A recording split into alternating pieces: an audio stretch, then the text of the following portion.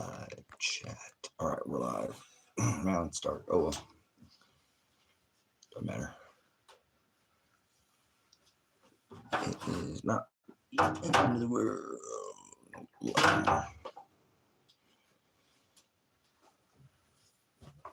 All right, gonna be banning my word. I said I was gonna come back on here.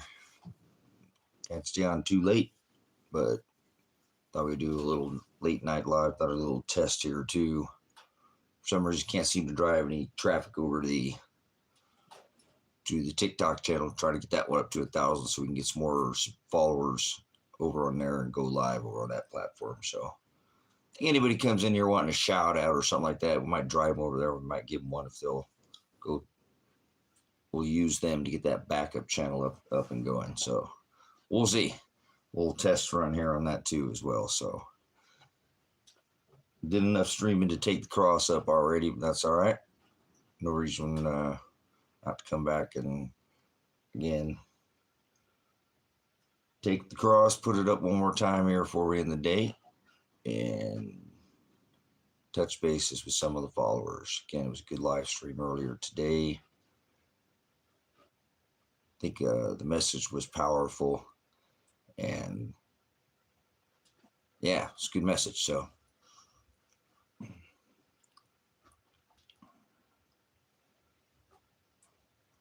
how are we doing tonight? Where are we coming in from? It's on your brain. It's on your mind.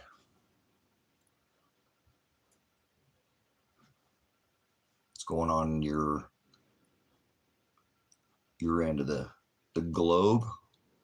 Are we in a spinning ball? Twirling through time and space? Is that what's really going on? Space? Do you believe in space? Is there such thing as space? Is that a thing? Space? Is that? Why do they call it a ship then? And then it's an airplane. An airplane and a spaceship. Wait a minute here. Something's a little fishy. I don't know. You tell me.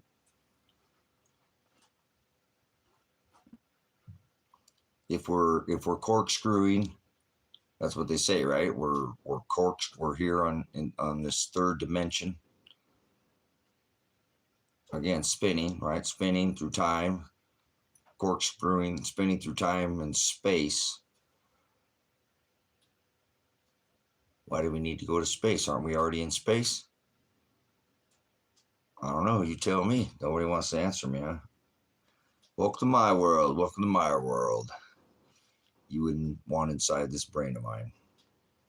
Just a late night ramble here, but I don't know. Spinning through time and third dimension, third rock from the sun. Is that where you're at? Are you on the third rock from the sun? Is that where you're spinning? Are you spinning around in circles? Is that what you see when you go outside? Are we spinning? Anyone? Or is it just me? It's gravity holding us here, right? Gravity's what's keeping us here, holding us down. We've never hit anything. We've never run into anything. And all this time, and all these tens of thousands, all twirling and spinning and corkscrewing through time and space of all this other matter out there, right? Nothing's hit us yet. It's pretty good. It's pretty good odds, man. I'll tell you what. There got to be something up there protecting us, right? Strawberry, thanks for coming in. Strawberry's not here. Remember that on? Never mind. That's an old movie. You might not remember that one. But anyways, I think these are reasonable questions that I'm asking. So, yeah, I see you there. Boba, strawberry boba. Remember what? Strawberry shortcake. How about that? Remember? Are you that old to remember strawberry shortcake? Well, it's pretty old, man. Jameson's leaving dots. in here. What's that all about? What kind of comment is that? 3 dots. I do that sometimes at the end of when I write something. I don't know where that came from. Dot dot dot. Greetings from the morning. The Netherlands have been World War 16. So I made so much out right whichever, isn't it in the no worries. No worries, Woodward there. That's all right. Yeah, what a blessing. Well, how do we say that? Marriage. Yes, the book of Psalms. I've been in the book of Psalms today itself as well. Psalms 50. Psalms 50 is what I was going over. And yeah, I realized that even if it's all I have, it's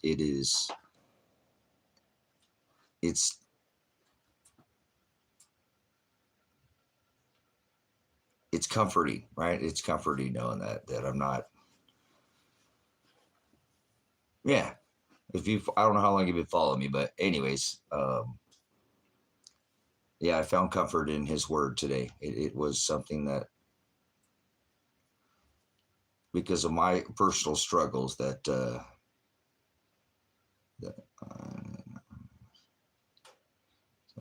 okay, so yeah, that looks like Merricky or Merrick, yeah, IJ, yeah.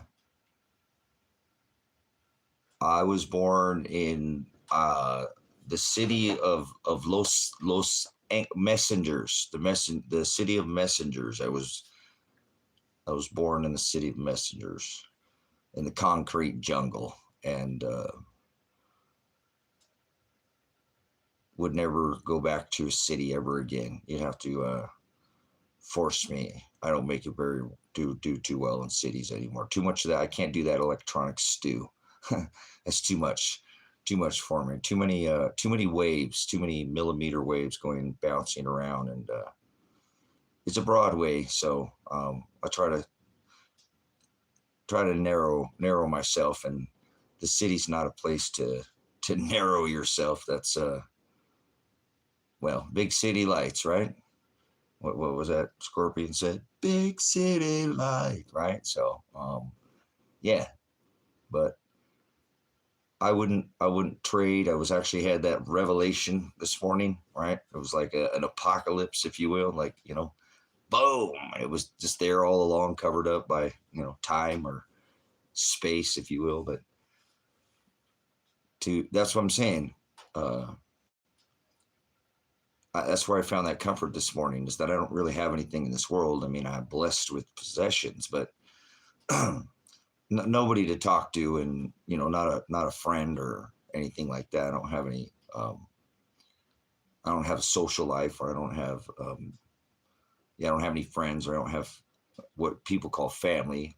I have brothers and sisters in Christ, but yeah, that's where I found that comfort, knowing that the gift that I was given is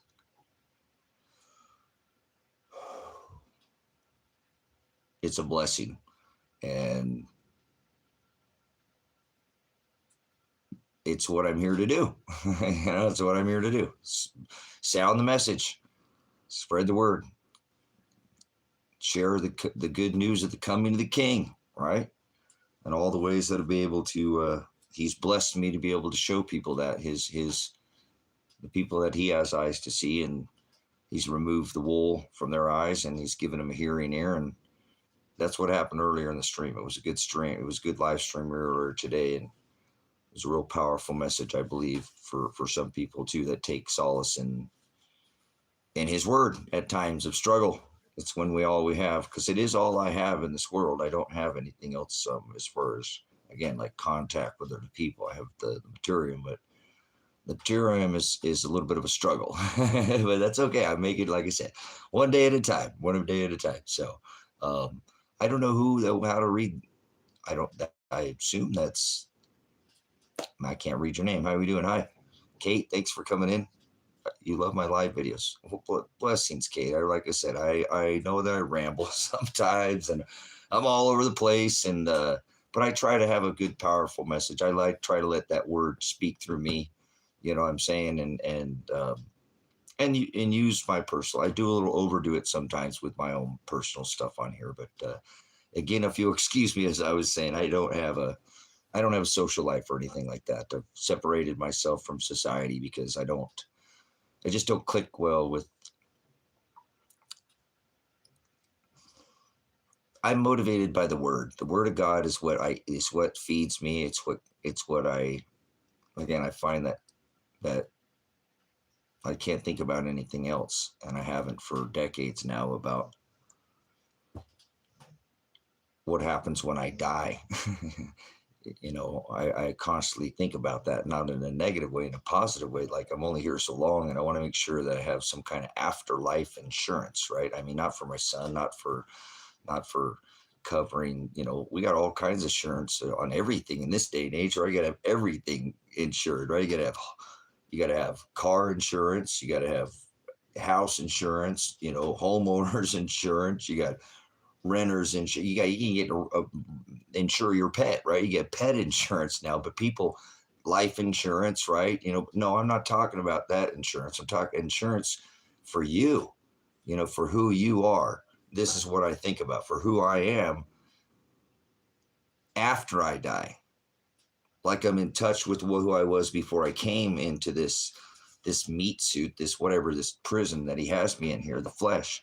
But I really honestly don't know anybody else that thinks like this. And it's not like it, I don't look at it as negative, because I've done it for so long. Maybe I've grown numb to it. Like, nose blind. I can't smell it because I've been around it, and we adjust, right? We adapt. But it's not a fear thing. It's what puts that motivation in me to think about, man, I need to have afterlife insurance so that I can assure that when I leave here, I don't ever get stuck here again. Because I got, for some reason, I'm in like a loop of, and it reflects in my life, and that's okay. It's just, it is what it is. It's hard for me to break a cycle. My son can testify to this.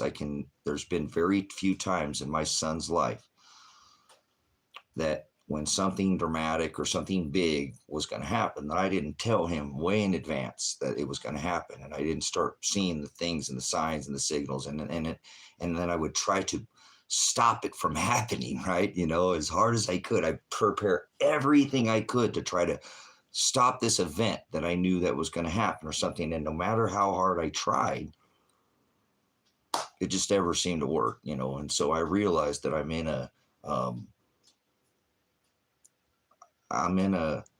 in God's hands. I can't control my life anymore. He's got it, Well, let me go back and read this here. Shalom, Papa. Thanks for coming in. Did you know that virgins are 50% prepper? No, that every by themselves first for light. Light is love. Fruits. Yeah, I was doing a powerful. Yes, remember that. I'll talk on that, brother.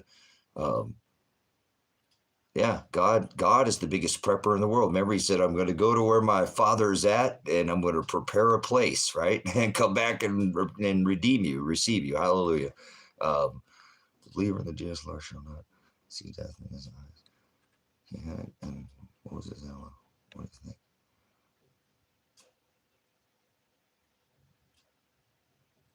Yeah, that's the, that's what keeps us alive, right?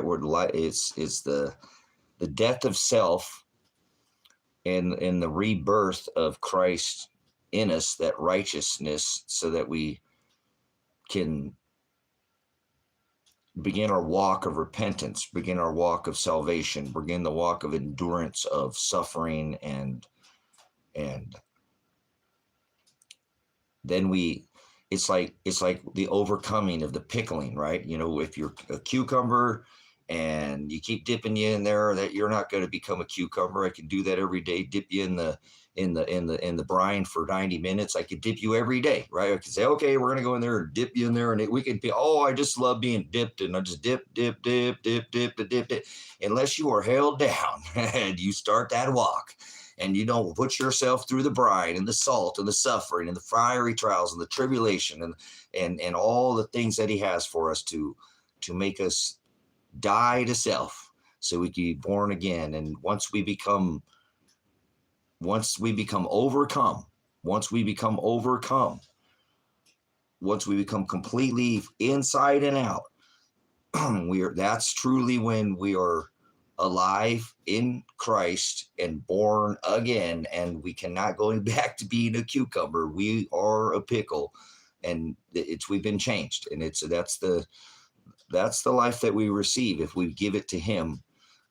He overcomes us, and there's no going back to the person that we can't go back to being a cucumber. Once he's pickled us, once he's put us through those trials, and that is life that is eternal with us, and then we will be with him. It's the assurance. He says in the book of Matthew 10:34 through 39, if you read that book, you'll read it, and he tells us that if we're willing to suffer, for his name's sake, that is the promise of eternal life.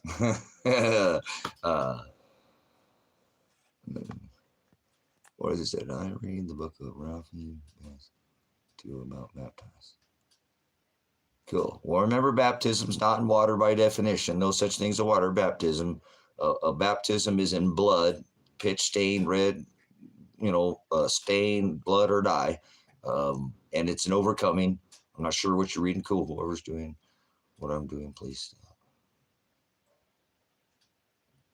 Well, I can't. Christians struggle with sin. Yes, absolutely. We struggle with sin every day. That's what, remember, the Apostle Paul said, I have an outer man and I have an inner man, Christ in you, right? And that he said, even, you remember the Apostle Paul, he said, I have this outer man and it just won't stop sinning.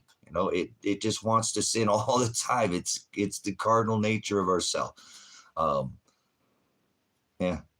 Yeah, absolutely. And it's not even in blood anymore because it's nailed to the stake and blotted out the handwriting words. It's all spiritual now. It's a spiritual blood. It's a spiritual spilling your blood, just like he did for for the sins that he covered spiritually, right? It's all spiritual now. All this talking, I don't split hairs on that. I have too much studies in baptism to not do that, and historical record and biblical record to but it's all those things are spiritual now. It's all spiritual. There's none of these sacrifices and all these customs and all that's it's all nailed to the stake. It's all nailed to the tree. It was all blotted out in the book of Colossians 2:14, where he said it was written on tables of stone, pounded out onto the plates, and that he blotted that out, and he sprinkled it with that blood that we're talking about, the sacrifice he made in blood, that he wants to find us washed clean, our garments white and spotless when he returns. That is a spiritual blood now. It's not a literal water or blood, so there's no reason to argue with anybody about that. That's it's spiritual blood now. So that is the suffering, that is the trials, that is the condemned by the world for not celebrating Valentine's Day and birthdays and all these pagan traditions of men, and we be condemned by the world. They don't think the world thinks it's okay to celebrate. Oh, come on, it's the kid's birthday. Don't be such a fuddy-duddy, come on, man. Why you got to be such a stick in the mud? You know what I'm saying? And people are going to tell you you're nuts and you're crazy.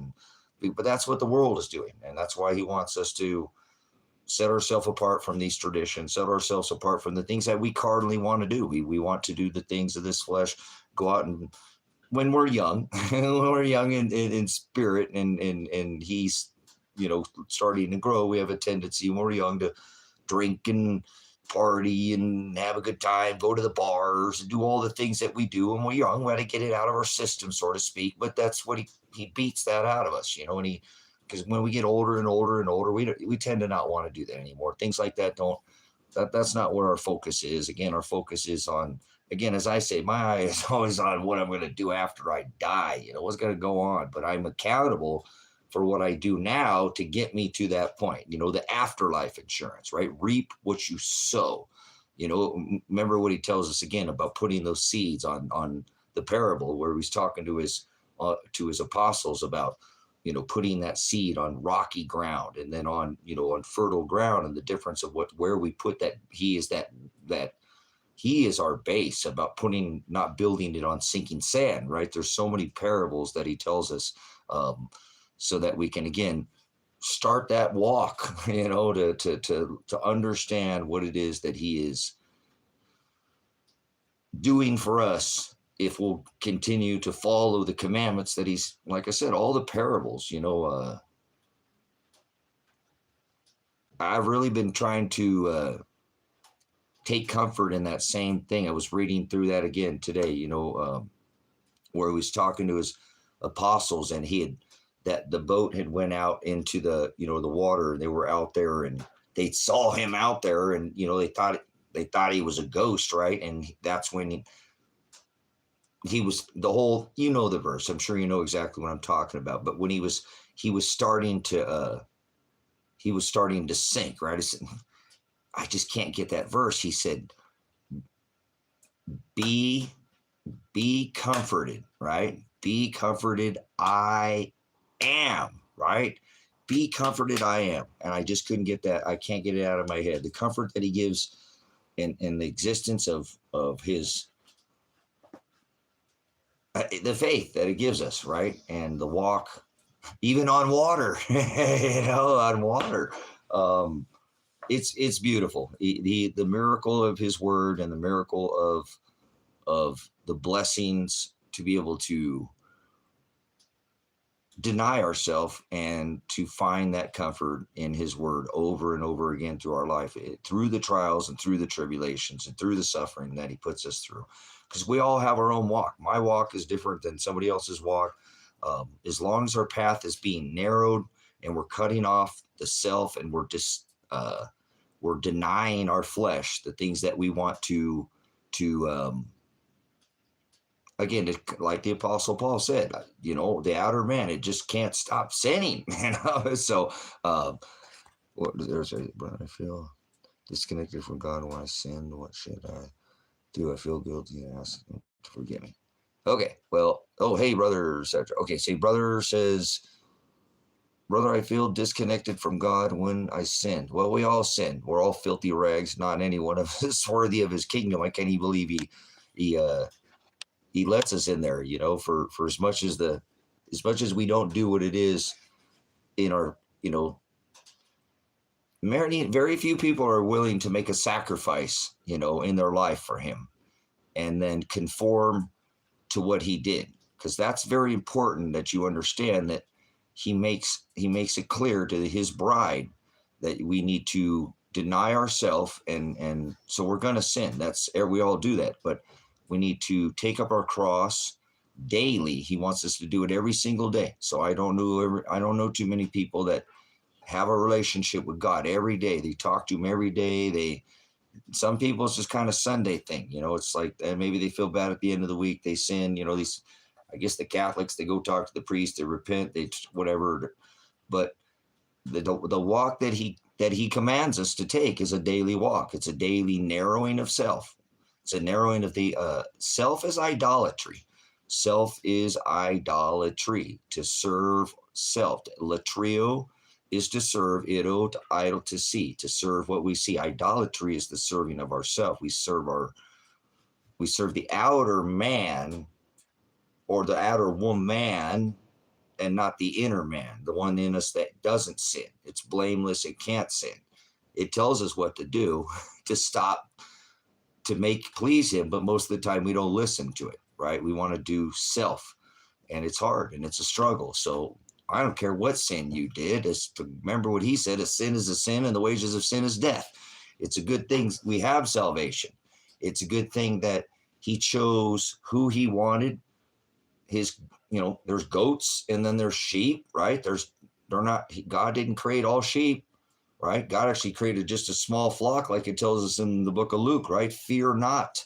Oligos, little flock. Oligos is the word in the Greek. That means a puny number, fear not, little flock. So his flock is small, but it was already chosen, And we need not fear. We need to find comfort in that, in the pro horizo, the predestination, the channel name, predestined for light. I also did foreknow who I did predestined, conform to my image. I chose the ones that will conform and do what I did when I was here on this earth. What did Christ do when he was here on this earth? Are you doing that in your life? Denying self to get to him, cross, remember, daily. Matthew, take up your cross. Luke, if you are my disciple, take up your cross, follow after me. Matthew, who shall ever come after me? Let them deny themselves, take up their cross, daily cross, and follow after me. It's the same. He's commanding the same thing. He's telling you, if you're my disciple, you're going to do what I tell you. You're going to deny yourself. You're going to walk and follow. 2 John 6. You're going to love me. You are going to love me. I'm going to make you love me, because love is agape. And in agape, in 2 John 6, it says to walk and follow in the commandments of God. So you're going to do what he tells you. You are going to listen to that voice inside your head, the Ruach HaKodesh, the Holy Spirit that's inside you, the aletheia, the truth that's always been written on your heart, and you'll listen to it. Remember, sprinkled on fleshy tables, he tells us. What was written on tables of stone, the law, is now blotted out and now sprinkled with the blood of the Lamb on fleshy tables of our heart, brothers. It's always there. Listen to it. So if something is telling you that you've sinned and it's making you feel guilty, good. Cut it off. You're starting your walk towards repentance. He's rebuking your heart, telling you what you're doing is wrong and you don't like it. And that's beautiful. Most people don't understand that. They don't listen to it. They don't start that, and they don't even feel guilty for the things they do. Whatever sin it is that you commit, I don't care. It's not up to me. That's between you and him. We all sin every single day, and try to remember that. I'm not saying go out there and do. There are venial sins. There are mortal sins, but it doesn't matter to him. Just stop doing it, whatever it is. Hey guys, and there's a voice inside our head sometimes that tells us to start doing something that we're not. That's him too. Hey, I want you to do this. This is not happening. This is not making, you know what you're not doing that's displeasing me. Start doing it. So listen to it. It's beautiful. Disney mocks Christ and they call him Jiminy Cricket, right? Your conscience. You don't have no conscience. That's nonsense. That's called the Ruach HaKodesh, like I told you earlier. Since you were born, it's inside of us. It's the voice of reason, the age of accountability that turns on. You didn't know at one time you were doing the difference between right and wrong. You were a child, innocent. Remember, bring that child up to me. You must be like a child to return to the Father, he said. Innocent, spot. Remember, you got to cut it off, right? So that innocence in us is him, whether you understand what he's saying. Remember, he can't sin. He can't sin. He's like a child. You want to return to the Father, you need to go back to that. You got to be meek. The meek will inherit the earth. The Father is in heaven, right? The meek will inherit the earth. The inheritance of this earth, a ruling of this earth, an inheritance. The meek will inherit. So the Father is not in, you guys, he's not in somewhere in the sky. You had figured that out, right? He's not up there. That's not where he's at. He's inside of you. Right? Remember the Apostle Paul? We have an outer man and an inner man. That inner man is Christ in us. He's in all of us. He's that voice inside our head that tells us, don't do this, don't do it. Since we were a child, that turned, that was wrong. We knew what was right. He's been there all along. It's beautiful. It's absolutely beautiful. That's what I'm saying. Most people, they do too much religion, watch too much television, and they forward and pervert the word of God. Unfortunately, he doesn't reveal it to them. Seek and ye shall find, ask and you shall receive, knock and I will come sup with you, he tells us. So he reveals those things to those who seek his aletheia, seek his truths. But again, pretty funny. I was thinking of that earlier today. I was going, just because there's so many celestial markers. Brother Daniel Vallis over there at Informed Christians put out a a smashing video. I think it was yesterday, which he always does. His videos are some of the best study material I've ever come across, and all I'd ever do is study. I figure out a way to pay my bills. I'm self-employed, so if I can get them paid in a day, that means I got 29 or 30 days to study. Oh, the Lord has blessed me, right? So, well, self-employment has its, its own.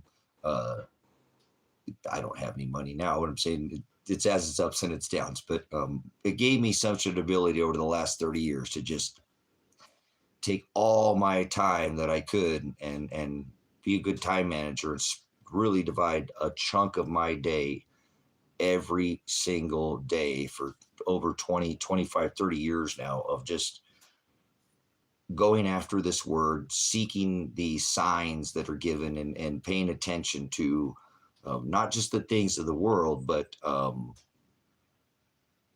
what's written in that book and how I can, again, as I said earlier, how I can get myself out of here by not tripping up on these things. I figured that out pretty quickly, that the trap is here. The trap is the flesh. The trap is the world. The trap is giving into the things that are here. You can still participate in things in moderation. I'm not saying people can't, but more than not, these things of this world are going to get you in trouble with the Father. He wants you to walk and follow in his commandments. And normally when you stop doing the things of this world, you'll start doing the things that he did. You'll go out and you'll be charitable. You'll be kind. You will find the better in most people, and you'll be able to open up your heart to be able to invite in, because that's another thing I don't think people, that's what I lack in my life, but I don't personally, like I said, I've always been able to go out and share the message and share my studies. And that's what hit me really hard this morning, how blessed I am to still have a platform, because my other one was shut down, that I still have this one. And he still blessed me with the ability to go out and share the message, which I find comforted. I can't get comfort in the fleshy things anymore. They're actually cumbersome and burden like to me. And yeah, I'd almost wish to just rather not have any of it, to be honest with you. Then I could focus more on the word and I wouldn't be tied to the materium. And I wouldn't have tried to spend my last 10, 15, 20 years building a community to homestead and do all the things I did. But it doesn't matter, because I still have the word. And that's really what's most important. So again, I hope that if you're paying attention to what he's asking, to uncomplicate what he's asking you to conform to his image. He's asking you to do what it is that he did. And check yourself right now. I also foreknew who I did predestine, conform to my image. Are you doing in your life what he did? He'll tell you, remember that voice inside your head, what he wants you to do. It's custom fit. It's not like cowboy hat where, it's fit. It's got to be the right fit. It can blow off or be too tight. It's like a snapback. It's got it's sized for you. It's personal fit, right? And he'll tell you what it is that you need to do. So it's blessing. Again, really trying to remind myself that no matter my struggles in this material world, that I am still I've been just absolutely blessed. And if I don't succeed in the things of my goals in this life, as far as the materium, I still have been absolutely, I was just floored this morning again on how, again, I made you born in the city of angels, and all I find solace in is the message, right? Angelos. The word angelos is the word messenger in the Greek, or angels, right? What as angel or angelos in Greek would be the same exact meaning as messenger. So I was like, wow. I don't know why it took me my whole life to figure that out. 50 years it's not that I didn't remember, it's not, I don't know where I was born, but it gave me some more purpose. I've been struggling because of the solitude and being alone. Again, I shared that earlier. So I think it really helped my message this morning. It was really super powerful because I'm trying to be a walking testament of his word. I'm trying to make my life, and I've been conveying this to people. Are you living Revelation? Are you living that book? Are you a reflection of what those words say in that book? Does your life represent? It's between you and him, but it's personal, right? So does your life reflect what he did when he was here? Does the world hate you? Do they condemn you? Does the world want to kill you? Well, I mean, spiritually, right? Not literally. Remember, this is all spiritual. Don't get ahead of yourself now. Remember? So these are the things. Don't worry, brothers, sisters. Remember, he said before they hated you, they hated me, right? So we are supposed to be hated by this world, and that's what that's where I found such comfort again this morning too. Is I'm not in charge of who comes to him. Been good, Cole. Had a good live. You were in here earlier on that live earlier, I believe, and I appreciate you coming back in and visiting the channel. I appreciate you stopping by again here. So I'm just still kind of stuck in that earlier message about trying to remind myself how blessed I am to be here to share the biblical history that I've been able to absorb and then convey to the whole wide world. The whole world goes out. It's a world wide web. It's not that big a deal now, but for me it is. It's huge because of this message is going out worldwide, and people are hearing that, and that's his message. And so yeah, I was a little overcome this morning about, wow, he gave me the ability to sound the good news and the coming of the King, right? If you follow my lives, I'm always talking about these celestial markers. Well, I'm not religious either, Cole.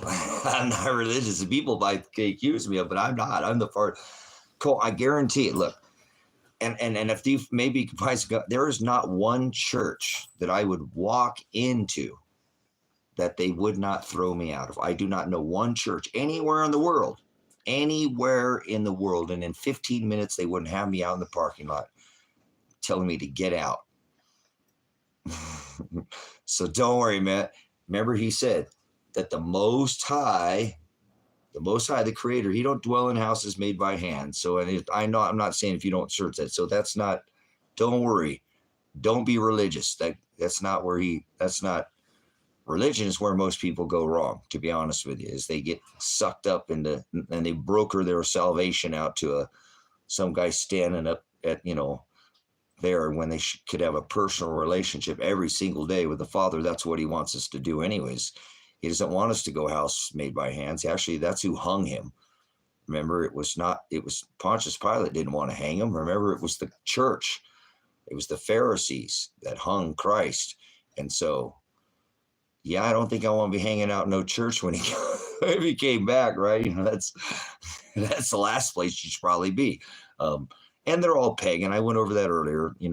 I think I made that pretty clear. Somebody came in and made the comment about picking on Catholics, and that was it. I didn't, I'm like, well, don't tell me. Pick on his people are pagans, and it was beautiful. We had a beautiful live earlier, and I wasn't catching everybody's comment because I was up at the board, but I was catching some of them, and there were some people who were getting it. They're like, wow, this, the teaching, because I took it all the way back to Constantine. I don't always do that. Sometimes I'll push forward, but I went all the way back to, the Vandals and the Goths and the Visigoths and all these pagan, tribes that were, killing all the Christians, and that Constantine was afraid he was going to lose his empire. And went way back in time, right? A little further back than I normally do, and talked about the Edict of Toleration and the blending of the paganism and the Christianity, which now is known as the modern day, Catholicism, or the Catholic Church, or well, Christianity, because all these Christian churches follow after the Pope and the Catholic and the Christmas, and none of that's biblical. Christmas isn't biblical. That's as real as the fairy. That's as real as the Easter Bunny. The Easter Bunny's not real either, right? But they seem to follow and think it is. They seem to think that Christ was born on December 25th when the Roman sun god Mithra, Satan was born on 25th, and we're not even supposed to celebrate birthdays according to Christ. He said better be to celebrate our death than our birth. So birth dates aren't even a thing. They didn't celebrate birthdays at the time of Christ. There's only 2 of them mentioned in all of Scripture, and King Herod, he was one, and he was trying to kill Christ. So what the, I don't know. My friend that's gay and was part of the Mormon family, and he got out there as soon as possible, moved to Florida. Mormons believe in some really weird stuff. Yeah, Mormons are not. That's Church of Jesus Christ, my left rear end cheek. Sorry, that's not. They're heresy. They are an absolute heresy to they believe in modern day prophecy, which was nailed to the. Now, thank you so much for coming in. Good to have you in here, Elena. Thank you for one of my followers coming over from the TikTok platform. I cannot thank you enough for continuing to support this message and the work that I do here on social media platforms. You're a blessing to my channel. Thank you for always leaving kind comments and kind words. You help my lonely days out here. I'm realizing too that I have such a blessing of people who are coming back and they're coming here because of the message. So, but yeah, Mormons are, I'm sorry, they say they're the other, that's the other Jesus. It's the other Jesus. They are no different than any other in my eyes. They're not, founded by the Masons. So that says enough for me. And I know what Masonry is. So I'm not fooled by that. So that says to me enough. I don't want to overcomplicate that, but, and we know what God says in his word about what it says about an abomination for a man to lie with another man. So, I mean, good luck with that. God brought the fire. Remember, he said, no hokey pokey, turn yourself around. That's what it's all about. I'm bringing the fire. Lot, get your wife. He sent his messengers, Angelos, and get out of Dodge, right? No, that's not something, a woman is not to wear a man's clothing. That is an abomination to God. A man is not to put on, a woman's not to put on man's clothing. We're not supposed to, no, that's not pleasing in the eyes of the Father. That's righteous judgment too. Well, you're being judgmental. No, yes, I am. I'm righteously judging what the word says, and I'm using the word to tell you what the word says. I can judge all I want, but I'll get Christians that come in that say, you can't judge, right? See, that's it, like I say, ignorance is bliss in this world that we live in. To light a candle in the darkness was not someone. Light in the light helps others see. Beautiful. Yeah. Just bring them to the word. Do we just bring them to the word? Don't condemn. No, you can't condemn somebody. That is displeasing in the eyes of the Father. He doesn't want you to condemn anybody.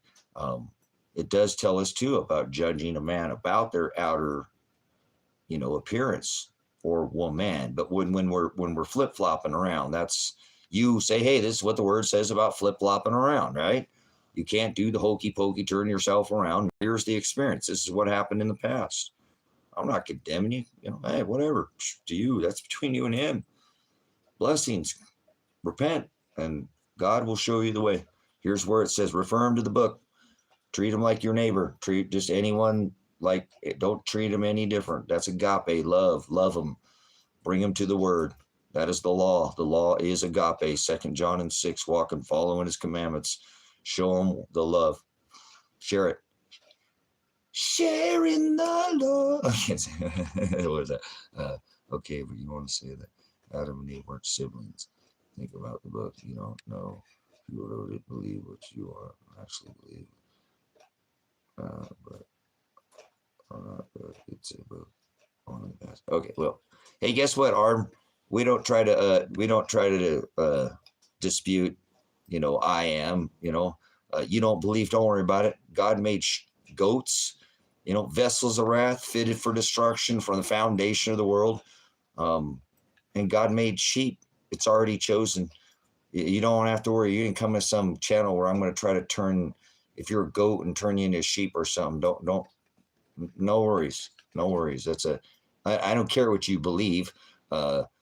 Believe is a verb. It's not a noun. See, you don't have an understanding enough to even understand that believe is not what you think. Did you hear what I just said? Believe it's an action word. So you might want to go understand a little bit more of your phonics, of your dialectus, your gloss, that's your tongue that you're speaking. And then, because believe is not a thought in your head. So I apologize. You said you believe something. And so you don't know what the word believe means. So those lollipop Christians think they believe in Jesus because they think it's a thought in their head. So no worries. I won't condemn you. You can do whatever you want.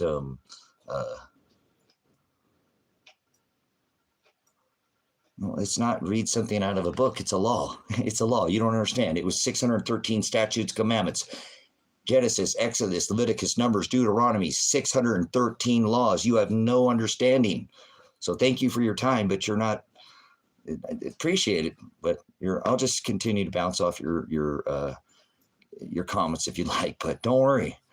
It's you. People who don't believe in your doubt is not faith. You have zero faith. Oh, ye little faith. So there you go, right under the water. Remember, be comforted. I am is what I said earlier in the chat. I find comfort in his word. I don't doubt it. I define it in its original glossa, in the dialectus, the tongue. I study the original text that it was written, and I find out if it's feminine gender, male gender, neuter gender. Remember, these things are adjectives. Now, some of the basics you learn in English, they apply to the text. I don't look at it like a religion. I don't look at it like most people do. So I'm not sure what you're trying to convey with your message, but I don't care what you believe. Personally, I don't. That's between you and the Father. I told you I'm using your terms because remember, believe isn't what you think. It's an action word, not a thought in your head. So why don't you go back and look at what you wrote and come back, and maybe if you do a little more studying, you'll see that this isn't up to me.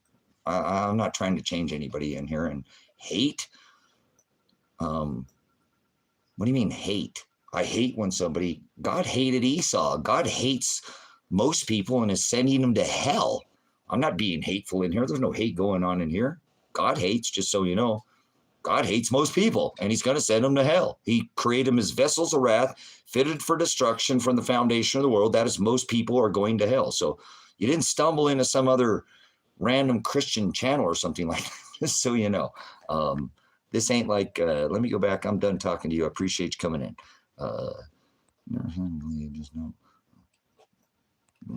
Never said he didn't believe. See, now you don't even know it. I just don't like it. Okay, all done with that. Grass, I'm the farm's cow clown.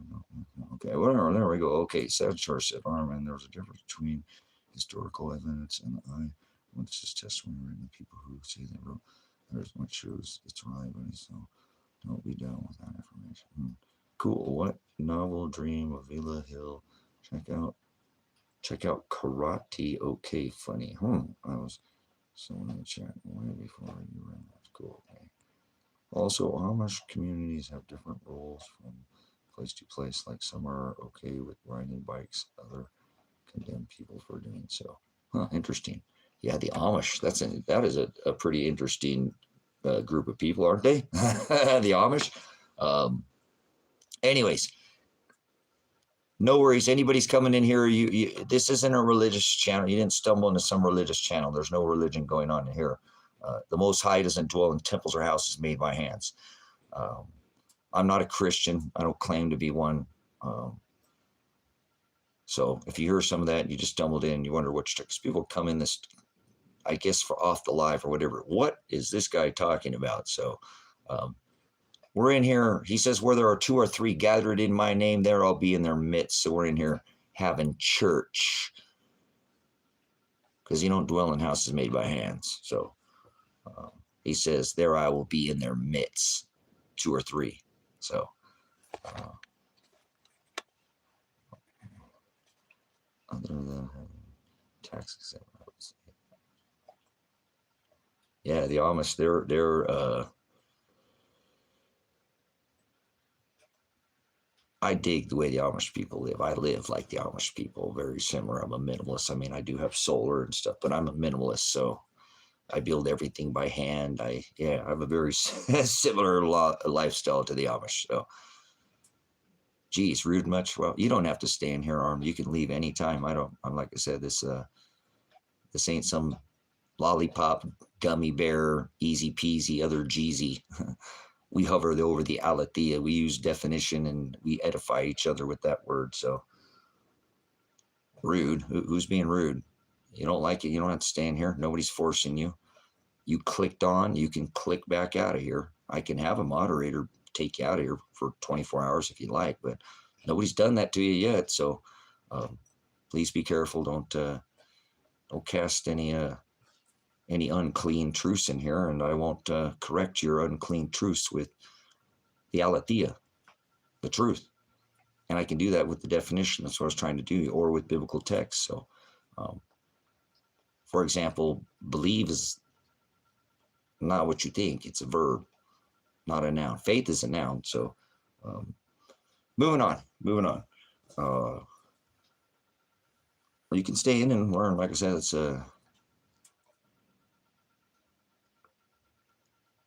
thanks for coming in, Matthew. Thanks for coming in. Are you by or is this every day Shabbat? Exactly. Make every day is the Sabbath. Every day Jesus, every day on Christ daily. There's that guy's on that Jesus juice again. Yeah. That's my spirit, the Holy Spirit, the Ruach HaKodesh. He's my porthole to the other world, the birth through the matrix, not into the matrix, through the matrix. Get that straight. Don't forward or pervert that in here. Hey, what's up with this? Can I play music in here? You can't play music on YouTube, can you? You get a copyright strike. We should have a test stream here and see if I get a copyright in here. Life is timing. Recently, I've run into this. I don't know where it showed up on. If it showed up on that TikTok platform, or it showed up on. It had to be TikTok because it had to be a short.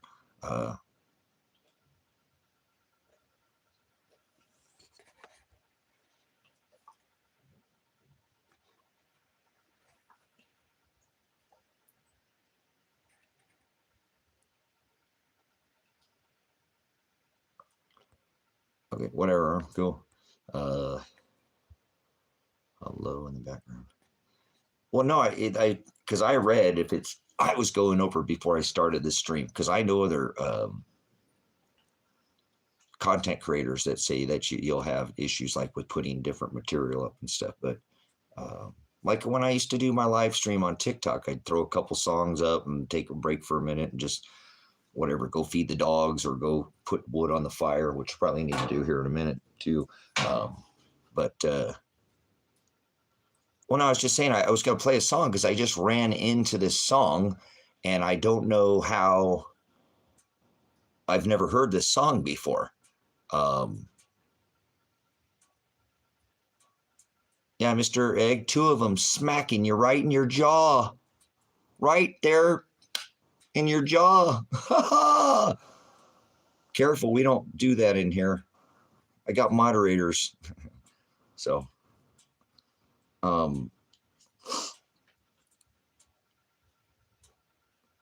this is Ellison Anderson. Yeah, thank you.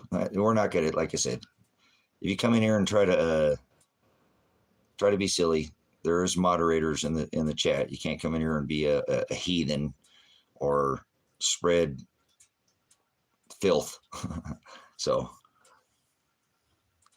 but anyways, this song is really old. It's a really old song, and I don't know how I've never heard this artist before. And like I said, I think it just popped up on my TikTok feed, and because of the algorithms, it seems to now have popped up over here. But the singer is Ellison Anderson, Red Ellison Anderson. This guy came out like 15 years ago, and I've never heard his. He doesn't do a whole lot. I mean, he's still alive, I believe. But does anybody know who I'm talking about? That recently popped up. He was a homeless guy, and he sings kind of like a blues or a. I'm not sure how you'd classify what kind of music he's. What? Yeah, that'd be more like a blues, I guess. Anybody ever heard that? Red. I have a clip of it I can play. I could probably play short little. Here, I'll play a short. If we get copyright, I don't care. What are they going to do? They're not going to take down the stream for copyright, or they're not going to take down the channel. They might copyright the video or something. But this is the song that I'm talking about.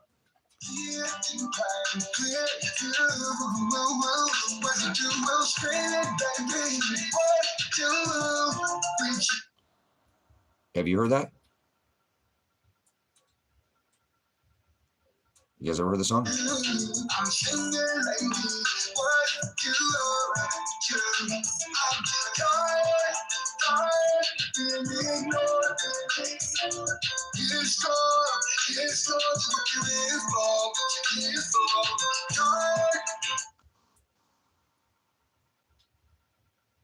Who was that?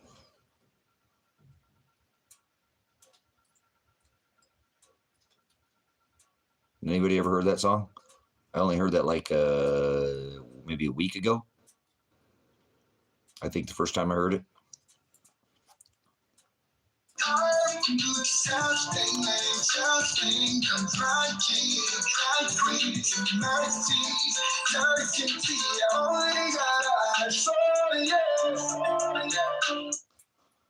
I think if I don't play, I mean, what I read is that you can be copyrighted. If any music is copyrighted, you can still get a copyright strike because it's copyrighted music. So I tried to find if this music was copyrighted. I couldn't find anything showing a copyright on it. But I also know content creators, and they say if you don't play a long, like Casey from Enter the Stars, he uses a lot of different, everything off the internet, and he clips a lot of things. And I know he'll change the speed up.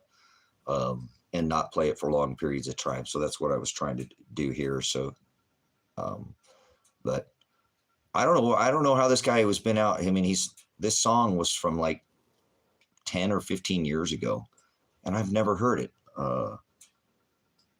He does it without the background music. This is something that's actually been, somebody put a backdrop, but he's like not like a beatboxer, but he uses his bass. He pounds on his chest to make the beat.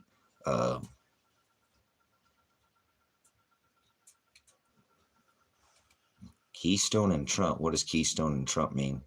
And why are you typing in capital letters? Are you with the corporation? You've been in corporation too long. Palestine or Israel? They're both wrong. They've both committed atrocities to men. They seek vengeance, and so yeah, they're definitely committing atrocities against each other that are in opposition to God. So definitely don't support none of that. Don't support none of that. War does not decide who's right. I'm a United States Army veteran, okay? War doesn't decide who's right. War decides who's left. That's what always ends up happening in war. So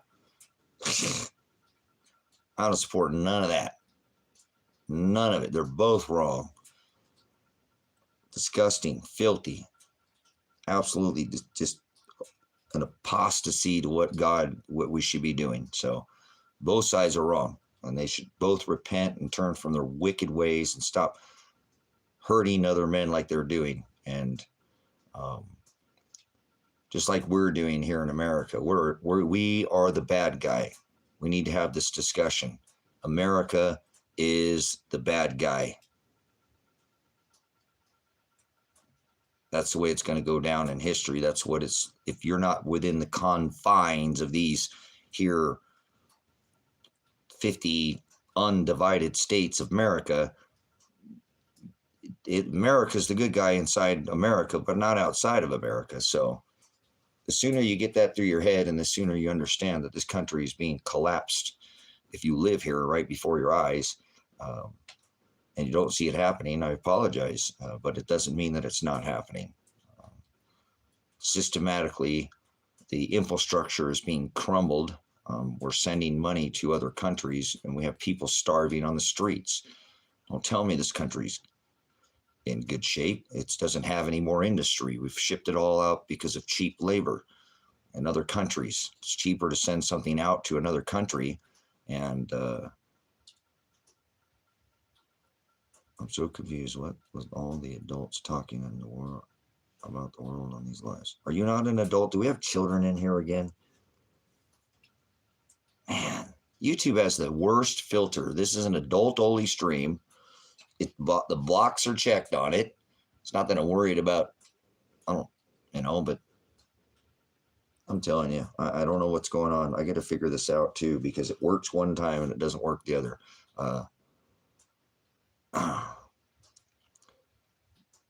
Deliverance. Yeah, I don't know, Maddie. I apologize. So, this is an adult only stream. I won't say anything that I'm worried about. So I'm not worried about America. If you live in America, and you hear an adult saying that the country's being fallen apart, it's because there are some adults that care about you young children, and most of the adults aren't speaking up about it, but some of us are. My son is grown. Yeah, remember, I don't believe in demons, Matthew. There's no such thing as demons. The word is daemonion, and that means a distributor of fortunes. The word demon was a compliment in history. It wasn't what people think. They forwarded that and perverted that like the tooth fairy or the Easter bunny. No such thing as if you'll research in history, they prayed to their ancestors for fortunes, and they called them demons, little d gods, deity, little deities, gods. I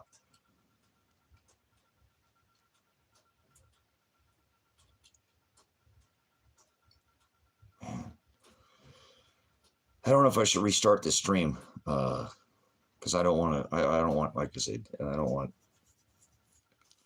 I feel so bad for these young minds.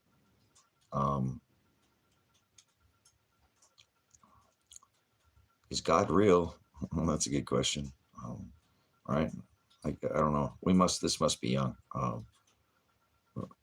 But anyways, I'm going to move on with my message, because I don't want the children. If there's kids in here and stuff like that, this is marked adults, not for kids. There's boxes I mark before this live stream starts, and YouTube's supposed to filter out. It's supposed to be 18 and over on this stream. That's the box that were checked. So it's not made for kids. That's the thing that the video, that's what it says. So I don't know why YouTube can't.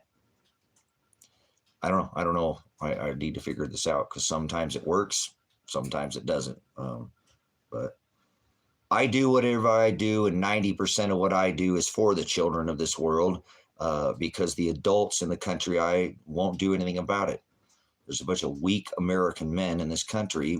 If you take a look at something like that's going on with over there in Europe, with the farmers over there, anybody about these blockades that's going on in Europe right now? You have any idea what they're doing over there? Peacefully surrounding all the government buildings and all the politicians' houses with manure, and spraying their houses with manure and digging trenches out in the streets and standing up with peacefully. You can look that up, brother. Just look up. He has or you can call Mike and ask. You can call Mike and ask for a specific topic. But they're keeping that quiet in the U.S. Anything that's not coming from like they're forcing all this um, grain from the Ukraine into Europe and flooding the markets over there. And the prices these European farmers can't keep up with all the taxation and all the taxes and all the green and all that stuff over there. You guys have got to remember too, over in Europe, they don't have big farms like we do here in America. I'm on 40 acres. That's a massive farm in Europe. You know what I'm saying? That's would be a massive farm. Most of them are like 20 and 5 and 10. I'm on 40 acres, right? This Silver Rock Ranch at the farm here, this is 40 acres. They have smaller farms, and so every farmer over there has a tractor, and so all those tractors are out in surrounding these politicians' buildings and dumping manure and filling them full of hay and just literally spraying their houses and stuff with manure, and anything that comes in from another country, because they're forcing them to buy stuff from outside their area.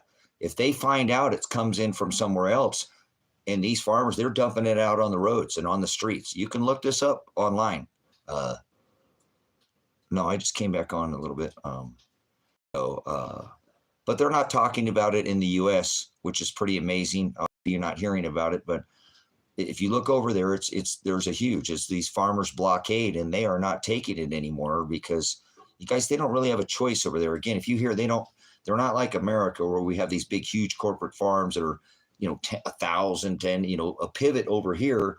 The pivot behind my farm here is 180 acres. That's one pivot, and there's 2 pivots on that farm. So, they're a lot bigger. They're 1,000, they're commercial farms. So again, over there, this is their livelihood over there. And they have been taxing them and putting all kinds of different kinds of regulations on their nitrogen and all their fertilizers. And they really have a massive a struggled time just to turn a dollar over there. Because again, they're not big commercial farms. So these people have pretty much come to the point where they don't really have any other option. They've been pushed back almost like a raccoon in the corner.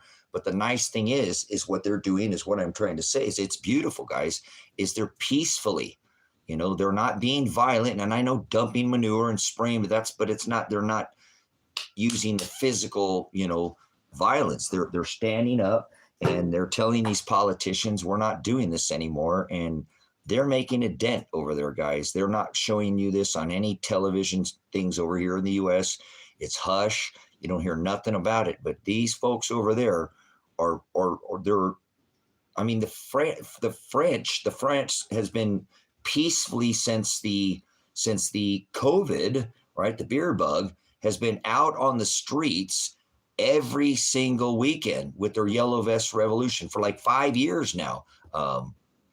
They say they want it. Right. They said they want it over there. They're saying that it's bad for the environment. You guys, did you see that they just put out a thing that says, you grow your own garden, and you do it yourself. They say that is like 6 times worse for the environment than their commercial farming, what they spray with all their pesticides and their GMO and all that. They say that with your farm, this is bozo the clown world that we're in right now. And that's what they've been doing because most people in the United States are not from Europe. They're, or they don't pay, of course they're not from Europe, but there are people here from Europe, but they don't pay attention to what's going on over there. But there's a massive blockade over there right now, and they're not taking it. Twisted Sister, we're not going to take it. And it's beautiful to see this because they're not being violent. I mean, they're literally blocking off streets, digging the streets up with their tractors. And so because the parcels are so small over there, 5, 10, 20 acres, not like the US. Again, I am a farmer. I live on I'm at Silver Rock Ranch right now, and mine's bigger than almost every farm in Germany, in Europe. This would be a massive farm. Very rare to have this big a property over there. They're much smaller. So what I'm point that I'm trying to make, guys, is that they all have tractors. And if you look this up, you can see this. It's massive. And so all those farmers are out there in the streets and protesting with their tractors, blocking off, and again, dumping manure, dumping all their, when they ain't got no choice, they feel like they take all their food and they dump it. Farming's not very profitable anymore. It's getting so hard with regulation. You know, they want you to grow this kind of crop, that kind of crop. Do you seed your crop out? Do you grow a cover crop? There's just, what are you farming? Are you farming livestock? Are you alfalfa? Here they grow Timothy hay, alfalfa. There's, what are you growing? So, that's, there's so many costs involved, machinery, fertilizers, so it's not as profitable as most people think. Farmers work hard to be middle class. Most farmers are just basically middle class people. People do not get rich farming anymore. I'm not saying that there are not some very wealthy farmers, but as a whole, to answer your question, most farming is not what it was at one point in time. There's just too much regulation, and that's what happened over there in Europe. Thanks for coming in, Steve. Gaming channel. Hey, who are you gaming? Yeah. So unfortunately, some of the farmers, they barely get by, guys. They work 24 hours a day, 7 days a week, and farming is a lifestyle. Being a farmer is not. It's not an easy lifestyle at all. It's not for the faint of heart. It's it. You can't just jump in and be a farmer. Trust you, me. You will get, you get your world rocked. It's a lifestyle, something you have to do every single day and over, and then it becomes a little easier. Just like anything, right? They do it every day, and that's how some of these farmers are a little bit more successful than others too. But there are farmers who are successful. But it's like out here, the farmers that tend to do a little bit better are the farmers that grow their own hay or grow their own alfalfa for their cattle. And so their cattle fertilize their fields for them. So they'll grow Angus. Like there's Angus you've seen in my videos. There's Angus right out, on the back. I've done videos with them. Oh, wait, not on this platform, on the TikTok. But the Angus will they move them around in the fields. They fertilize the fields. They can fertilize a hot field and eat hot grass. They don't get the bloat because they're Angus. And you put them out on the field, and then they fertilize the field, and then they farm year round. You know what I'm saying? And so generally the farmers out here do a little better that raise their own feed for they get dual. So they raise alfalfa, they raise Timothy hay, and then they feed that to the Angus, and they make money on both. You know what I'm saying? Because they've been thinning the herd on cattle too. That's a whole another animal there. But there is that's where some of these farmers out here where I'm at are not just middle class. They're millionaires, multi. But I live, where the number one alfalfa in the whole wide world. People buy alfalfa in China more in the valley. This alfalfa here goes to China than anywhere else in the world, but because they pay more.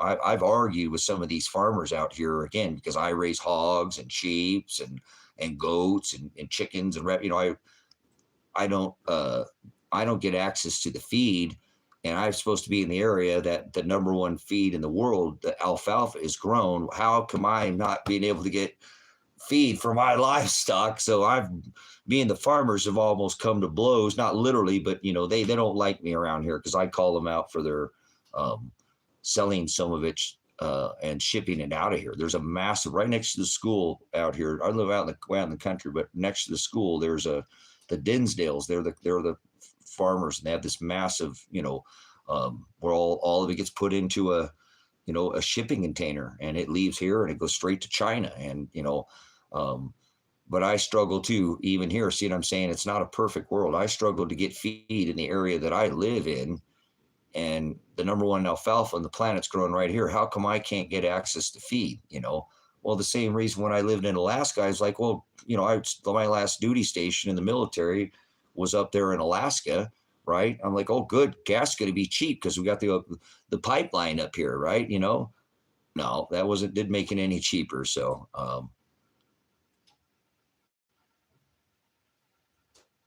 just so he knows, this guy said he doesn't support the troops yesterday. Yep, we're tyrants. We're killers. We're trained killers. I don't support the troops. We're tyrants, and we need to stop going around the nation and policing the whole world. Absolutely. I don't support the troops. I am a veteran. I am a United States honorably discharged veteran. I was one of those tyrants, okay? We need to stop going around. Remember what our founding fathers said. No foreign entanglements. Bring them all home. No, I don't support what we're doing in other nations. Absolutely not.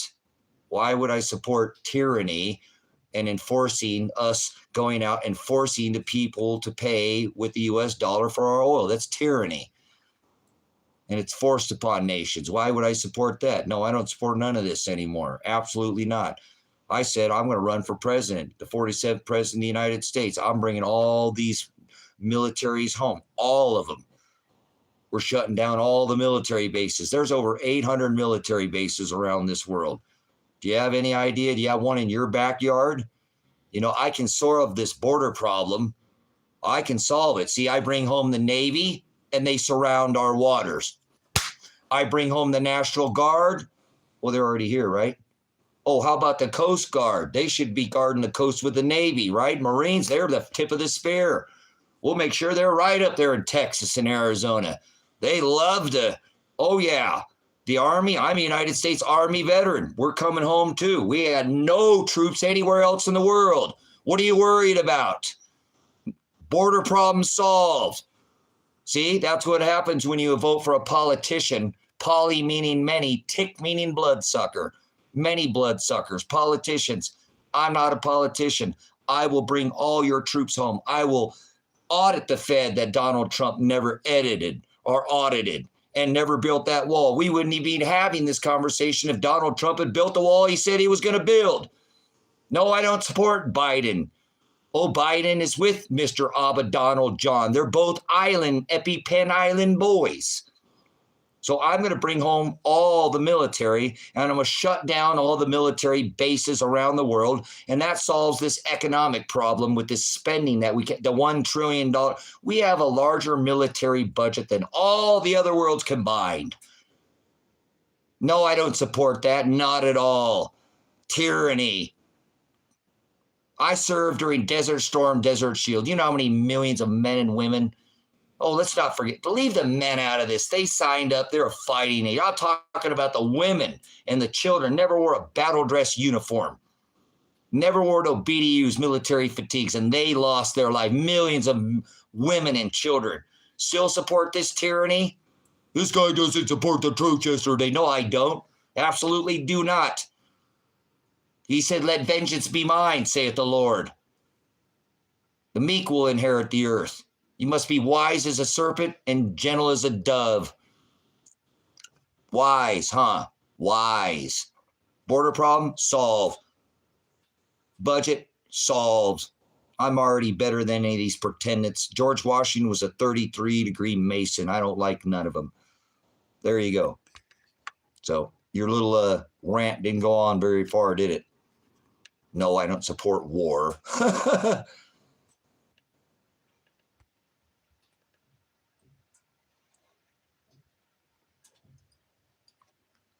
First house look like a reek chicken waiting for the next border. Oh, an open border is no border at all. Yeah, tear down the walls. Tear down the walls. God doesn't like capitalism. God doesn't like building up like Babylonian towers. God didn't make it different. God made one race and he made the human race. This is all nonsense. If you say anything else, I don't, whatever. You say whatever you want. Be like a bird. When a bird lands on the wall, does it know which side's Texas or Mexico, or does it even care? Be like a bird. I don't support none of this crap that these people have pushed in your face. I don't believe in borders, just so you know. Borders have always moved throughout history. They have. Look at a map of history. You can find animation maps and go back in time and look at the way all the borders are always changing. And because of war, killing people changes the borders. Haven't you figured out what's going on in Ukraine, Russia? Moving the border, right? What is that taking? Death. I don't support it. I don't support the borders either. We need to come together. Breakaway communities. Check out of the system. Yeah, they want you to fight with each other. Revolution. Fight, fight, fight, fight, fight. Evolution. Check out of the system. Evolve. Go around it. Breakaway communities. The future of this country. Not war. Not fighting with each other. Not fighting in other countries. Nonsense. Do you even have any idea why we are in 800 military bases? Probably not. You have no idea the military operations that it took to get in each one of those countries. No, you don't. Doubt it. So if you did, I don't think you would support it. So I don't support our troops being in other nations. No, not at all. No, no, no. I don't even really support them being at the border, but we don't need a border if we have enough troops standing there, right? Do we need a wall? Heck, if we brought home the troops, do we need a wall? See? Tired of it. God made one race, man and woman, the human race. Start acting with some humanity.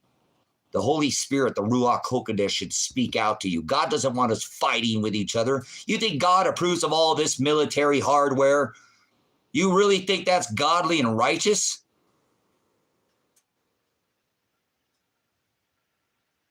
I'm not saying you can't protect yourself, defend yourself, but that's not what we're doing. That's not what we've done since 1971. Weaponized our dollar, made everybody pay for the dollar or for their oil in U.S. dollars, repriced all oil in dollars. You still support that? Do you have any idea that's been going on? Yeah, the money changers, the Bible, the United States of America. We go out and tax everybody, every nation, and every nation has been taxed, bent over, whether they like it or not. The war machine. War is profitable if you can't figure that out by now. We've been at wars in America all but like 2 years since our inception. And yes, we were at war when Mr. Donald John, they just didn't talk about it. Look at his drops of how many of the things he dropped out of the sky.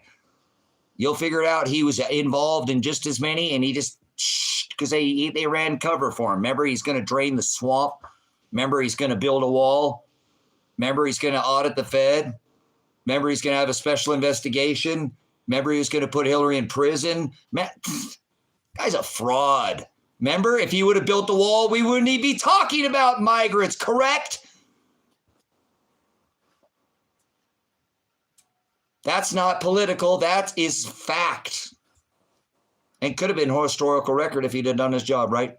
Boom. Shakalaka. I'm tired of it, guys. I'm tired of everybody playing this clown show. You think what's going on down there I was talking about there? How are you going to treat those people? Are they bad? Do you ever had to think that we have forced them out of the nations that they're in and they're coming across our borders because we caused upheaval in their country with our militaries and our secret black ops that we have going in their countries?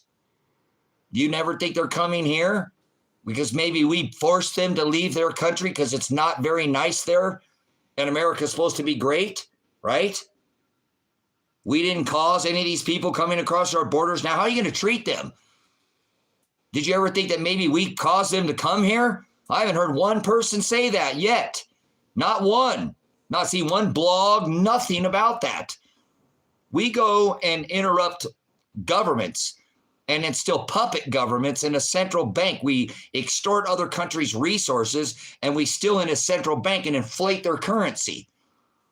that makes our dollar worth so much that they have to pay. Our dollar's worth more. So they don't spend theirs, they spend ours. See how we do that? Still support this country, still support this lies, this system, a country founded on stolen land. The Chinese were here in the 14th century. They had the Beaver Wars. There were wars going on before Christopher Columbus ever got here.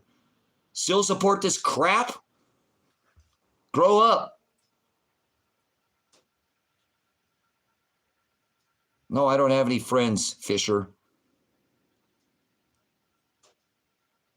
No friends to talk to. Sorry. Don't anybody talk to in real life. So you're stuck with me here on the internet because I'm a veteran and I can't do the world right now. I look around and go, I don't want to participate in any of that. I want to live out here on my farm and take care of myself and be self-sufficient, make my own power, grow my own food, get away from this nonsense. So this just can't seem to get along with society. I love all people. I'm trying. That's why I'm standing up and doing what I'm doing. So, hey, Floyd, did you know that Donald Trump has his whole house decorated with the bringer of the disease and the cure of the disease, Apollo, Mithra, the sun god, Nimrod, Satan? His house is decorated with Satan. Did you know that? Floyd, do you still support a guy that decorates his house with Satan, calls himself a Christian? Yeah, don't put enormous in timeout. Please do not put enormous in timeout.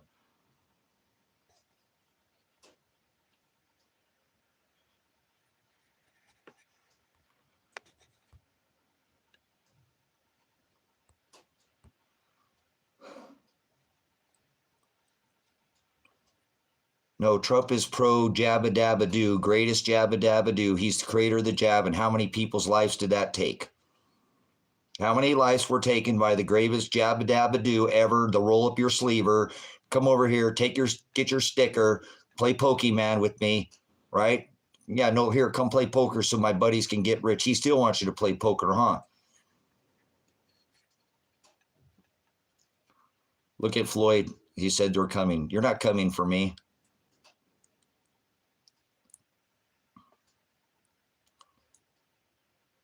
Yeah, Trump's a Trump. Like I said, I mean, you vote for whoever you want. You vote for this system, you're my enemy, just so you know. I would never, ever, ever support a man who supports massive genocide, the greatest Jabba Dabba Doo ever,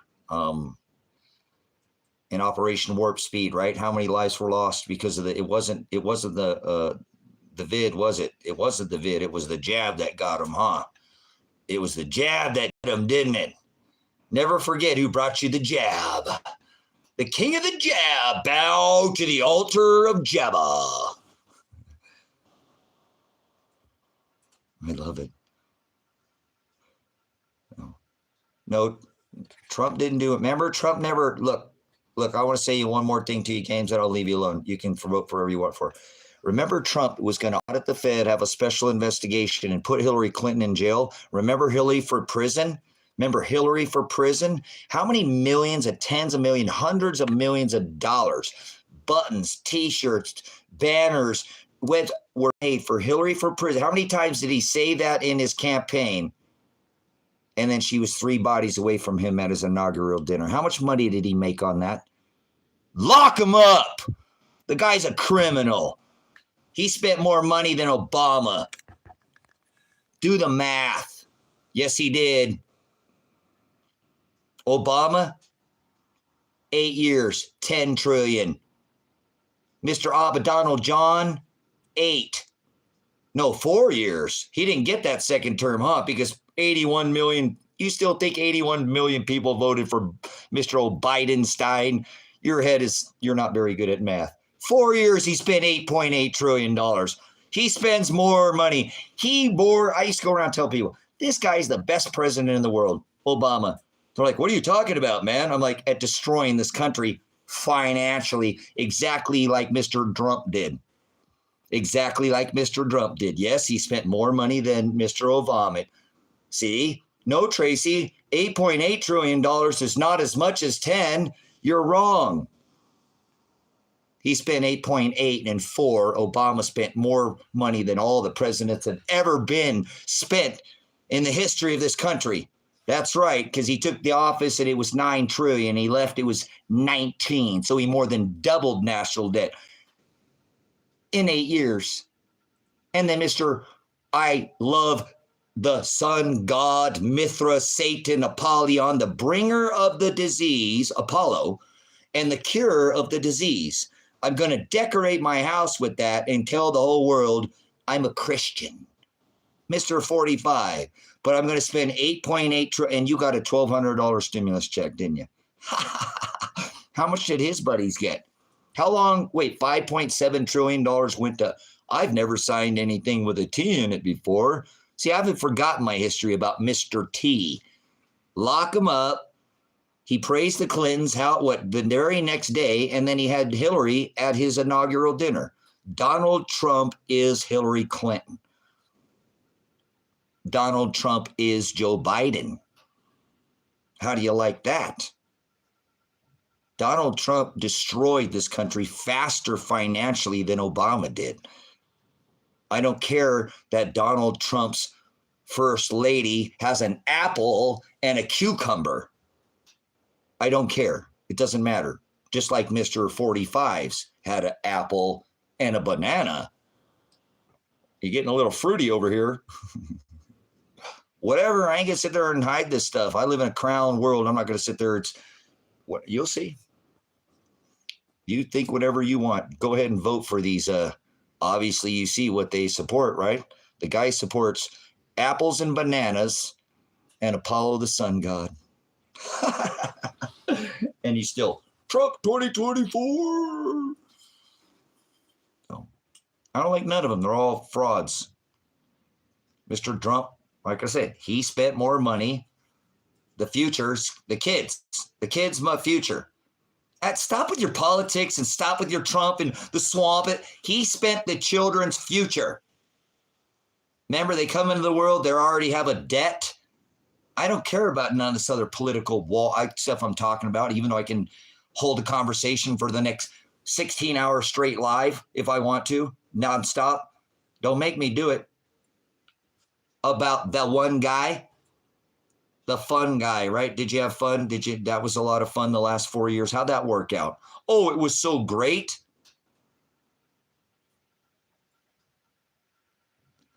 And then we need to support that Mr. Abba Donald John is run cover to prove to you that he is with Mr. Bidenstein.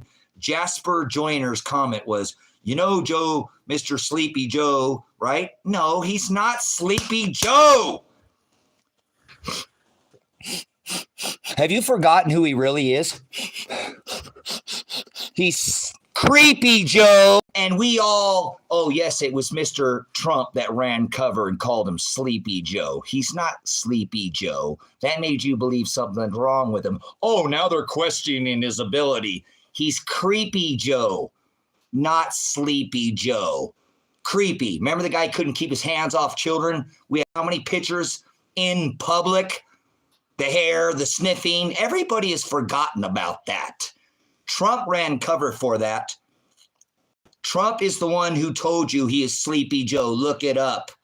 Yes, he did. Yes, he did. I am not going to let anybody tell me history. That's why I watch all these little details. Why do you pay attention to this? People ask, why do you pay attention to all this stuff, Tracy? Because of that right there. I'm not going to have anybody ever tell me this dude is Sleepy Joe. His name is Creepy Joe because he can't keep his hands off kids in public. And Donald Trump is the one who ran cover. If you think back of what I'm telling you, go, damn, he is right. Okay, there we go. Thank you. Right on time. Thank you, King. Blessing. Thank you, Father. You guys, they're together. Donald Trump is Sleepy Trump. No, Creepy Trump. The guy whose wife has an apple and a banana and calls himself a Christian when his house is decorated with Satan? That's not creepy? Creepy Trump.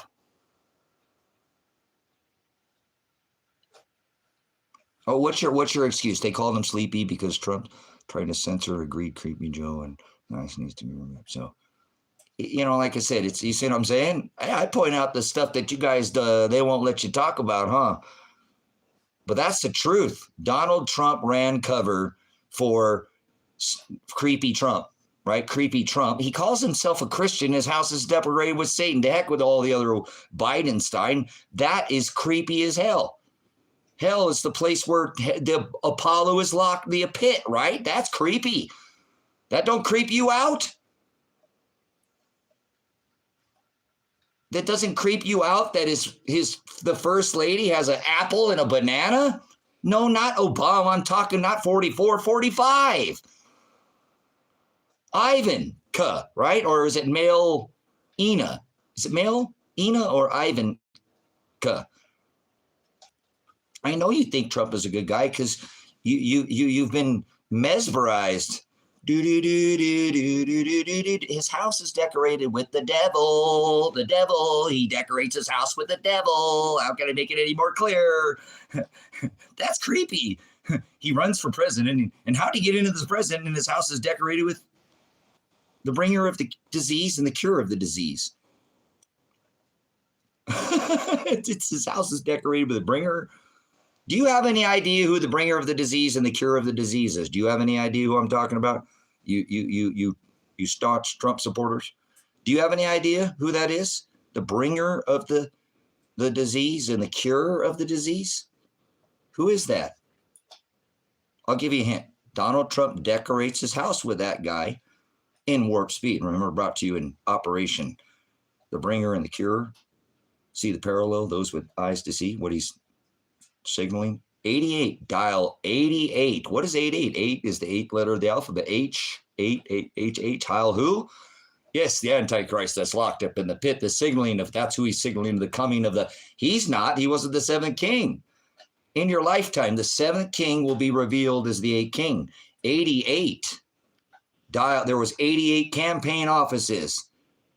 828 is his gematria number. Look it up. Donald Trump in the gematria calculator. You'll see that's it. That's what he's representing. The signaling of the coming of the bringer of the disease and the cure of the disease. That's what his house is decorated with.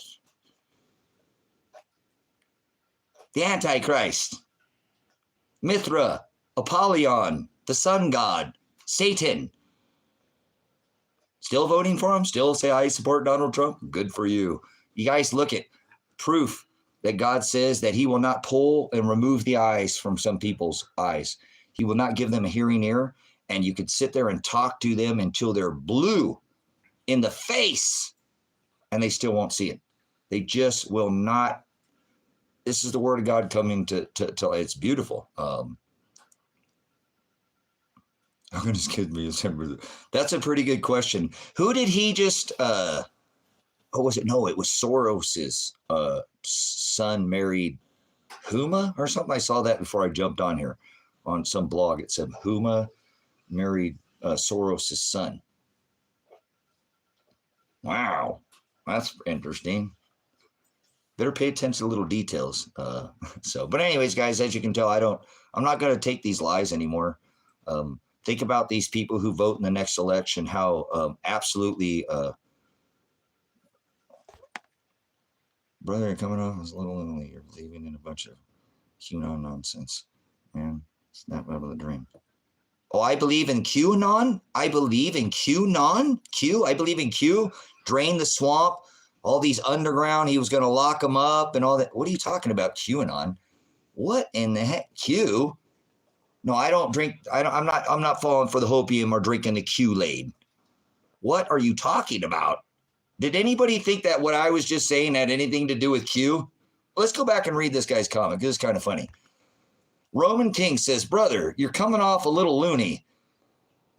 Then, man, you're believing in a bunch of QAnon nonsense, man. Snap out of the dream. Did anybody hear anything I said about QAnon? Has anything I said on the stream had just even this that much to do with QAnon? Anyone other than Roman King?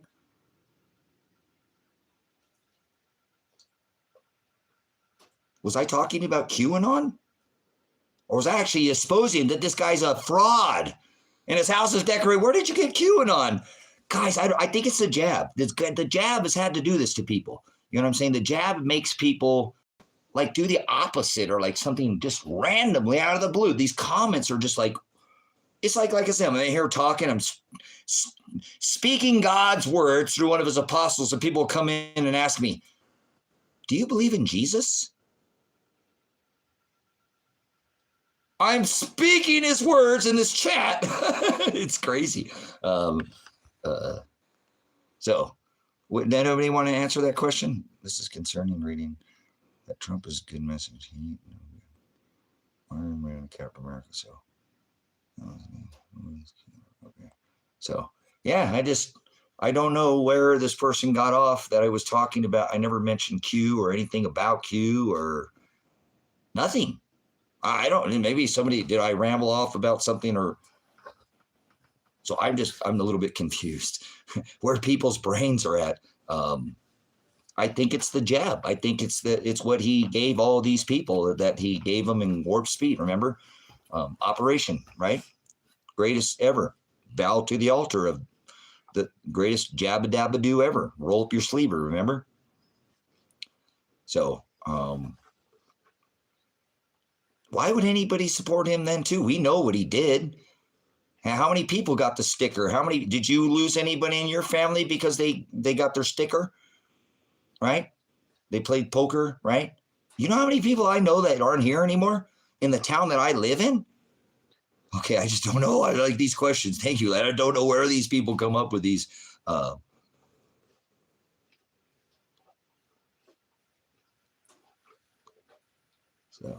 it's just rather interesting. There's so much information out about this guy now that he's a fraud. He's a fraud. You can't decorate your house with Satan and call yourself a Christian. Let's keep it simple. You cannot, again, if I had a bunch of stuff in here and I was saying I was a Christian and my whole house had devils and, Satan in the Babylonian temple, my whole house, my whole get up, right, was Satan. Would you come in here and follow me, right? Would you follow me? You come here to hear the word. And my whole house behind me is decorated with Satan, and I say, I'm a Christian. Would you believe me? Why would anybody believe that he's a Christian? You can't decorate your house with Satan and call yourself a Christian. And the funny thing is most people don't know who Satan, he is the Apollo, the sun god, the bringer of the disease and the cure. That's who Apollo is in Scripture.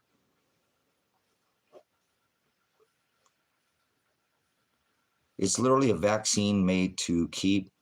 No, that's not what they administered. It was mRNA, and that's not what they did. And I don't think you know anything about virology, because a virology is, remember, it's like a guy's like, hey, honey, let me put in just the tip.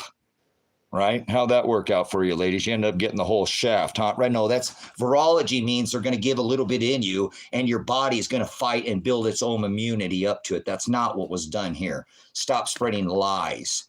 They didn't vaccinate anybody. That's not what this was. This was an mRNA. It went into your DNA and attached itself and it started creating the spike protein.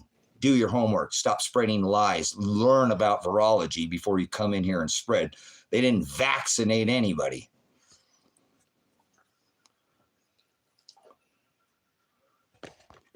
I've studied. I'm a first responder, combat medic prior. I have a lot of training in the medical field, okay? And I've studied virology. I've studied nutrition.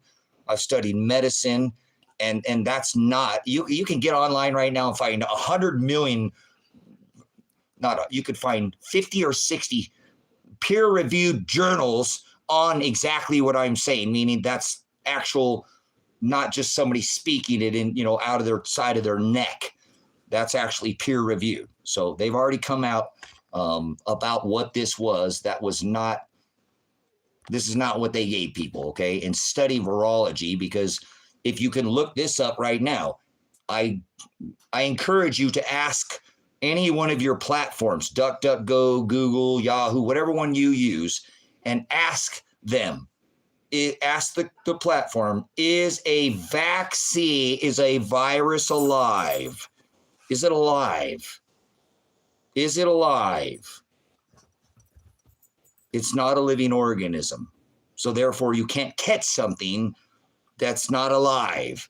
It's more like a program, a computer. Remember Bill Gates? You get a virus on your computer. That's what a virus is. It's already inside of you. We have many. It's part of our immune system. Certain conditions make it actually come out, the program, to say, hey, we're lacking over here. Do some studying, please.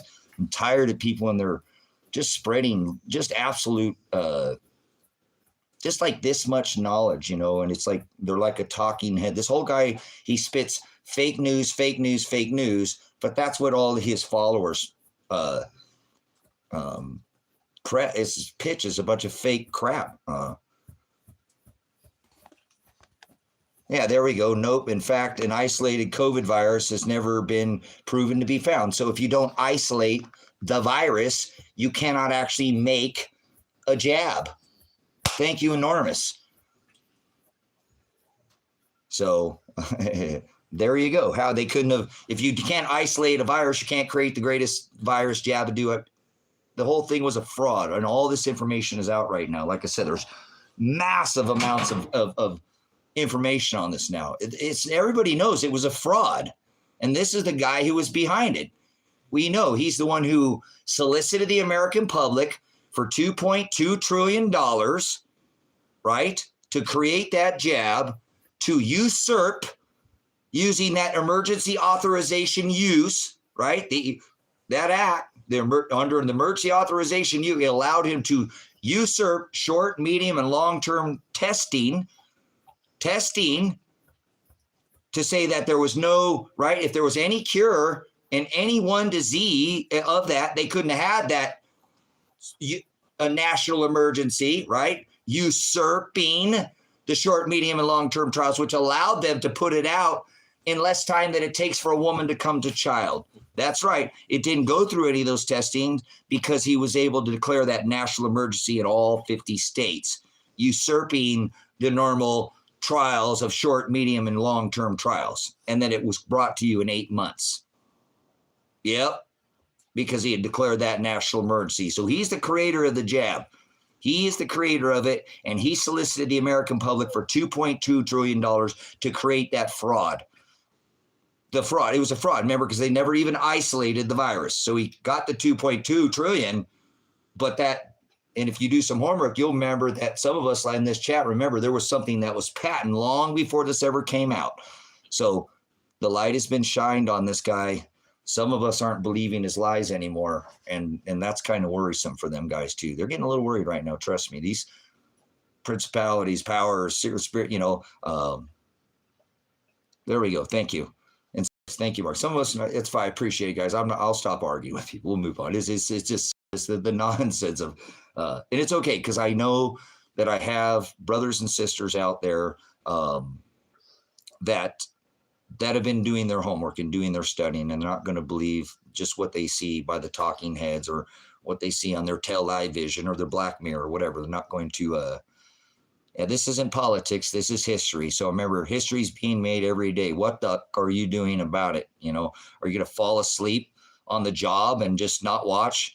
That's not what God wants us to do. That's not righteous to just sit there and not say anything. He says, be not partakers in their unfruitful works of darkness, yet reprove them, rebuke them, expose, shine the light on them. Okay. So that's all I'm doing in here. You know, I'm not trying to change the fact that Donald Trump decorates his whole house with Satan, and that Satan lived in a 58-story tower, and that he lives in a 58-story Trump tower. I mean, there's too many. He lives 66 penthouse floor building of a 58-story building. That's how many feet tall.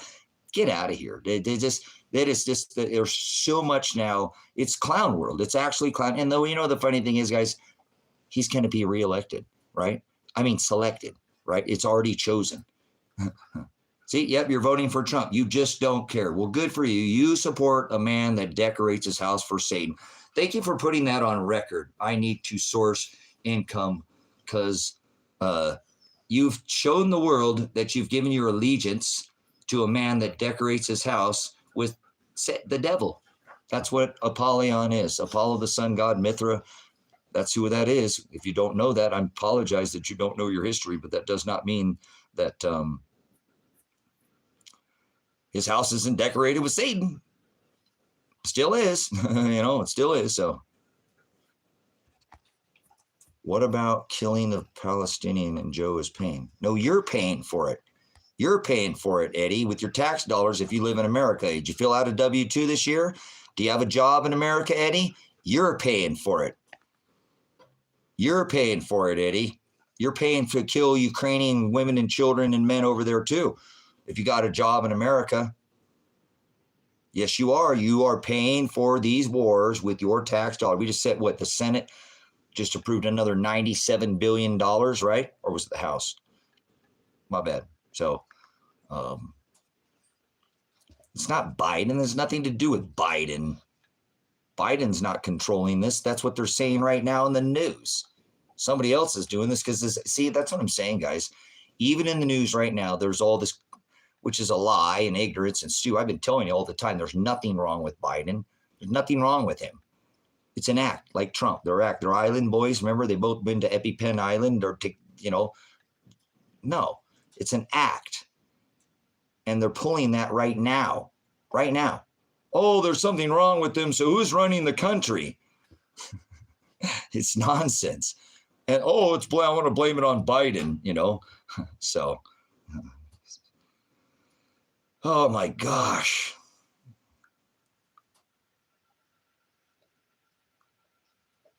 No, I'm sorry, but us conspiracy theorists, since the COVID thing, we've all been edified. So yeah, a lot of people have jumped on the whole conspiracy tourist train since we all figured it out. So that term conspiracy comes from the Central Intelligence Agency, and I hate the government. So do you work for the government?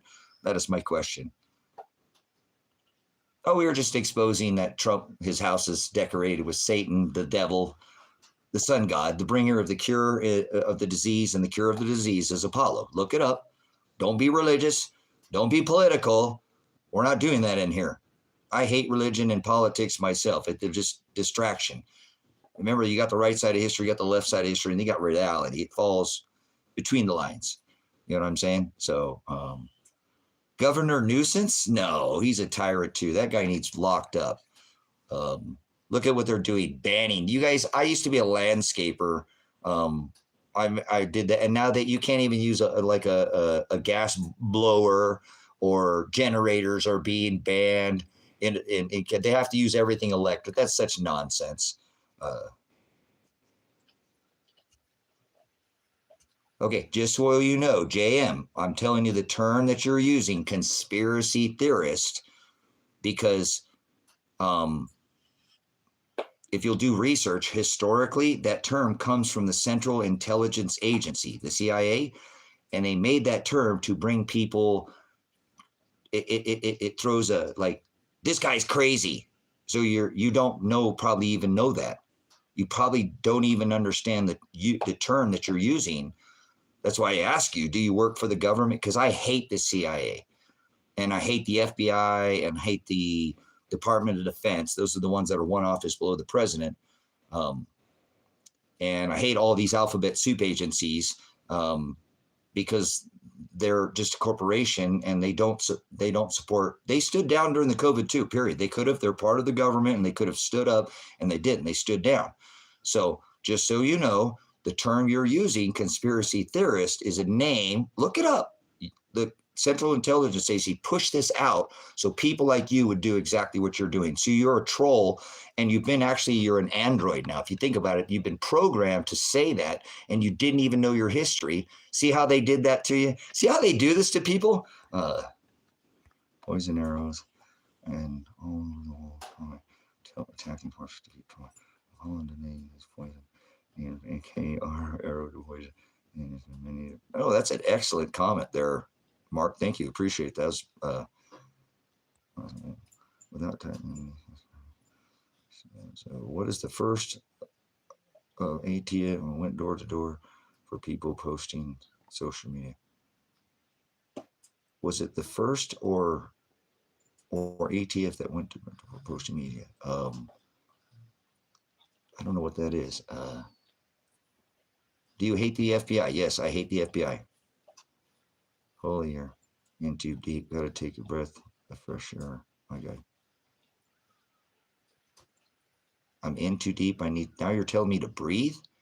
You definitely work for the government. You want me to put on that face diaper, huh?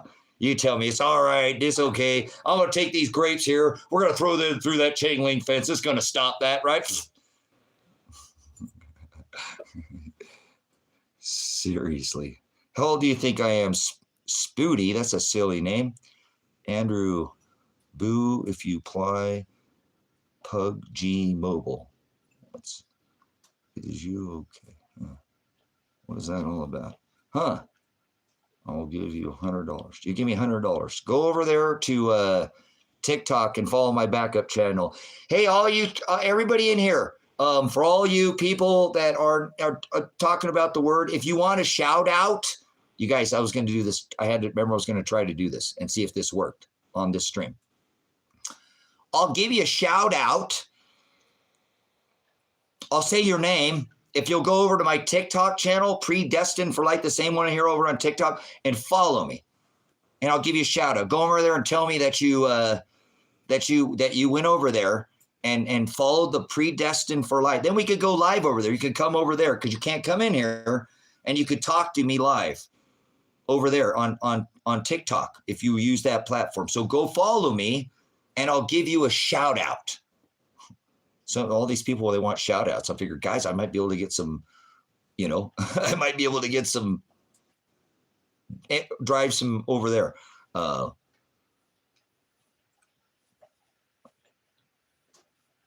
mods are out of control. I know. Yaya, he bans everybody. He even bans my mods. Careful there.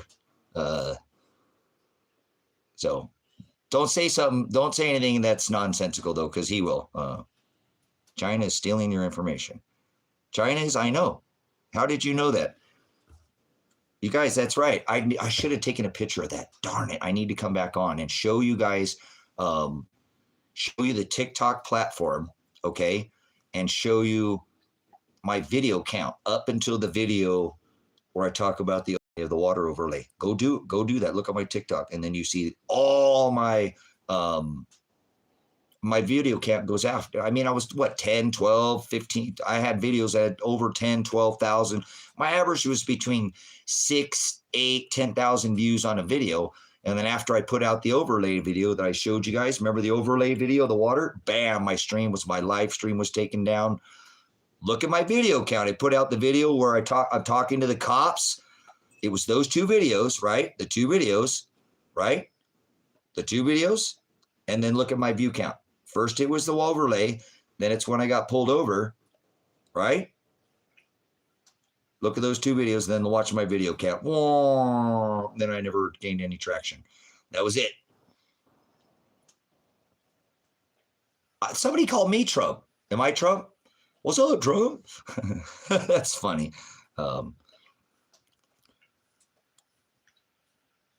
Yeah, he is. He ain't taking no crap tonight, huh? I don't even know what he's banning, but whatever. It's all predestined. No, it's not all predestined, but it is what it is.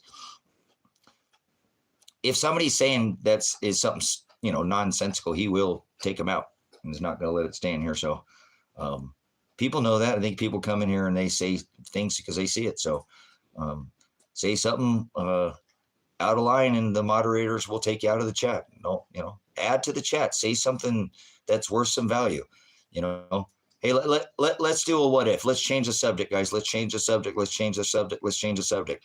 What if tonight the sun hit our Earth with a solar flare and took down the grid, right? Let's play a little what if. You guys do some of this. Let's game theory, what if these people came across this border and had nefarious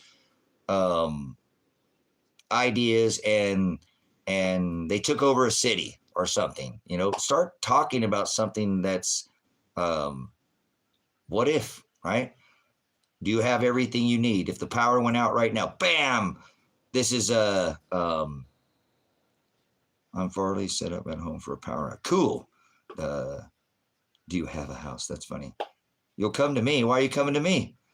I've got a farm out here. And maybe if I can find some people that are worth the crap, I'll give somebody an opportunity if they're a man of God or a woman of God and they want to stop doing the system. I got opportunity. Sure. Look, I make my own power. I've been off the grid for 6 years. You know, I'm on a homestead. You should think about food. I'm in Australia, but otherwise I turn up. Nice, Mark. I want to come to you guys. No, I don't have any horses. How we doing tonight there, Honcho Hartley? We're talking about preparedness. We've just changed the subject. We were having a little Trump session there, but we're not talking about Trump anymore. Don't say Trump or Yaya will ban you. You can't mention Trump. This will get a whole bunch out of here real quick because they'll have to say Trump. So, you guys, my concern, again, we're going to shift this live over to preparedness here. I'll do one more hour with you guys, then I should probably pull off here. I'll do 3 hours of streaming, but let's do an hour of preparedness. I'll tell you what, I got something for you guys. I can shift the channel here real quick. I know something that will fill up the next hour. I might be able to pull a couple subscribers from you guys, actually get, it's a trade system, right? It's a trade system. How would you do that? How would you trade your silver? You know,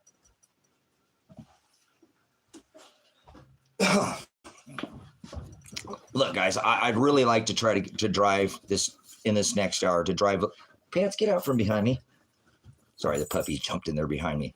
To see if I can get the TikTok channel up to, I don't know, maybe we can get another 20 followers over there. Okay. Thanks for coming in. I have this book right here. Come on, guys, help me out. Go give me a follow. Go give me a follow on my TikTok channel. Tell me what state you're in. If you give to me, I need to get that channel up to 1,000 subscribers. I have this book right here. It's called Strategic Relocation. Okay. The author on this book, don't mind my cat ate the end of this, is a book that shows all the different, I'm gonna have to get this lighter. It shows all the different states in the United States. Okay. And it gives them a rating for preparedness.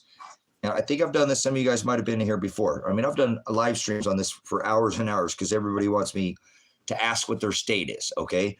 But in this book, it covers preparedness. Like I'm in the state of Oregon, it covers climate, population density, cost of living index, private land, building permits, lab and urban planning, food production, health environment, traffic, politics, taxes, corruption, crime, personal liberty, pew liberty, alternative medicine, homeschooling, and military targets.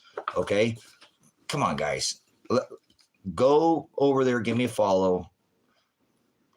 Help me out. I need to get that channel up to 1,000 over there, guys. I want to go live over there so I can have guests. I want to bring some of you guys on. I actually want to start doing a live where some people come in, and then over there on TikTok, I think you get like 6 or 7 people, 8 people in, and do something like we're doing right now, where we could talk preparedness or talk. I can't do it on this platform. I have to set you up ahead of time. You know, I can't have one guest in here, but come on, guys, go over there. Get me 4 or 5 followers over there. I don't know where I'm at right now. If I pull 4 or 5, I'll take an hour, or I'll take half the hour. We'll do half the hour, and I'll go over your state that you're in, and I'll cover your state. And again, I'll show you again what it does is it gives each state has a rating between 1 to 5. And I can't read everything about your state, but I can do hours on this. I've done this before, guys, on streams. And it shows how many stars that your state has, 1 to 5 ratings. Okay. So it's not on this channel. This channel has over 2,000 or whatever. I have 20,000 followers on TikTok on the Predestined FOR Light channel, but that channel was banned as far as the live stream. And it's been, but I have the backup channel, which is the same channel name as this. And the author is Joel Skousen. Here's the author right here, Joel Skousen. He's a gentleman. He does some stuff on YouTube as well. You can find some he's been on different, I apologize, my lighting's not very good. This is the author, Joel Skousen. And and the other is a co-author is this gentleman here. I don't even know what his name is. I've never even looked. But again, it goes over other things such as, freedom and corruption in different countries, all these different maps. This book is about $30, guys. This is the 4th edition. I bought the 2nd, didn't get the 3rd, and this is the 4th. So they go and they love. I love Trump. Cool. Bye-bye, Honcho. See ya. We're not talking about Trump anymore. This book has different, even if you're going to leave the country. So it's not just America. It talks about being an expat, and it talks about other countries. It's just a wealth of information for people who are maybe thinking about relocating to another state. Spring is going to be in the air here soon. So a lot of people, that's when they make their move. So I would recommend, if you're looking at relocating to another state, you maybe not have to buy the book, but I don't think it's online, but it's not that expensive. But this is a good information to know what the climate's like that in that area. Again, the cost of living index according to all other 50 states in the union, the private land availability. It's pretty important to know how much land is available, right? Building permits. What's it like? What's the difference? Can you build anything in that state? That's pretty important with all these code ordinance officers. Land and urban planning, kind of in that same, food production. How much does that state produce as far as food? That's probably pretty important information to know. The health environment, this going to give any of the information on the environment. The traffic, that's probably going to perform more to like your city, not so much your rural areas, but more your urban type of politics. Is it liberal? Is it, is it Democratic? Is it Republican? Strategic relocation. Corruption, corruption. What's the corruption like that in state? It's going to give you an overview in here, and it's going to point out different areas and talk about different areas. Personal liberty. What's it be like in the state for your personal liberty? This covers that as well. Obviously, the pew pew, right? From the ground up entertainment. How are we doing? Thanks for coming in. We're going over the book of Joel Skousen's Strategic Relocation, going over some of this information that this would probably give you a good book if somebody's moving and going to go from one state to another, or maybe even out of the country to get some information about that state. The alternative medicine, if you're important and you're not into the medicine cabinet meth and all that, and you don't want to take that big farm guy's crap, and you don't want to put drugs in your body, and I don't personally have any issue with people who do things recreationally, but I don't put drugs in my body. I don't want to poison myself.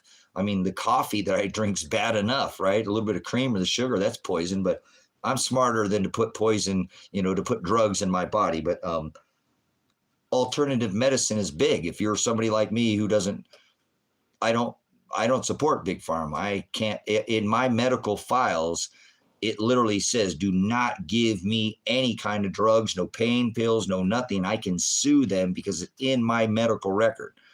Do not put drugs into my body. It's in my records. Do not put that stuff in me. So alternative medicine for somebody like me is epic. Something like that is huge. If I have to have something, I need some kind of natural source of something, but I'm healthy. I don't have any. I could go get as many pain pills as I want right now. I have so many issues with my back that they would give me.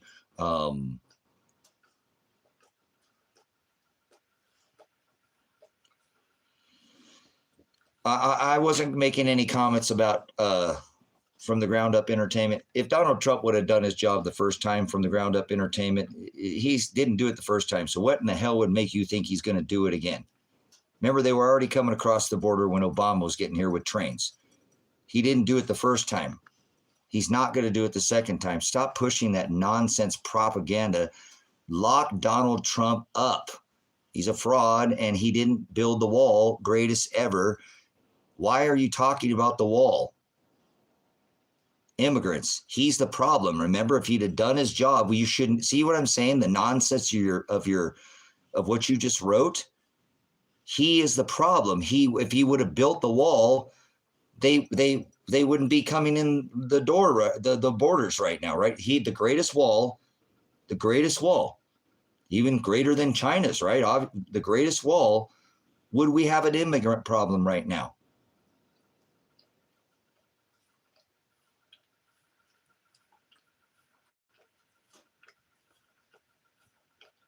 No, we wouldn't, right? So why would you say that? He caused this problem. Well, he didn't cause it, but he had every chance in the world to fix it. He could have put the $2.2 trillion into the wall. Remember, he spent $8.8 trillion. And now it goes straight to Biden. See, you guys is silly. Okay, so you don't want him. So from the ground up entertainment, so you're going to go straight to Biden. You are not going to address the fact that I'm 100% correct. If he would have built the wall, this wouldn't have been an issue. He created the problem for Biden. Donald Trump created this problem for Biden, right? Because he didn't do his job, right? If you say anything else, you're apostasy, you're lying, and you're propagandist. And that is a matter of fact. That's not politics. That's not opinion. If he had done his job, if he would have done his job, now you're saying now you're talking about drug usage. You went from supporting to not thinking to cussing and using drug use. And you guys, this is the future of this country. You know what I'm saying? This is your people who are raising these kids and being, like I said, I don't understand that. It's anybody want, I know I said we can go back in this, but am I wrong? If Donald Trump would have built the wall that he said he was going to build, he said it, don't say he didn't say it.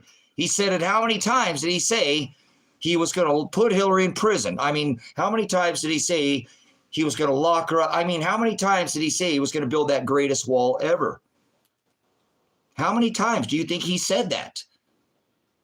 And don't make excuses on why he didn't. He had enough money to do it.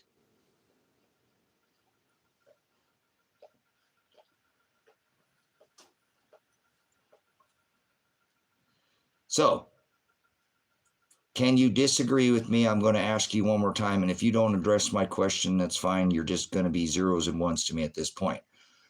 If Donald Trump would have built the wall, you came in here saying that the private problem, and when he gets back in and he's going to fix it, Let's be factual here and not political and grown adults, and don't act childish and say all this. Don't point fingers. Speak facts.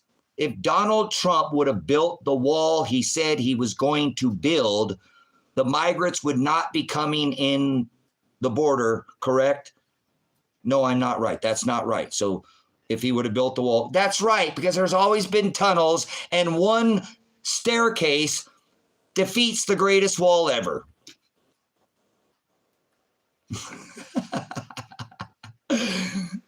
So, but admit the fact that you're wrong. He's not going to fix the problem. He didn't fix it the first time. What makes you think he would fix anything? So, but I'm just saying, that's fact. You cannot argue with that.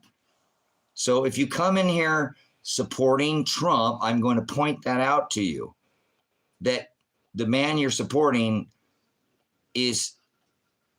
said he was going to build something, he didn't, and the problem wouldn't be here. So I don't do politics. I don't like none of them. When asked who my favorite president is, it's always going to be the same answer. George Washington was a 33-degree Mason. None of them.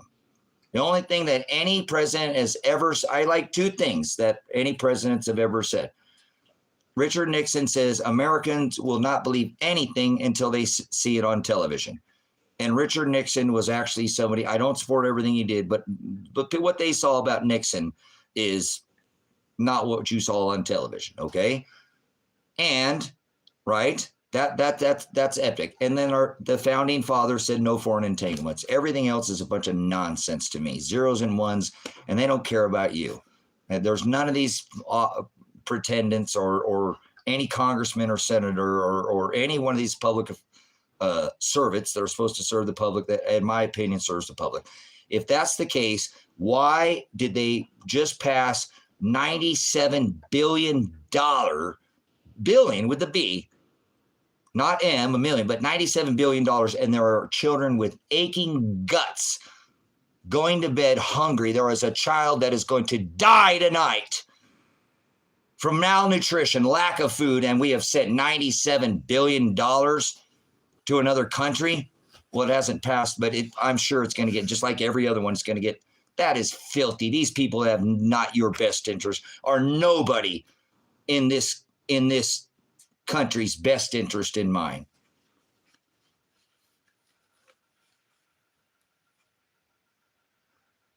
Yeah, that's not possible. Yeah, there's a reason why you couldn't have. I really would. That's a good point too, because you can't say you're going to build the greatest wall with some of the issues that were there. Somebody's being real, you know. Yeah, isn't that sick? Thank you, Enormous. I mean, isn't that filthy? These politicians, how many congressmen have been millionaires, have been made in Congress? How many congressmen are millionaires? Right? How many congressmen are millionaires? And there's children that are starving. Did you hear what Enormous just said? 1 in 3 families can't eat. Has to probably go to a food pantry or something, get time to come to a port, and you support these politicians? You guys, look what's going on over in Europe right now. They've had enough. And what they're doing over there is inspirational. It's absolutely inspirational. They're not using weapons. They're taking their tractors and they are peacefully dumping manure in front of all of these politicians' houses, in front of all the city and the Capitol and all the buildings over there. Camel toe, yeah. Camel toe, another one with a banana and an apple.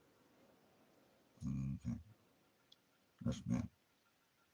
How can a citizen truly have an impact on how their taxes? We can't, right? Enormous, we don't get a vote on the $97 billion, do they? They don't give us a vote on that money, right? We didn't get a vote on that. We don't, know what I'm saying? So you're telling me they support us, and they're voting our children's dollars. Look, guys, and they're going to vote for these wars, right? You know, like Lindsey Graham, an absolute war, you know, a hawk. That's all he talks about is going to war. And then who are they going to send to war? Does Lindsey Graham go to war? Does Donald Trump go to war? No, they send our kids, the finest of our nation. Now the women too. Have you guys forgotten? Do you guys read the Army Times?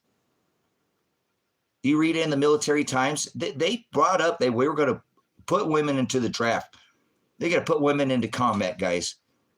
I served with the first female sniper in the military. She was hardcore, massive hardcore. But you don't put women in combat unless they want to go there. You don't draft your women. That's right. They were going to draft women in this country. And it just got swept under the rug. But they brought that up on the table. And yeah, so they're going to send our women over there too now. No, women should be allowed in the military. Women are perfectly capable. And I believe at this point in time that the women in America are stronger than the men. And that's why some of them act like men. And they have to step up their game because the men in America are softer than the Pillsbury Doughboy.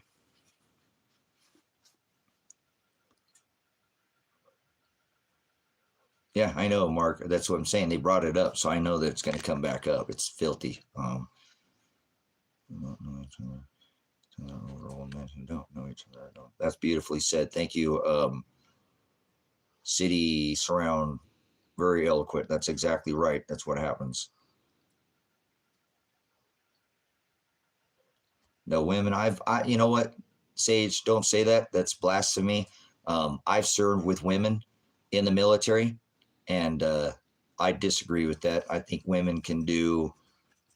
Remember, they they dislodge a watermelon-sized thing from their body, and they leak 3 quarts of, and they still can stand upright. I don't think you could do that. I don't think you could. They have a massive pain tolerance. You ever see 2 women beat the crap out of each other? They're tough. A lot tougher than you think. And they have pretty strong. They do have different physical standards in because they're built differently. I'm not saying that they're not, but I've seen things women do that some men could never do nah, so don't push that nonsense in here, please. But we don't send our women to war, guys. Never. If they choose, here's a camouflage tampon and an X16, go to war. If that's what you want to do voluntarily, that's different. We don't draft our women and send them to war. So,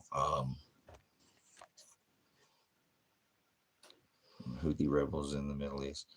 I know the USA and the UK. I bet Canada and the Aussies are probably there. Yep. Good stuff, enormous. Absolutely. So, but see, nobody talked about that, guys. I remember when that stuff came out in the news and I was like, yeah, Iranian back. Exactly. And who's paying for that though, enormous? Who's paying those Iranians, right? Oh, hey guys, I actually want to say that. I just said that too. I got to put some wood on the fire. I always told my son, because if you look at the general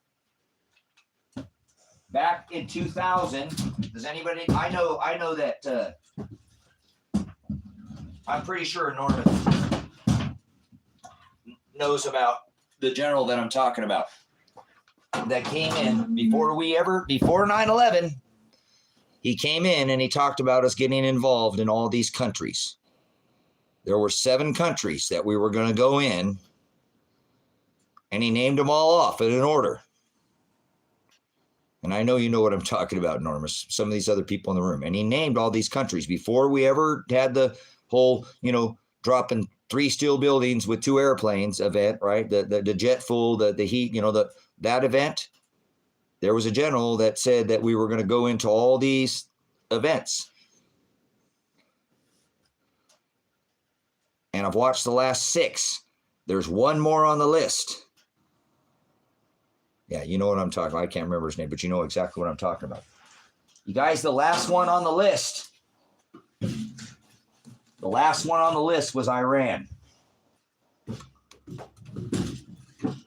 And we've already gone through the other countries. We've already been through all 6 countries. Again, I know I'm a veteran. We've been involved in all those other countries. Maybe there we go. Okay. So when I told my son, because I talked about this, he was born in 1999. So when he was real young, I started talking to him about this. 9. Yeah, 9. I said that, but you guys, the very last country was the country that we're now involved with. Yeah, we're already. I don't count. Remember, North Korea is a puppet of China. They're just a puppet of China. Think about it. There's no way that country should exist. You don't threaten to use what they use on us, and we don't go in. And that's a propaganda that will be used. Remember the ones that go over? There are satellites that go over. That's going to probably be the one. You know what I'm talking about? Some of you too. About the one that goes over our country every day, North Korea. That's all the setup. They're just a puppet of, I'm saying. But my dad always warned me about the dragon, right? He always told me, Tracy, don't pay attention to these other countries. My dad died in the 80s, and he was very, very smart. He knew and warned me of the dragon back then, and they didn't have nothing. And look at them now. But he told me that they could come over here and just walk over here. They don't need pew-pews. They can just smother us with the numbers that they have. And they've done nothing, and their population has done nothing but spike and grow, even with their, actually, no, they're having problems now. The whole world's having problems with population, guys. I don't know if anybody have ever looked into that information now, but that's happening, whether you understand the birth rate in most countries. You need, 2.12 or something per person or something. It's more that you need more than that or two to produce the offset, and all these countries are in decline now. So what I was saying earlier is that there were these 9 countries that were mentioned. As I said, there was one country that I kept mentioning to my son. I mentioned 2 events. I mentioned 2 events to him. I mentioned Damascus being turned a ruinous heap, that we needed to watch for that. And until that time, it was all these things had to come to pass, and that we knew that we'd be getting close. I always told him there's going to come a time. Have you guys seen True Stream Media? Any of you guys following True Stream Media on this prep? There were a couple of husband and wife. They do videos, put them out sometimes once a month, once every few months. They do documentaries. An amazing documentary. The last time that True Stream Media, I think it's 2 videos that they did ago, a little bit long, but it talks about all these countries that are in decline. That it's massive, and I think they're very aware of this, and they put up all the factual information. It's out there, you can see it. But trying to have changed 2, 3 children because they're in huge trouble. They screwed up, didn't they, Mark? Even when they screwed up, yeah. They're like, oops, that one child policy, that and yeah, actually, guys, now that China is actually advocating, their commercials and stuff. They're doing commercials and stuff, and putting out to have children. And they remember at the CCP, so they're propaganda, right? So it's coming to America soon, guys. I hope you understand that this is China's country. You guys figured that out, right? There's no more United States. That's not a thing. They call it the United States, but it's game over. China has already, remember San Francisco? You guys, I'm a veteran. If you go plant your flag in another country's, that's anybody military, if you go plant your flag in another country's, what that means, right? You remember when Ping came over here, right? To San Fran, when they wiped, everything clean over there. Still haven't heard from anybody. Still, I don't know why anybody's not talking about that, but there's no America, guys. This country is death spiral. The infrastructure is crumbling. There's no way we can pay our debt back. That's not a thing. Nobody wants our bonds anymore. They're literally having to go back and buy our treasuries. That's the only thing keeping our system. These auctions we're one auction away from it. If this, you guys, I don't know if you guys know about this. I know some of you guys do in here. U.S. Army Sergeant, Cavalry Scout,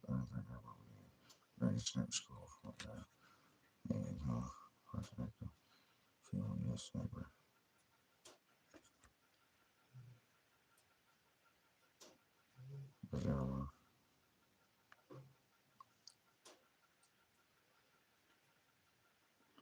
Yeah, this was a military police that I'm talking about. Thank you, Kinetic. And this was back in the 90s, so this is way before that. So that's not the first. I'll give you her name. I'm crossing the line here because some of these things I was kind of to silence, but her last name was Beanick. Look that up. There's some information on her, but I served with her. She served in yeah, let's leave it at that. I don't want to cross the line here.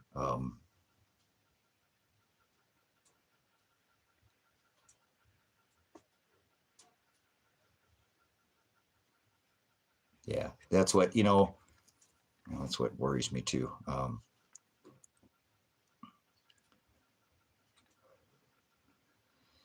Let me talk about this too, guys, because I think this is pretty important. I think this is very valid, what I'm going to say to you. Did you guys watch what happened over there? I got to be careful with what I say here. Did you guys watch what happened over in Israel? Remember that whole thing, that date that went over there, and those people came over and did that event, right? Did you notice that? And I try to talk to people about this. They go after the people. They didn't go after Netanyahu or the public. They don't go after the officials like they're actually doing over in Europe, peacefully over there. But when they come to this country, guys, they're not going to go try to get Trump. They're not going to go try to get Biden. They're not going to get Lindsey Graham or Mitch McConnell or Hillary. You guys, those people won't be anywhere. These people get us involved in these wars. They send our kids to war. And then when those people come back, because one day karma is going to come back on this country. You can't go kick the world's tail and steal 800 military bases around the world, and for the last 50 years force everybody to pay for your oil with the US dollar and expect that not to come back to bite you in the butt someday. I don't care how great our military is. It's not that great anymore. Obama took it down to pre-World War II size, getting rid of all the top officials that weren't yes men, that wouldn't go along with what I believe is in progress now, and it's about to happen as well. So we don't have this, we used to have the largest navy in the world. That's what kept our ability to move our oil around freely and go through with the trade. And have you not seen what's going on in the Red Sea right now? What's going on in the Mediterranean? What's going on down there? There is more military hardware sitting right now down there than when I served during Desert Storm, Desert Shield, during a hot, full-blown, in-your-face, shock and awe, weapons of mass distraction. We're going to go get them and never found them, That's sitting there now, okay? But even with that Navy that we have, we don't have the largest Navy anymore. And I'm telling you, that's why we've kept what I believe control. We've been able to keep control and keep our reserve status, the golden credit card, because of our Navy. Because of our Navy. And now we don't have the largest Navy. Who has a larger Navy than the U.S. now? We are not the largest Navy anymore. You guys, you know what really matters, though? You guys want to really know what matters? The grand solar minimum.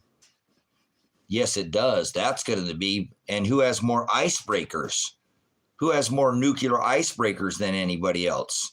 Because that's what's going to come down to, guys. And I don't care if it's in that southern from the 45 or the northern from the 45. That's what it's come down to. Watch.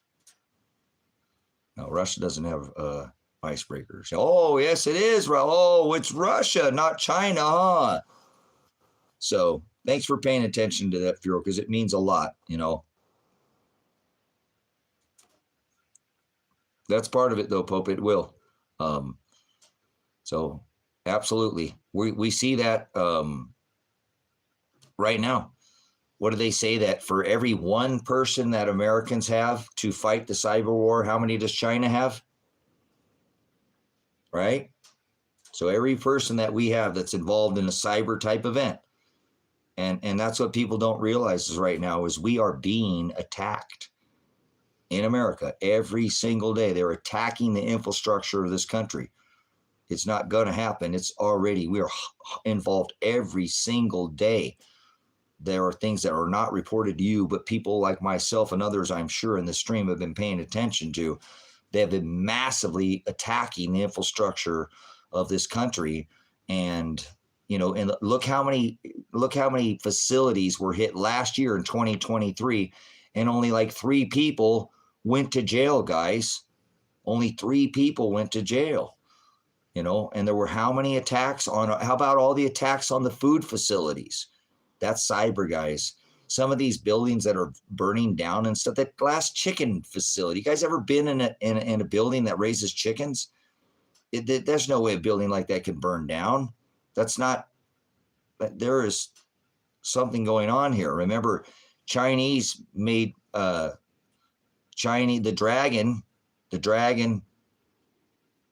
dragon made the Maui blast.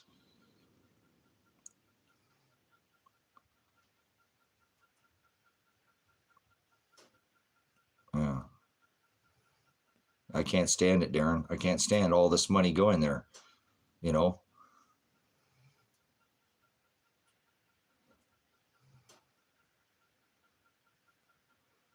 So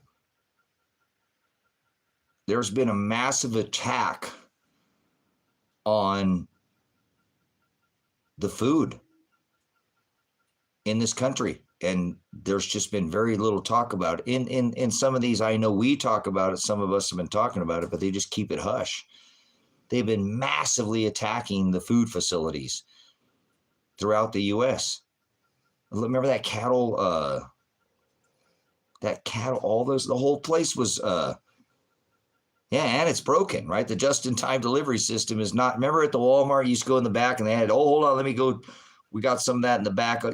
It's all set up on credit now. 90% of what these stores buy is sold to them on credit because it goes off the shelf faster than, so guys, all this, there'll be food there on the third day. There won't be me and my buddies are going to be down there with our, our pew-pews at the end of the day, which you guys ain't got. And we're going to go hustle up the rest of it at the end of the day. There'll be no food the second day. Exactly. Thank you, Norma. See, that's a problem. Thank you. So beautiful. Florida oranges go to California. California oranges go to Florida. Broken. Oh, hey, guys, I remember this. Hey, guys, I'll never forget this. I'll never forget this crap. You guys remember when Mr. Abadonald John, Mr. McNugget, right? Mr. McTrumpet, he said he was going to shut the wall down.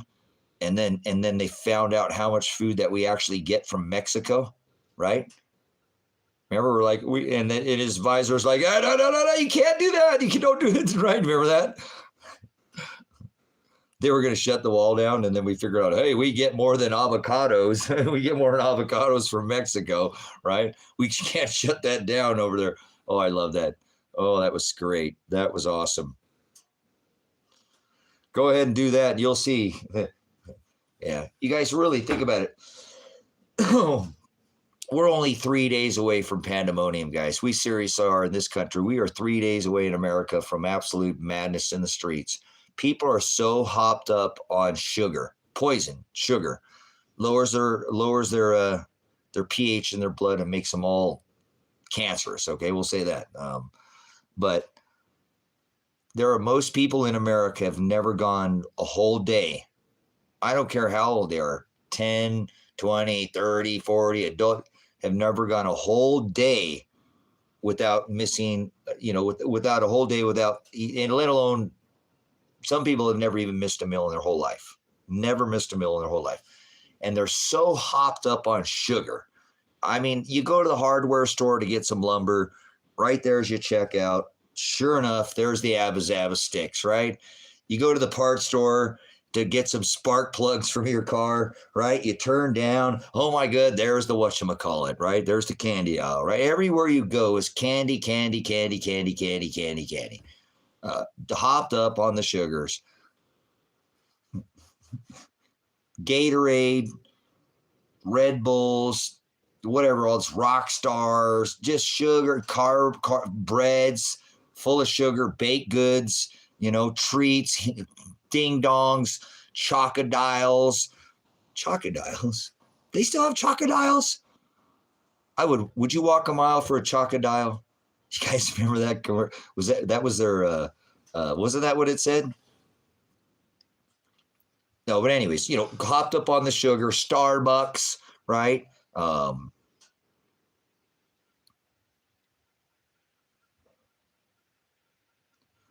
That's interesting. I went to the doctor the other day. I said, doctor, I got a problem. I got a crack in my butt. Just kidding, guys. I don't know what that comment. Somebody said something silly. So, the moderator banned the host. Yaya just banned me, guys.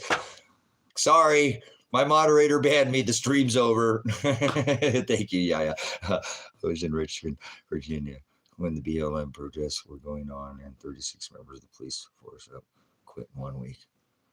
That's good. Remember me. I don't like police officers. I used to be a tyrant cop, but yeah, that whole thing with the because they made them stand down. Normus, remember they made them stand around, and some of them weren't going to have that. They know that they were there to, No, there's no such thing as good cops. Don't get nothing in your head. I don't like no cops at all. There's not even one good one in the U.S., not even one. They're all tyrants. Don't even go there. They enforce corporate law.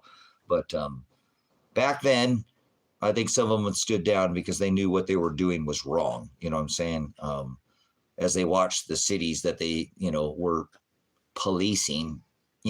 I live in Oregon. Portland is probably one of the worst, cities in this whole thing from that whole, and we all know who was behind the Black Ice Matters, right? Drive safe out there, guys, please. Black Ice Matters. It's very bad, just like Oakland, or it takes 2 hours for the cops show up. Yeah, they're not going to ever show up there, guys. You know what I'm saying? Most of the time, guys, you need to take care of yourself. If you think about it, most times cops don't show up until after the crime is committed. No, they don't. Like I said, I used to be a police officer tyrant, so myself. So it's a gang. Yeah, they're all a bunch of they're a gang. You guys, I'm done with it, because if you're smart enough to know they're enforcing capital letter law and people are stupid enough to allow them. So you tell me one good cop. They enforce corporate law. Corporation meant for business. Capital letter law is what I call it.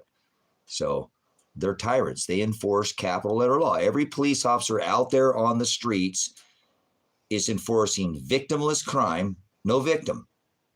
Sending people to jail, prisons. Do you know how many people are in jail right now in U.S. private prisons for crimes where there's no victim?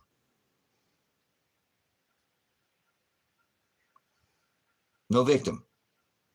I thought there had to be a victim for there to be a crime. No, the victim's the state.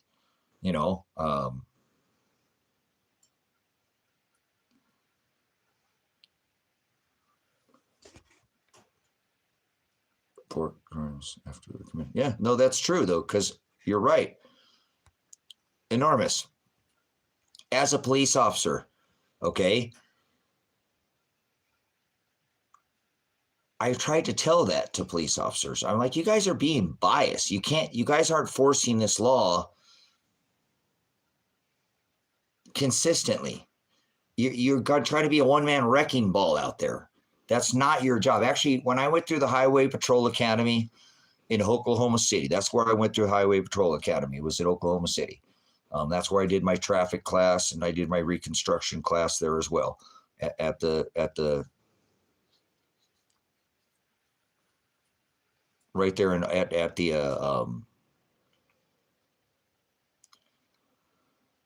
oh my gosh, my mind is I've been streaming too long.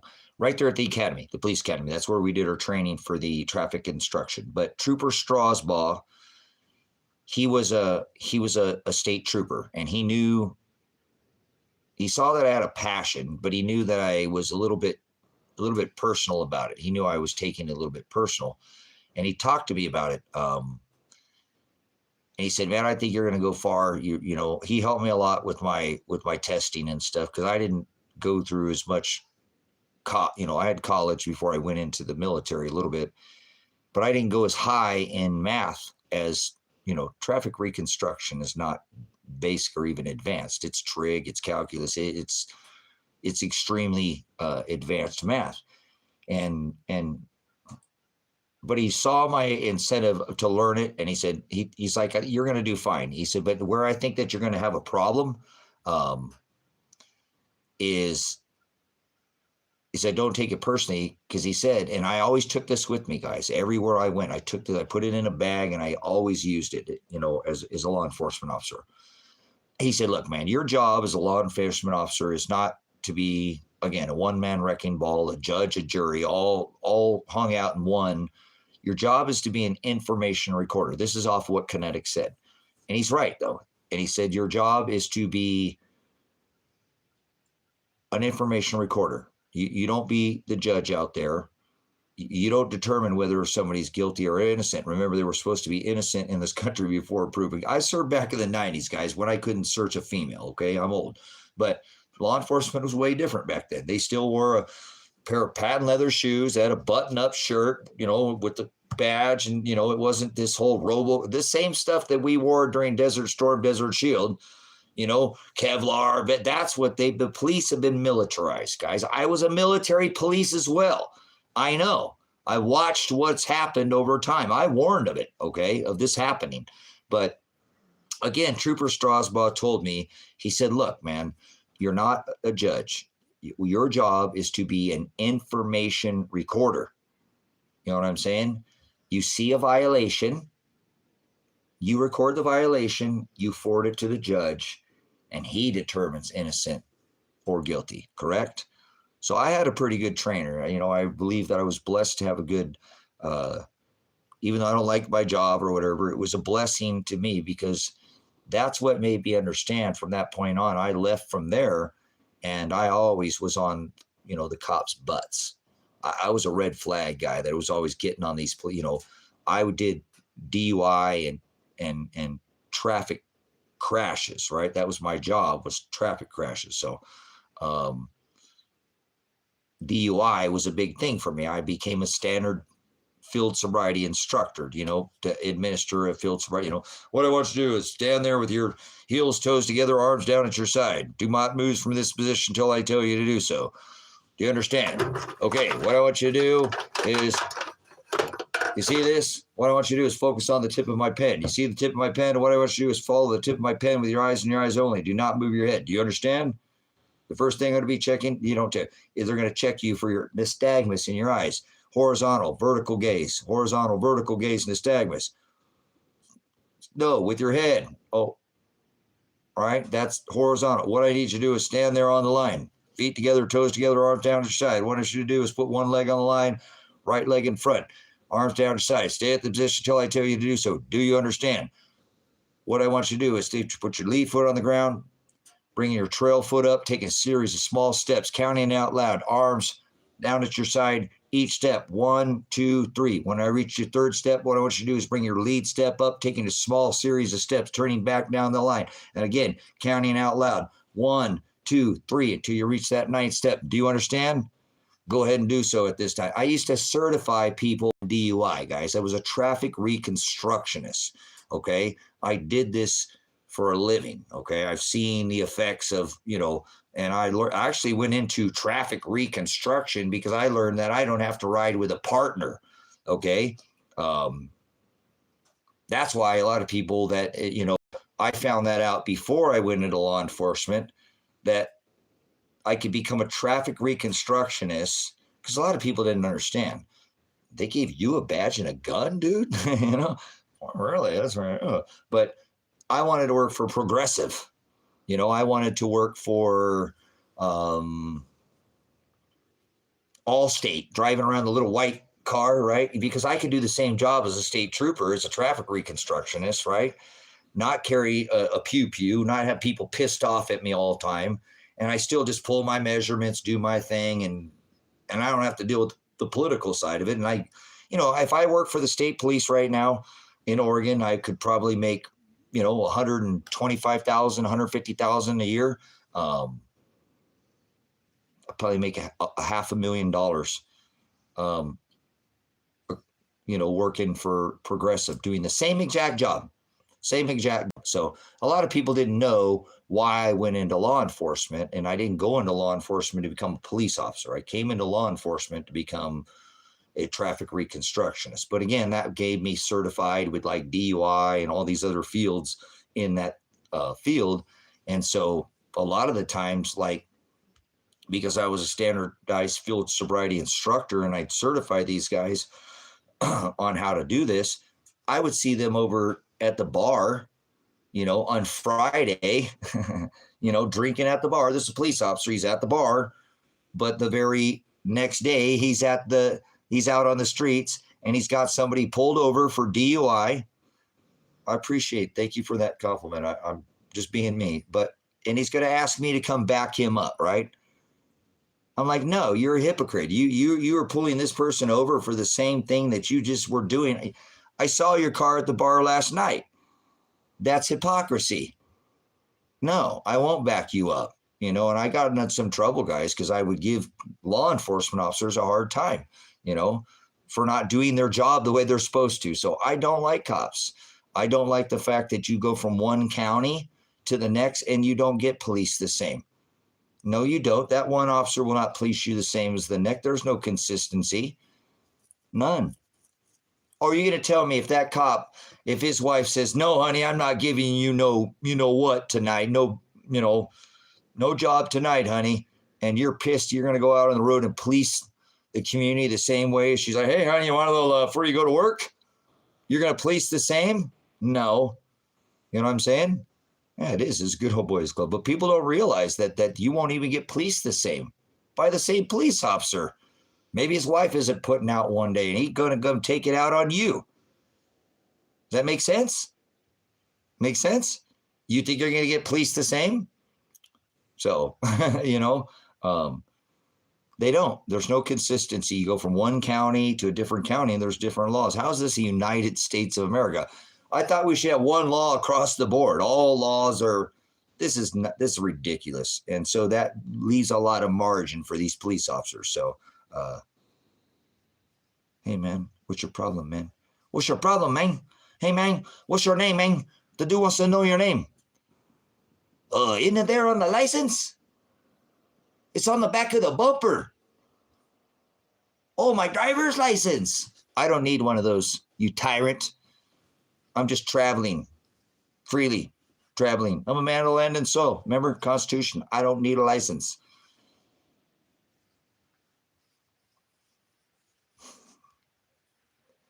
Tell me if you're not lying and cheating, then you're not trying. Well, yeah, no, that remember, enormous, they have what's called sovereign immunity. Sovereign immunity.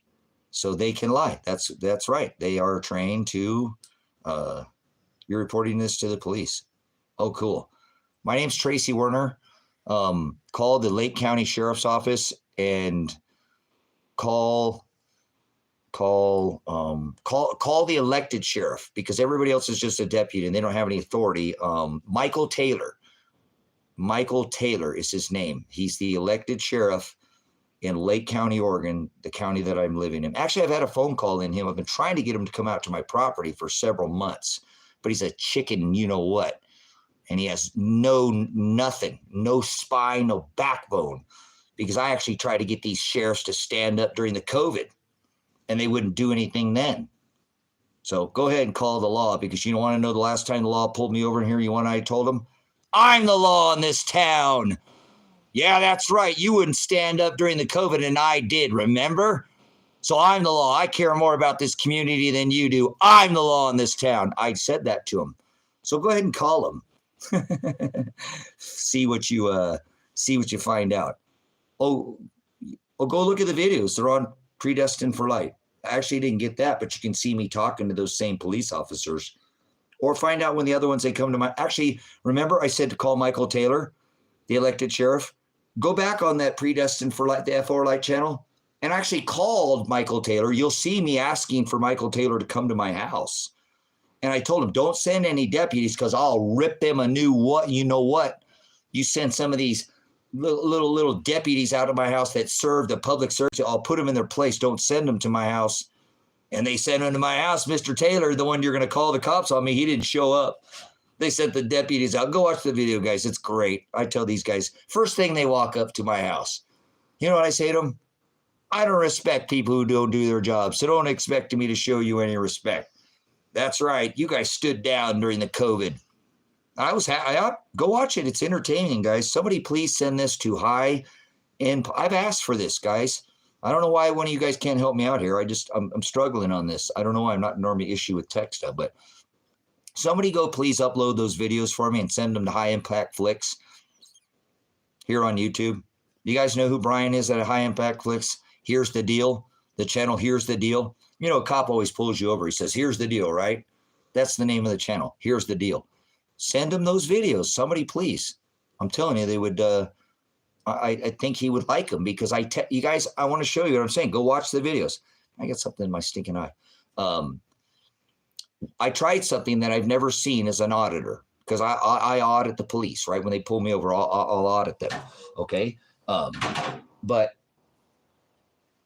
what I said to them is, if you look at my video, I'm very, I know what I'm saying before I say it, but I've said something that I've never seen anybody say before. When they pulled me over, I said, you need to let me go about my business. Let me go about my business. I'm doing my personal business, right? It's business commerce.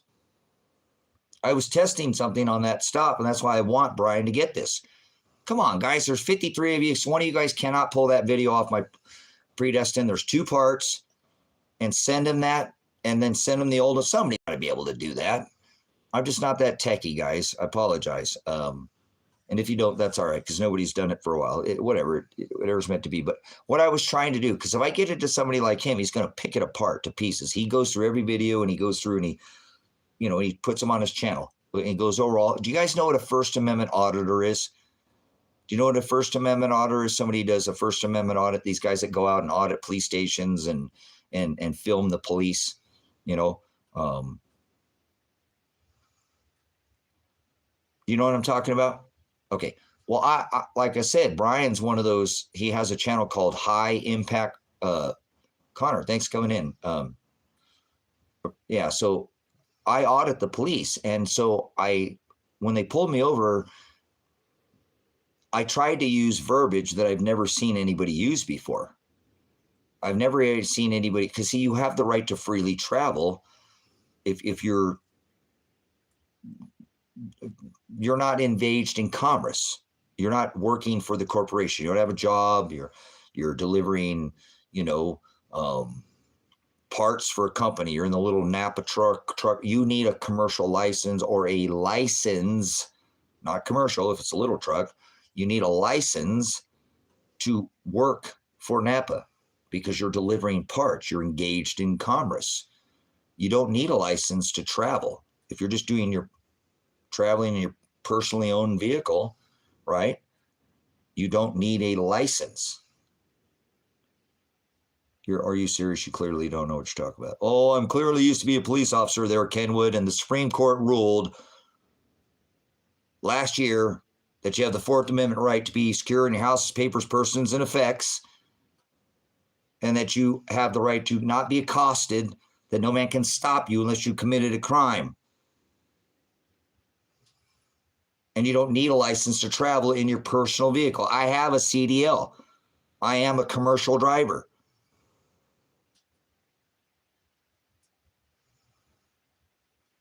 So that is the right covered under the Fourth Amendment, that you have the right to travel, and the Constitution was upheld. Just because you don't know that doesn't mean I'm wrong. That is a God-given right that's always been in this country. But people will not assert their rights. Therefore, you're a bootlicker, and you give them that capital letter law license.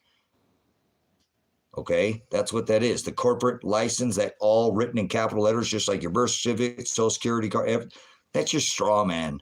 You don't know. I don't know what I'm talking about. So anyways, guys, what I say to the cops, if I don't know what I'm talking about, then go watch the audit. How do those cops let me go then? Why did the cops not take me to jail? Right? They said I committed this crime. How come I left that day? How come I've been pulled over multiple times and they've had to let me go? I don't know what I'm talking about. Okay, so anyways, guys, what I was trying to do on the video is, if you watch me, knew what I was going to say before I was going to say everything that I said. So I told the cop to let me go about my business. My business. It's really by cuffs, but I'm getting better all the time. Cool. So, Mark, do you have that same right over there? Because I believe that even if you're an Aussie, remember that right, guys, has been a right of the land. That's a God-given right that's always been here since the beginning of time. You don't need a license to move around and travel. That's sickening.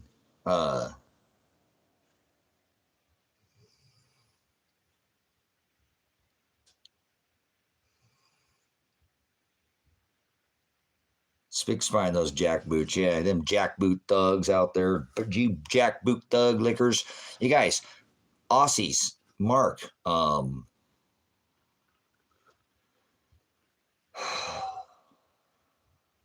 is there a constitution in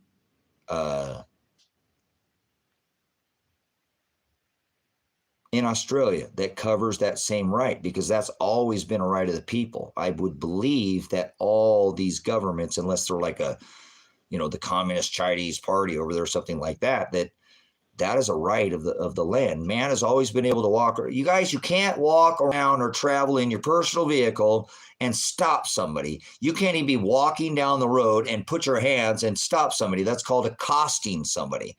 You can't accost somebody. That is against the law of the land. Okay, that's your right to travel. In America, the Supreme Court ruled in 2023. The Supreme Court ruled and upheld the ruling of the Fourth Amendment. Your right to travel is covered under the Fourth Amendment. You have the right to be secure. Feel secure. Nobody can make you feel and make you feel insecure in any ways. You have the right to be secure in your house with your papers, your papers, everything. Nobody can take that from you. Your person, your personal. Nobody can stop you. You personally cannot be accosted. And your effects, which covers your right to travel in your personal vehicle. That is the right under the Fourth Amendment to be secure under warrantless search or seizure. They can't seize you, your papers, your persons, your effects, correct? That includes you or your vehicle, your personal vehicle. They can't stop you unless you've committed a crime, period. That's against the law. Cops have what is called sovereign immunity, which means they do have things that they can do. They can lie to you and tell you, but they can't trample on your rights or they lose that sovereign immunity. So if a cop is trying to enforce corporate law on you and you know your rights, you can tell them, and then they're violating and trampling on your rights. But most people don't know the law. They don't know their rights. They are a jackboot, bootlicker. And they hand over their license, right? And then if they go after and violate your rights, you can sue their bond. Not only can you guys, I have 2 lawsuits set up right now, and I haven't even filed them. I could go watch my videos. I could file that against Tom, the sheriff, the one who actually took my license from me, right? Who actually took my license from me. When I told him, if you make me give you this license, you're trampling on my rights. I'm traveling. I'm not engaged in commerce. I'm a commercial driver. Your officer said that because I don't have the little placard thing on the front of the vehicle, I just bought this vehicle. I don't need a license anyways. I don't need a license to travel. Well, you can't move on the road without that's state law.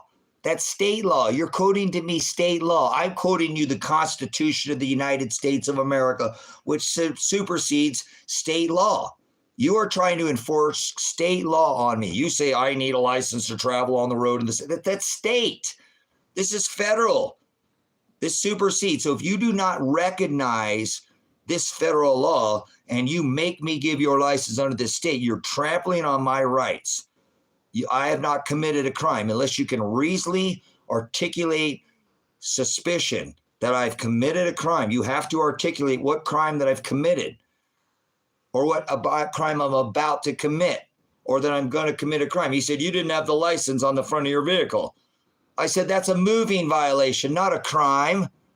You can't accost me. You cannot stop me unless I've committed a crime. That is against the law. And so they would lose their sovereign immunity. And he did. You see that? I could sue them right now for $500,000 and they would lose. Go find a case in America exactly like I did with these auditors and go find that when they do what they did to me, when they get an attorney and they sue them, they'll settle out of court every time. Every time they'll settle out of court because they broke the law. They trampled on my rights to travel freely. I know my rights. I used to be a police officer. I used to enforce this corporate law on people myself. I was one of those gang members, right? What's a gang? A gang is a heavily armed group of thugs, all wearing the same color, going around and harassing and extorting the general public. Yes, that is a gang. So I was part of the thin blue line, whatever that.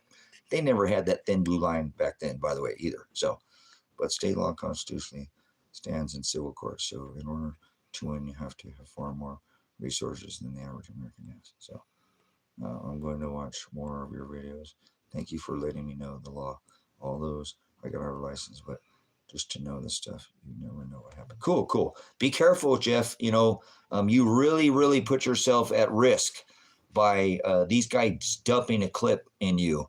Unless you're right, unless you know your rights, do not try to search your rights. You mess up with one little word, you're done. I mean, that's it. It's you got to know what you're doing. So be very careful about asserting your rights, because they are very, very, very trigger happy out there. All of them are. They just want to unalive somebody. They're so afraid. These cops these days, guys, are so afraid of the general public. We are public enemy number one. And that if you put your gun back, what are you doing? You know, I mean, why are you afraid of me? You're the one who's armed. Well, I don't know what you got. Well, come on. You're the one with all the, you know, they're afraid. Most of these cops are afraid of their job now. They're afraid. What are you doing in a law enforcement capacity if you're afraid of the public? Find another job. I mean, really, you know what I'm saying? Yeah, they have quotas.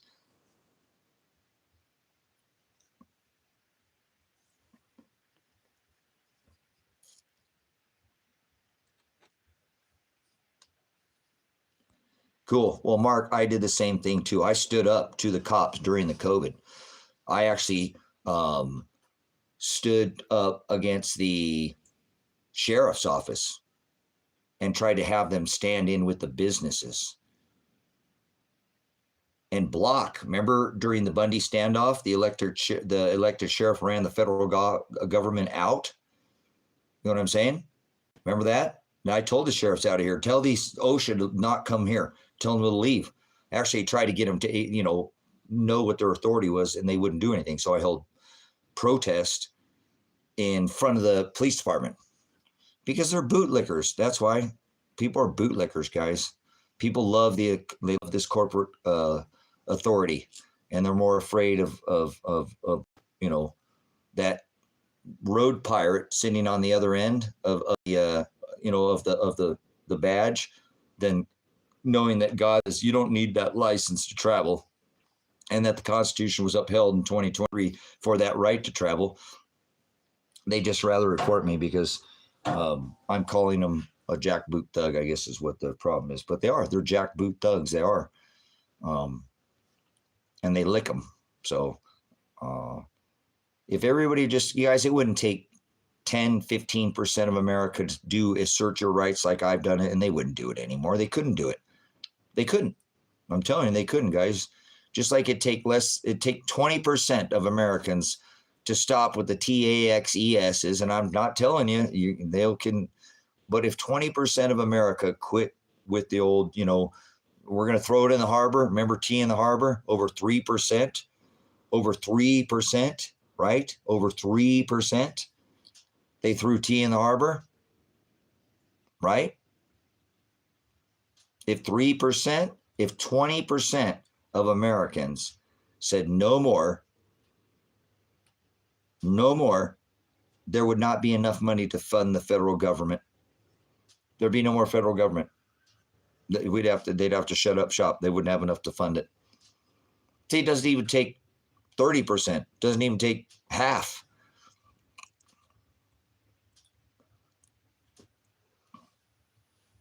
But now I'm kind of ticked. Reported the cops, Jesus. But now I'm kind of ticked. What is that there? Reported the cops, Jesus. It's your birthday. Oh. Why do you celebrate birthdays? Do you want to go, my black man? Yeah. We don't celebrate birthdays, Normus. Remember, you can, but birthdays are pagan, and Well, they're not actually pagan because they didn't even celebrate birthdays at the time of Christ. They did celebrate the Roman sun god's birthday. Mithra, he was born on December 25th.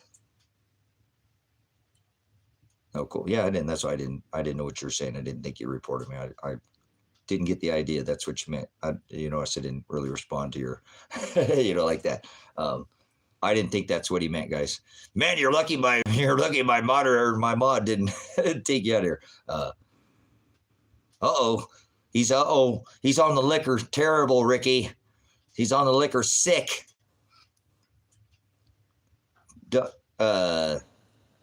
It's all right to have a drink every once in a while for those. It's not for me, but everybody, remember it says have a strong drink to escape the cares of this world. So,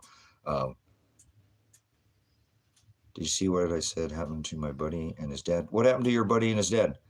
How we doing there, Mason? What game was that on? Mason. That was on the game with the shield and the.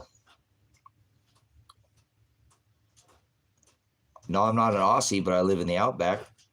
I'm in the high desert Oregon outback here in Oregon. I have a lot in common with my Aussies. Cool. Outstanding. Yeah, I'm telling you, my largest following outside of the United States is definitely my Aussies.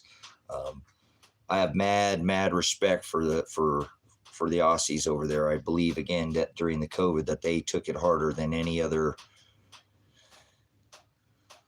I think if they ever laid the boot down us again, that the Aussies were a prime example of what we'll see next time. They're going to put the boot down twice as hard, and the Aussies got it way harder than, I remember they literally, guys, they were not letting these people like 15 minutes from their house. And they were enforcing this stuff too, guys. I mean, it was bad. And in Australia, it was the worst. That is probably the worst place to have been during the COVID. Their governments just put the smack down on those people. And I'm glad that the Aussies are resilient and they bounced back, man, because you're oyster in Virginia first time on a private spot. Had oyster and fish. Catch the limit for the day. They're leaving. Room, please showed up. Water's polluted. Yeah, hey, you got to be careful, man. Those people that in the water too, because I've been out on the water because I've done crabbing and stuff off the coast. Boy, those Coast Guard are no joke. Yeah, they what's this guy? What's the name of that? What was the name of that game with Mason? Some riot control game or something. I don't know. That was a good game. I just remember I kept saying that. Hey, wait a second. Mason was on Call of Duty too, wasn't it? Yeah, that was a Call of Duty thing, wasn't it? Mason. Anyways, I don't know why I'm thinking about that. That has nothing to do. Like, stop talking about games, man. Anyways.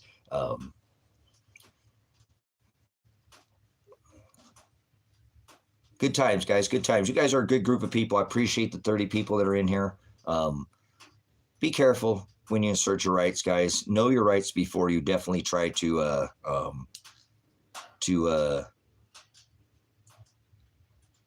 assert them, because these law enforcement officers out there are very, very, very trigger happy, and you are the enemy to them. Public enemy number one. Remember, they do not serve. We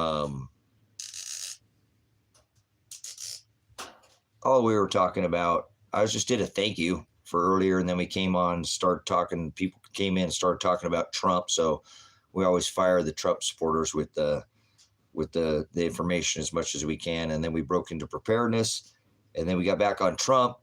And now we're talking about the right to travel, and that you do not need a license to travel. I don't believe one of our Aussies are in here.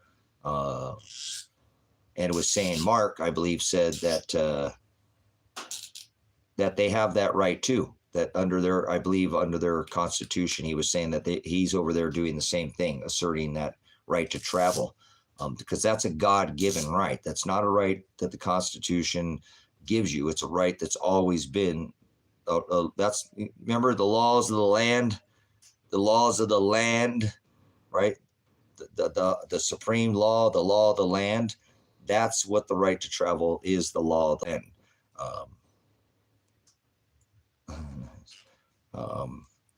But so I don't know why all countries should not have that right, but I do know that the right to travel in America was upheld by the Supreme Court in 2023. Last year, the Constitution was ruled on and upheld in a Supreme Court ruling upholding the Fourth Amendment for your right to freely travel in America without the little, the license that you put in your pocket, or the one that's on the front and the back. So no registration. You don't need to register your vehicle. You don't need to register your vehicle. You don't need to register your vehicle in America. You don't need the license. Uh-oh, my battery's dying. All right, guys. I probably got about 5 more minutes here. I didn't need to go too far.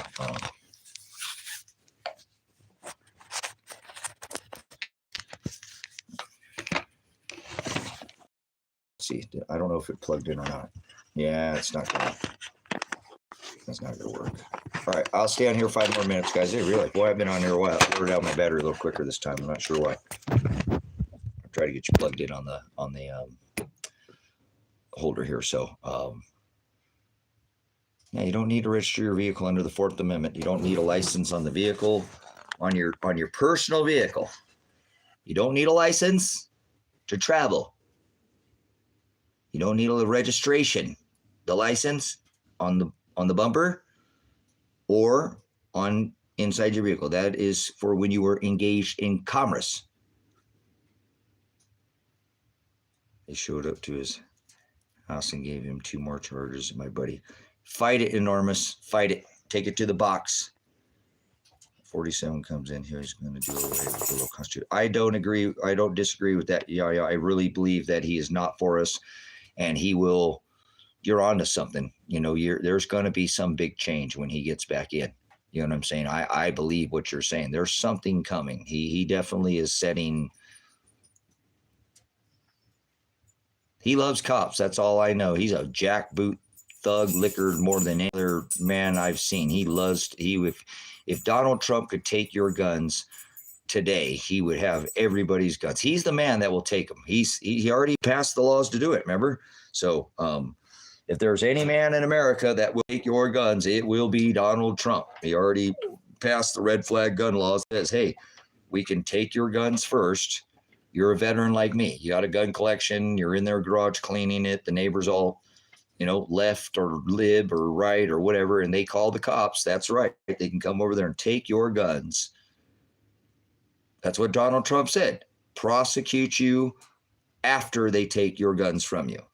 Take the guns first, prosecute you second. That's called the red flag gun law. Donald Trump supported that and brought that in too. So he is the biggest gun grabber, and he brought you bump stocks. Okay, remember the bump stock ban, the bump stock. What part of shall not be infringed do you not understand? Do not understand. Look, if I have 40 acres out here, okay, I got a big 40-acre parcel, right? If I wanted to bring an Apache or a Black Hawk, right, helicopter on my property, full decked out to the hill, all parked here on my property, right? How long do you think it'd be before I'd have the Department of Defense at my house telling me that I can't have that Apache? Do you realize that we sell land-to-air weapons, SAMs, surface-to-air missiles, light armor, heavy armor, nuclear weapons to countries, and they're going to limit as an American what kind of weapon you can have? That's disgusting. That's sick. Oh yeah, well, Heavy Sparks, because he's an actor in one of them. So thank you. That's nonsense. I would have the Department of Defense at my house quicker than you know what, telling me to get this thing out of here. They'd probably try to seize it from me, impound it, and steal it from me, raider it from me. Yes, they would. So how is it that we can sell all these, again, heavy weapons, drones, surface to air weapons, right? Land to air weapons, surface to air missiles, aircraft carriers, and they're going to tell the U.S. public that they can't have a weapon? Still going to vote for Trump in 2024, and the guy's going to tell you that you can't have a bump stock, you can't have that, and that if somebody complains because they don't like that you don't have it, they can take you and take your stuff from you and then prosecute you later. And a lot of the times when they take these from people, guys, when you do the research, 99 don't ever get them back. They don't get them back once they take them. So nobody talks about Donald Trump, but he's a gun grabber, and he will be the person that will, remember, guys, he's the guy that said he would sign the executive order to send the National Guard to every door in America. Do not forget that. And if you don't think so, I'll grab the clip. I have it right here in my phone. I'm not going to let that phone ever get out of my hands if I can. I have that clip that I've never forgotten, that he said he'd sign the executive order to send the United States National Guard to door in America. Yes, he did. Never forget that. So don't think that he won't be the one to send them to. Yep, I warned people, guys, that this is going to happen, that if they did that a lot of people in my town, I held some, a meeting up in town and said, you guys, we're getting set up. We're getting set up. You guys are very trigger happy. And if they got some vehicle traveling down your driveway, you're going to unload. You are going to unload on these people, and they're all going to be wearing DocuCams. Don't you understand what they're doing to you? Oh, if they come down my driveway, blah, blah, blah, they're all riled up. I'm like, you guys, if they come in your home, if they come on your property, sure, you have the right, but you're going to do it when they're coming down your driveway. You're going to unload on these people, guys, and then they're going to film all of this. You know what I'm saying? They're going to film all of this, and that they're going to put that all over. You are going to be all over the TV. And if 5 or 6 people do this nationwide, that's going to give them every reason to go door to door and start taking them. And that's what I told everybody. Do not put anything downrange at these people. Do not put anything downrange. If they come on your property and try to do something nefarious, that's different. But they had people so wound up during that time out here. People knew that this was going to happen. I was blaring it out here huge. I mean, I did more during the COVID probably than most men did in America. I did a lot during the COVID to stand up to the governor, to the sheriff, remember, I held rallies in front of the police department, right in front of the police department, to try to get them to do something. I stood in when they wouldn't. I stood against OSHA. When they would not come out and stand in front of the businesses, I made sure that I was there when OSHA showed up, and I'm the one who gave OSHA an earful. I was the one who protected the businesses. I'm not talking smack earlier when I said to you, got up in your face in the screen and said, I got pulled over at that traffic stop and told the law enforcement officers, I am the law in this town. I stood up for the people of this community. You cannot say that I'm a bad guy. You guys are harassing me and trying to extort me. You're road raiders. Stop bothering me. Leave me alone. Let me go about my business. Stop harassing me. You just pulled me over 2 days ago for the same violation. And you let me go then, right? And you forced me. I didn't give it to you willingly. Remember, that's why you had to call for backup, because I was ripping his butt, right? Oh my God, I need backup. He won't listen to me. God, you freaking tired. You can't take care of this. I was 3 days prior, they pulled me over for the same thing. So they know me in this town. The law knows me. The district attorney knows me. The sheriff knows me. They all know me because I'm the only one who stood up during the COVID. in this town. I actually don't know anybody else that stood up in this state. Did you hold a rally in front of your police department to try to get the police to stand up with all your businesses? You know, I did that for the community. It was very risky. I had people tell me, Trace, you're going to get thrown in prison, dude. The feds are going to come here. You're messing with the governor. You're holding rallies in front of the police department, dude. This is a national emergency, Tracy. This isn't, I don't care. That has nothing to do with the right of the people. I'm a veteran. You don't sign me up as a veteran and me to defend this country just because I ended my tour in service. It doesn't, I don't even like the thing. I don't like this country. I don't like the military, but they obviously did a good enough job with me, right? That I hate this country. This country's stolen and we're tyrants, but I still stand up for the people in this country. I do that. It doesn't matter. They did a good enough job with me that I still stand up. They did a pretty good job in my training, but I'm not going to stand down is what I won't do. I will not stand down. I will not comply, not with their tyranny, not with their laws. So what if you wrong and Trump changed that? Trump's not changing anything. He didn't build the wall. He didn't put Hillary Clinton in jail. He didn't audit the Fed. He never had that special investigation. He didn't do anything. Trump is a tyrant and he spent the future's money of the children. And that's what I have a problem with. I don't care that he paints his face orange and his whole house is decorated with Satan and he calls himself a Christian, whatever. If you can't figure that out, that's your fault. Go ahead and give your loyalty to somebody who decorates their house with Satan and then calls himself a Christian. Good luck with that when God gets to you. We'll see. I'm not condemning you, but we'll see how judgment works out for you when you follow a man that follows Satan. So, and when his wife has an apple and a banana and you don't know that, they're just, so think about that, guys. Let's have that conversation. I want to end this real quick. I went a half an hour over here, guys.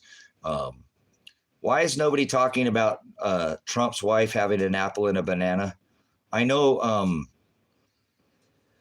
Joan Rivers was talking about Barry's wife having an apple and a cucumber. Why isn't anybody talking about Trump's wife having an apple and a banana? Don't you know how to identify a man or a woman? Don't you know that we're portioned differently? Men and women are not portioned the same.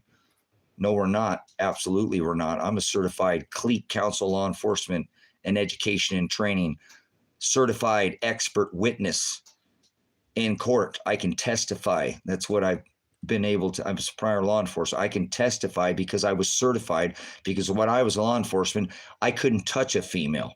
I couldn't search a female. I'm old. See? Gray. I'm old.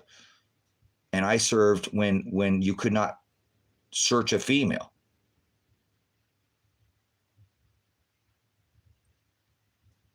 Yeah, that's the red flag laws, Jeff, that Trump passed. So I know how to identify a man and a woman. I don't care what clothing they're wearing. That doesn't have anything to do with the price of eggs in China right now. Men and women are portioned completely different. And yes, I can testify that man was running away from me. Your Honor, he had 8 head heights. I noticed that he had a full 8 heads from the top of his head to the bottom of his shoes. I could count 8 heads. Your Honor, it wasn't 2.5 heads. I counted a full extra head between his shoulder and the side of his face. I know he was a man, Your Honor. I know he was born a man because men have 3 head heights, Your Honor. Women only have 7 head heights from the top down, 3 on a man from the shoulder, 2.5 on a woman. He had 3 head heights. I could count a head from shoulder to shoulder. There was not missing. There was a full head on each side of his shoulders. He had broader shoulders than his hips. Your Honor, women rear children. They bear children. Their hips, they have narrower shoulders than their hips, Your Honor. I couldn't see his hand, Your Honor, but I do know for certainly that men are not born 7 head heights. It doesn't matter if they have dwarfism or giantism. We're portioned equally. That's how God made us, Your Honor. And so this man had 8 head heights. I could definitely tell that he had broad wad shoulders, and I could count a whole extra head. See, I can certify whether you're a man or a woman, even if you're not even facing me, because we're portioned different. So, Mr. Drump's 8 head height, 3 head heights, wider shoulders than the hips, and a man has more, his ring finger exceeds his pointer finger. If he has heavy testosterone, hey, if any of you ladies are in the market for a man with a lot of testosterone that can build you a house and have lots of ways to protect you, a man, now this is different with, this can change. This is the one thing that's the variant, is a woman's finger is going to be closer like this. Ladies, hold your hands out. Put them in front of you. You got a wife, ask her to hold out her hand. You see, notice men, if you have a, now guys, if your finger is up there like that, doesn't mean you've been born a woman. Not all men have as much testosterone in their body, and that doesn't mean that you're a female if your finger is like that. But if you notice, what I'm trying to show you is that my pointer finger and my ring finger exceeds, they like to do that to you guys too. All these first ladies, they do this. Just look, start sizing things up. Yeah, see that? Look, guys, see how you can see a hole? My shoulder's over here. That's the edge of my shoulder. There's a whole head between here and my shoulder. Women don't have a whole head height. Look at your wife. Look at her right now. I don't care if she has a big head or not. It's going to be portioned. I don't care if she has a small head. It's going to be 2.5. There'll be a whole head missing. Think about it. That's a whole head missing. And you're definitely going to know, look at your hips, wife. They're wider than her shoulders, huh? She has narrower shoulders and her hips are wide, right? Look at your husband. He's got wider shoulders than his hips, right? There you go.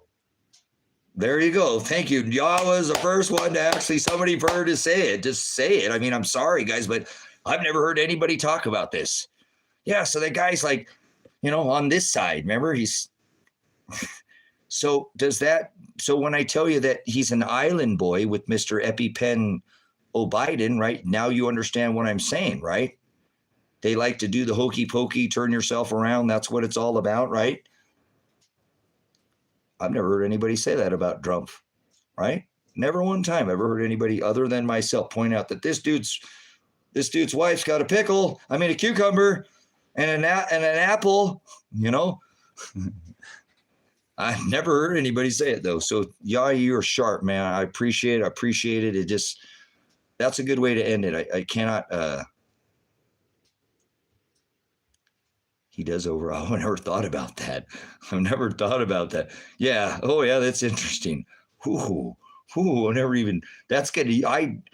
Enormous, you shouldn't have done that to me, because now that's going to stand out. Actually, I can't, I don't know what it is about that guy's voice. Because he comes up, oh, we bought too many coins, Victoria's Secret isn't a secret anymore. Thanks, right? You guys I'm trying to state fact for you. You know what I'm saying? Cool. Thanks, Bill. That's fact, guys. I'm a police officer.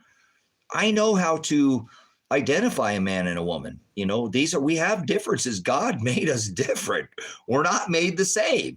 And that's beautiful. Again, I'm not being in a sexual way, but the female body is just absolutely, I don't think I'm out of line when I say it's beautiful, right? The way it's an hourglass, and I'm sorry for some of you ladies who don't have the most shapely body. You're beautiful too, but you know what I'm saying? That a woman's body is beautiful, and to see the portions is, God made that just right. You know what I'm saying? And I think that that a woman looks at a man the same way, like, oh my God, his shoulders are so broad and he's strong and he's, that's a man, and they look at a woman, not in an animalistic type of way, but looks, and a woman admires, the shape of a man, his big, broad shoulders, and, and his hips are narrow, and he's, the V line and the whole, that's very, if a woman, am I wrong? I mean, not in a lustful, sinful kind of way, but when you look at a man, you're like,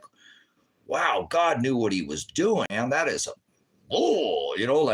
that's, I'm in the high desert Oregon outback. Truly a woman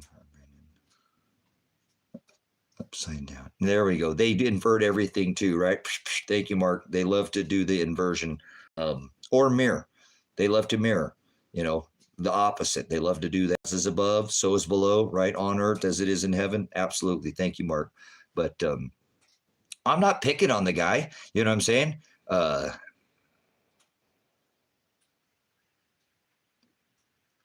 You know what I'm saying? I'm not, his portions, the portions of a man and the portions of a woman don't have anything to do with,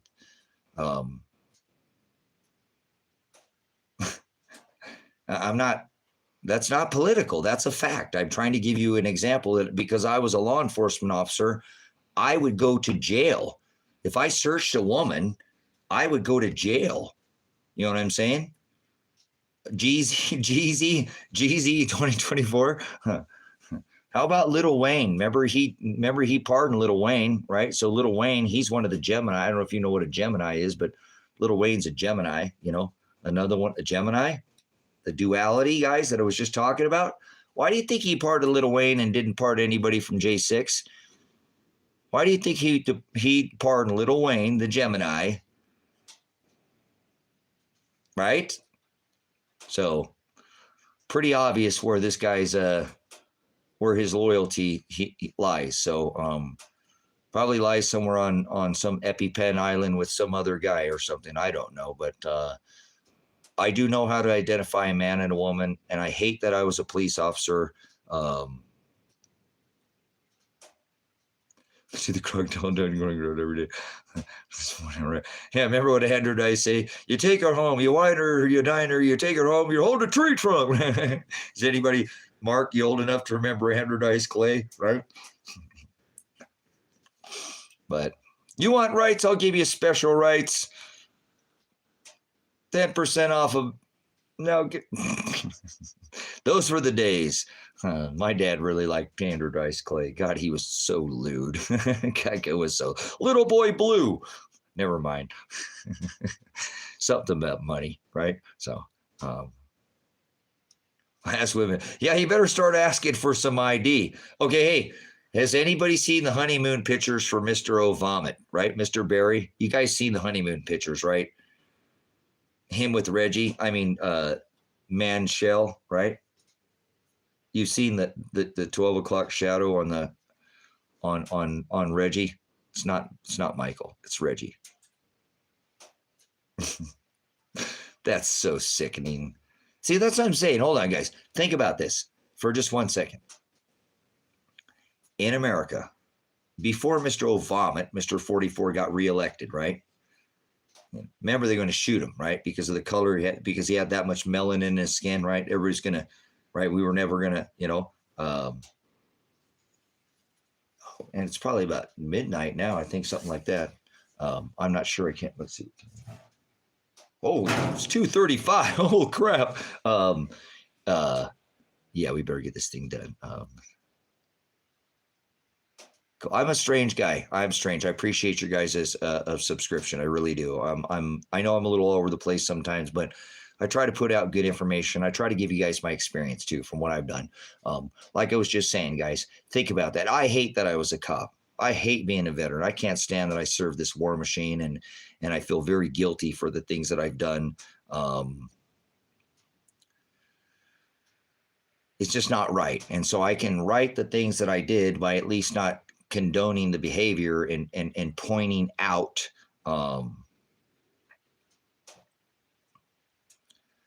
but I wouldn't know the things I know. I wouldn't be able to identify a woman. I wouldn't be able to do a lot of the things that I do today if I didn't serve that beast system and have that, because we are what we experience, guys. We really are. Actually, you know what you really are, guys? Let me teach you something here real quick. You know what you really are? Seriously, I want you to hear on this one. Tune into this one. This one's good, guys. This one's good. You know who you are? You are who you are when really things got really hard, like bad, and how you reacted to that situation. That's really what shaped you if you think about it. It wasn't so much the easy times that shaped you as a person. It was those tough times and how you reacted to that situation, right? Because think about it. If you had a bad situation right now, and you don't act to it, respond to it correctly, what happens? What happens? You know what I'm saying? So what really defines us a lot of the times, guys, is our fiery trials. Does that make sense? When we get put under a lot of pressure and how we respond to that. Does that make sense? That's really what shapes us as a person. You know what I'm saying? Anybody tracking with me on that? What really makes you a man or a woman is how you handle really hard situations. It's had a lot to do with what shaped your life, if you think about it. I know not everybody has a lot of hard situations, but if you think back sometimes of the ones you had, some of us have just nothing. It's just nothing but hell. But if you really think about, does that make sense? Think about the times that you had something happen in your life and how you responded. That shaped. So think about that in the future. Okay, cool. Thanks for staying in here still, Merrick. So think about that the next time. You know what I'm saying? Because if you get in a bad spot, you know what I'm saying? If you react bad, right, that's going to be a bad. You're just going to make your situation worse, right? And we do that sometimes, guys. We know we're going to make our situations worse. We do it anyways. Guilty, guilty, guilty. This guy, I'm guilty, I'm guilty, I'm guilty, right? But then there's times that we shine and we do, you know, not shine above others. Trial of fire. Yeah, I've walked. I don't want to tell you about my life, Finn, but but I don't know if that makes sense, guys. But the next time you come into a really hard situation, think about that. You know what I'm saying? Think about, how am I going to respond? You know, I could shape my life here today. I can make things really hard on myself, right? And do the thing that my head's probably telling me to do it because of the, you know, the rebellious side in me. I don't know. Or you can listen to that still voice inside that's telling you, hey, don't do that. You know what's going to happen when you do that, right? But you know what I'm saying? But that's really what shapes us in life. So I have to remember that even though that there's a lot of things that I didn't,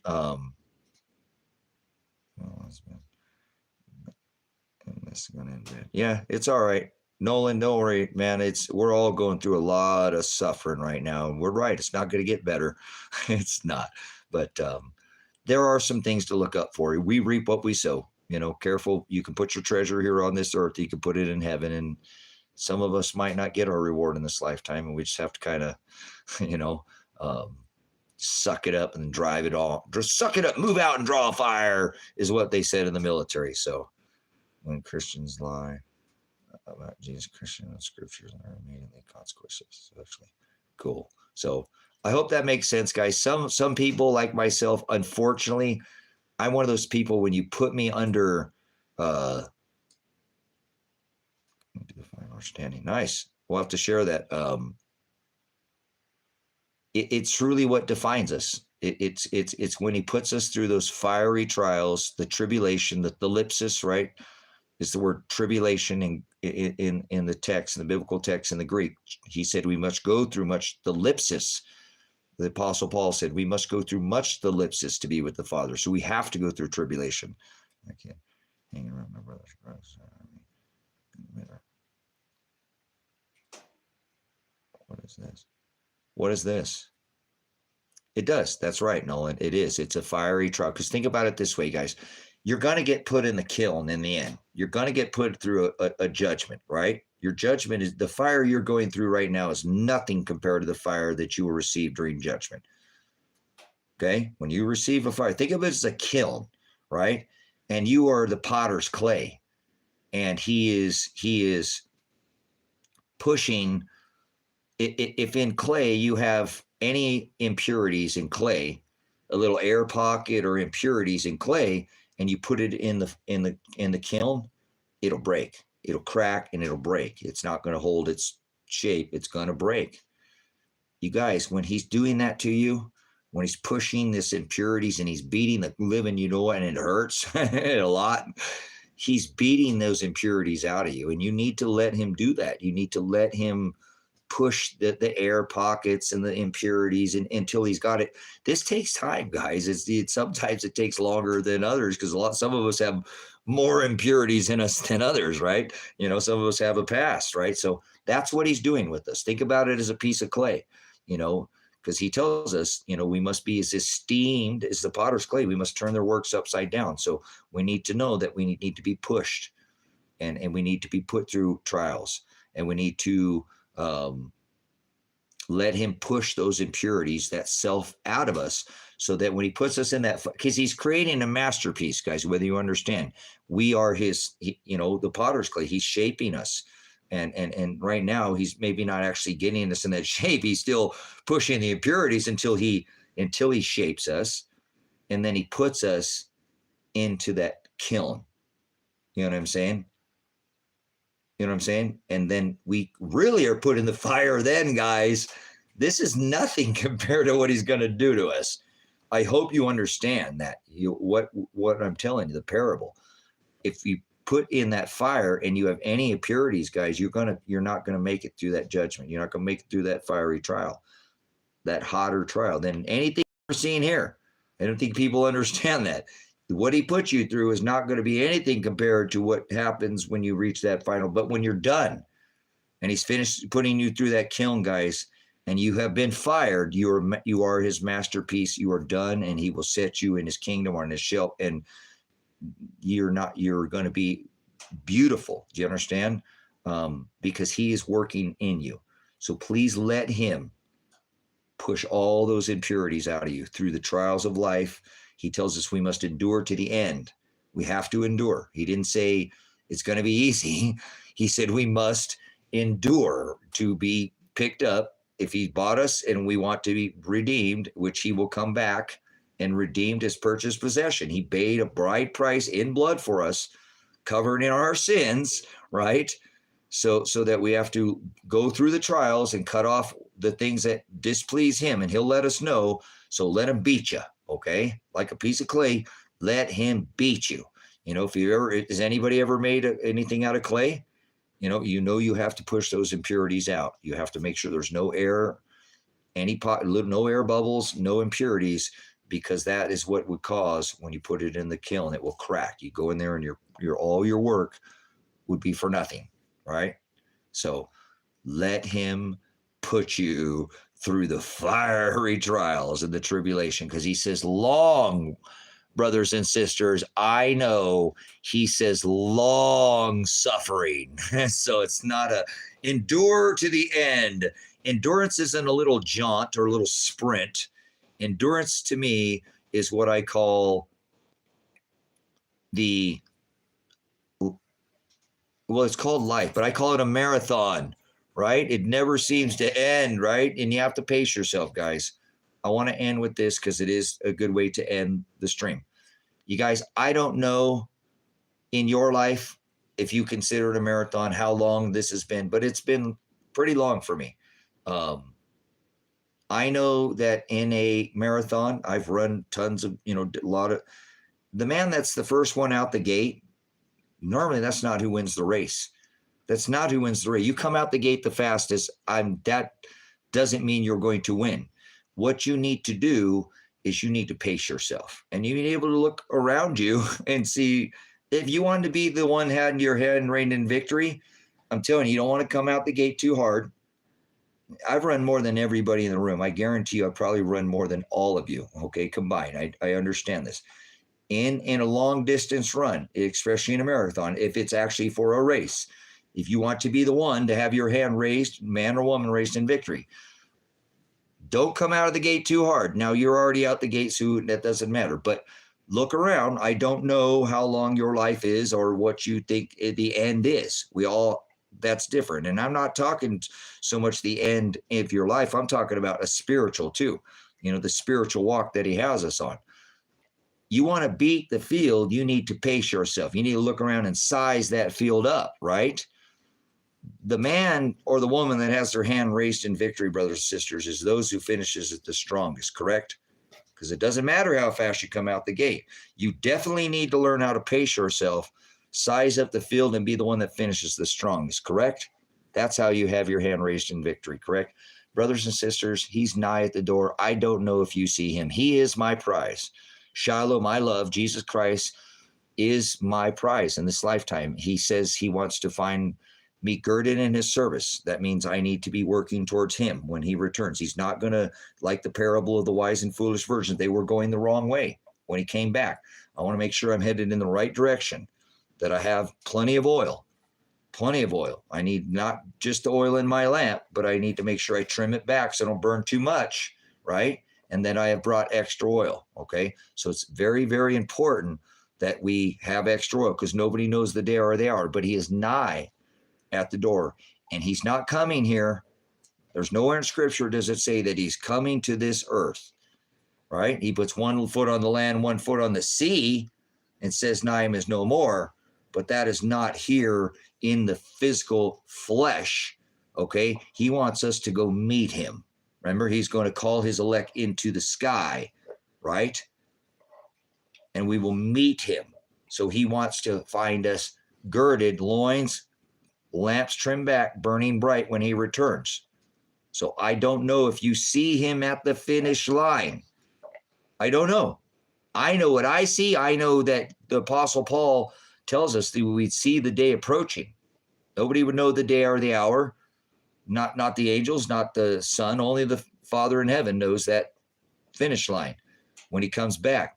So, but I'm telling you, he tells through the Apostle Paul that his elect will not be fooled. They will see the signs, and they will not fall asleep, and they would see the day approaching. So I'm telling you, brothers and sisters, if you're one of those that sees what I see, I want to be there with you on the other end, and I want all our hands raised in victory.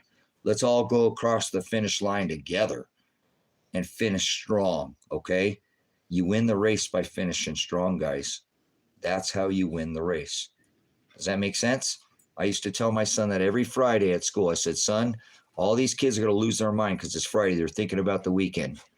You can make yourself look far more studied, more, I don't want to say, shine above others, because that's not what we're supposed to do. But I said, you can really make yourself set apart and look like you're very serious on every Friday. I want you to finish strong, son. I was a single dad. I raised my son for 9, almost 10 years. I was a single parent. I was both mom and dad. So I had to play both roles, okay?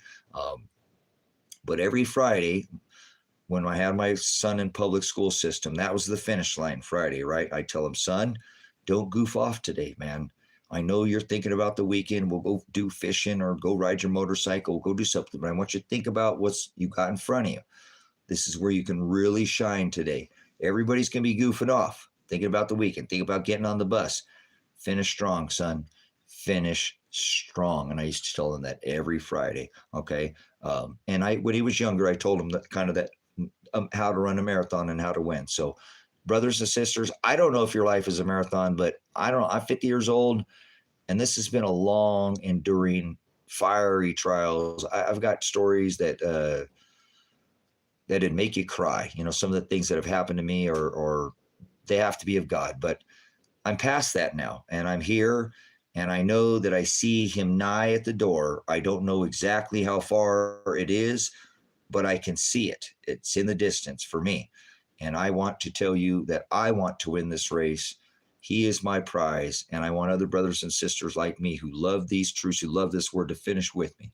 Okay. So please, in this life called marathon, because he said we must endure to the end to be saved, finish strong, brothers and sisters, please. Finish strong. This is your time. This is your time to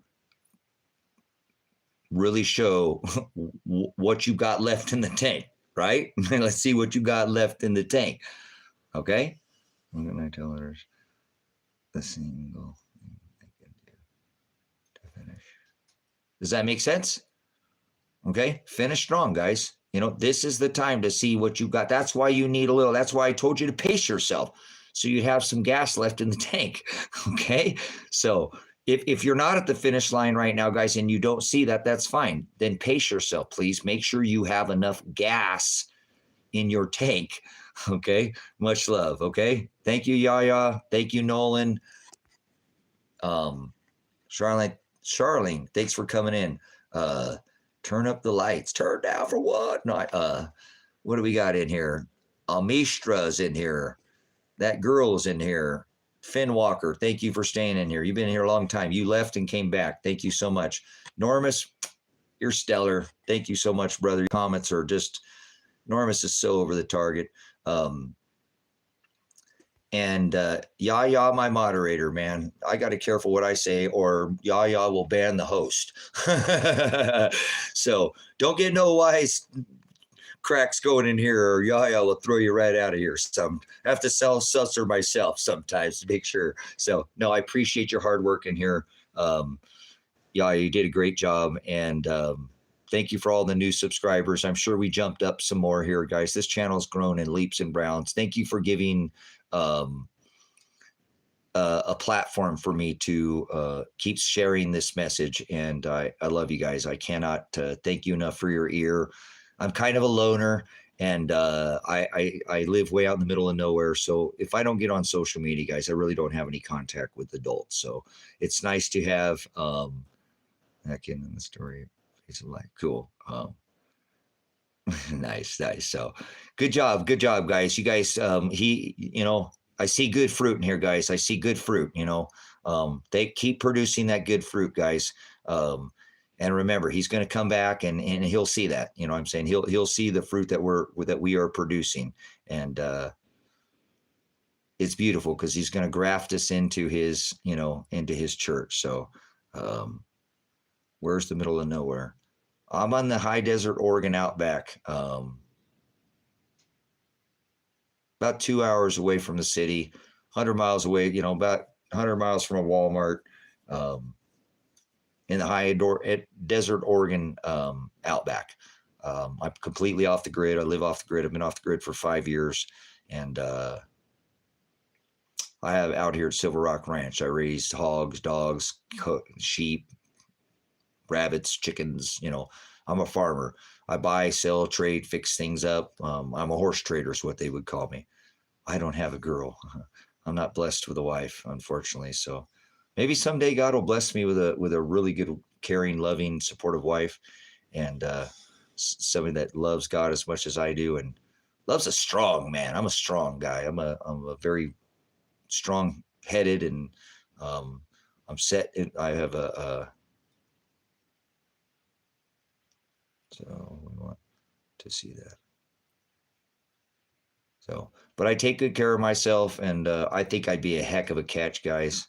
I think I would be a heck of a catch. I really do. I think I know how to treat a woman very fairly, and I would treat her very good. So I think any woman that would be, I don't know what happened to Teresa. I didn't respond to her. So, but anyways, Teresa with 4 houses, huh?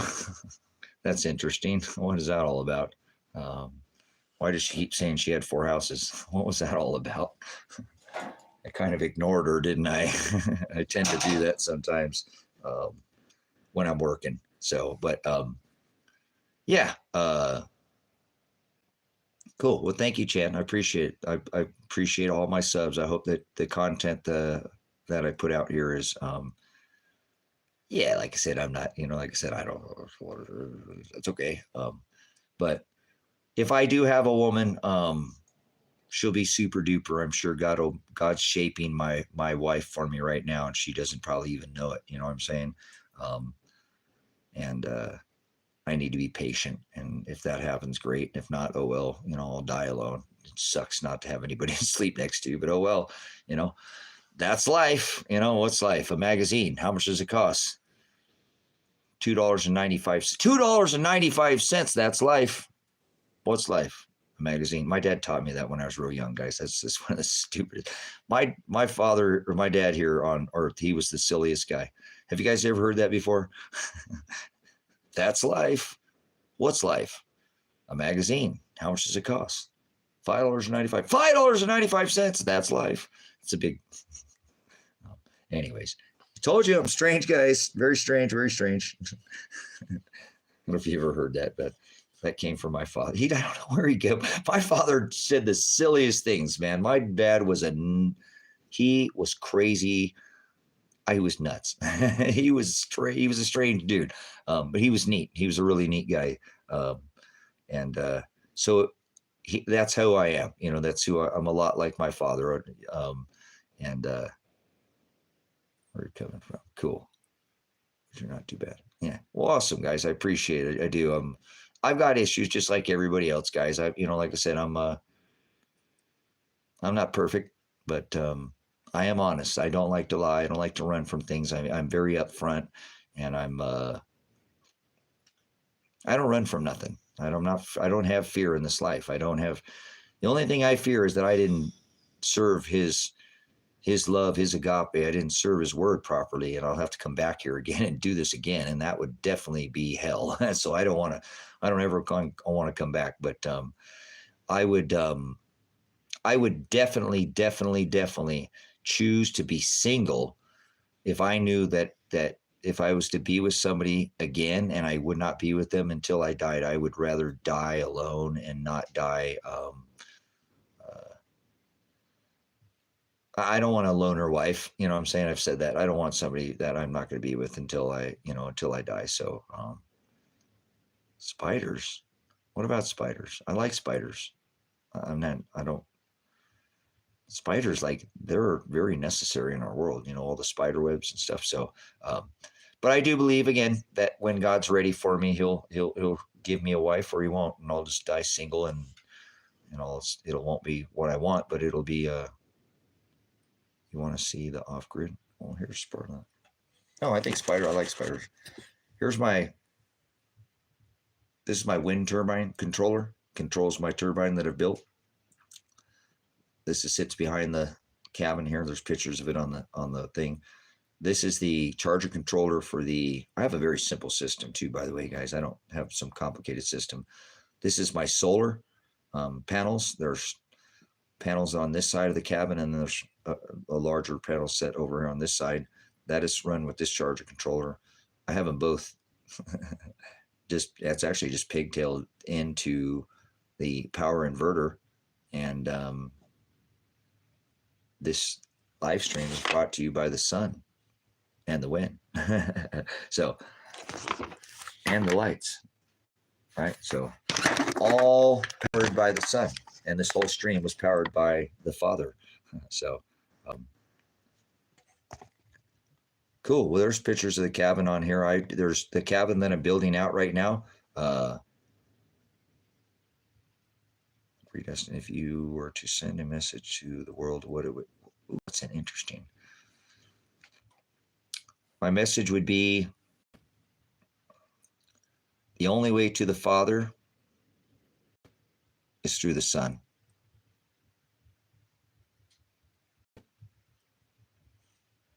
That's right. There's no other way. No other way. Can't get through there unless you go through the Son. If you study the Son, then you know what you fall under, that testament. So that's just shooting from the hip, right? Yes, right off the cuff. I'm a shoot from the cuff guy. I'm not. I say what's on my mind. So I'll put it out there. I'll put it out there this way. What does Red say?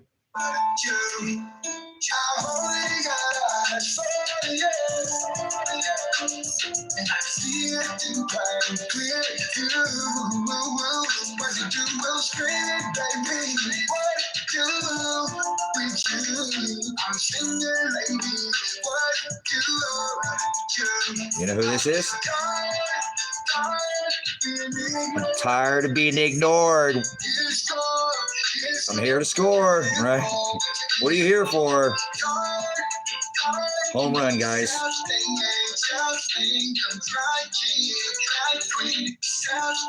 I better be careful so I don't get a censor on this thing here. So,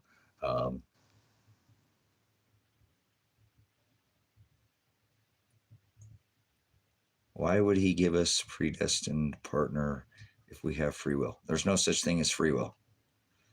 You don't know what you're talking about. And I'm not insulting you. There's no such thing as free will. So the only thing that has free will is God. That's it. God has free will. Everything else is agape love. 2 John and 6, to walk and follow in the commandments of God, the law. And there's idolatry, which is self-will. Self-will. Latrio, to serve. Ido, idol, what you see. Self-will, God's will. The only free will is God himself. There's no such thing as free will.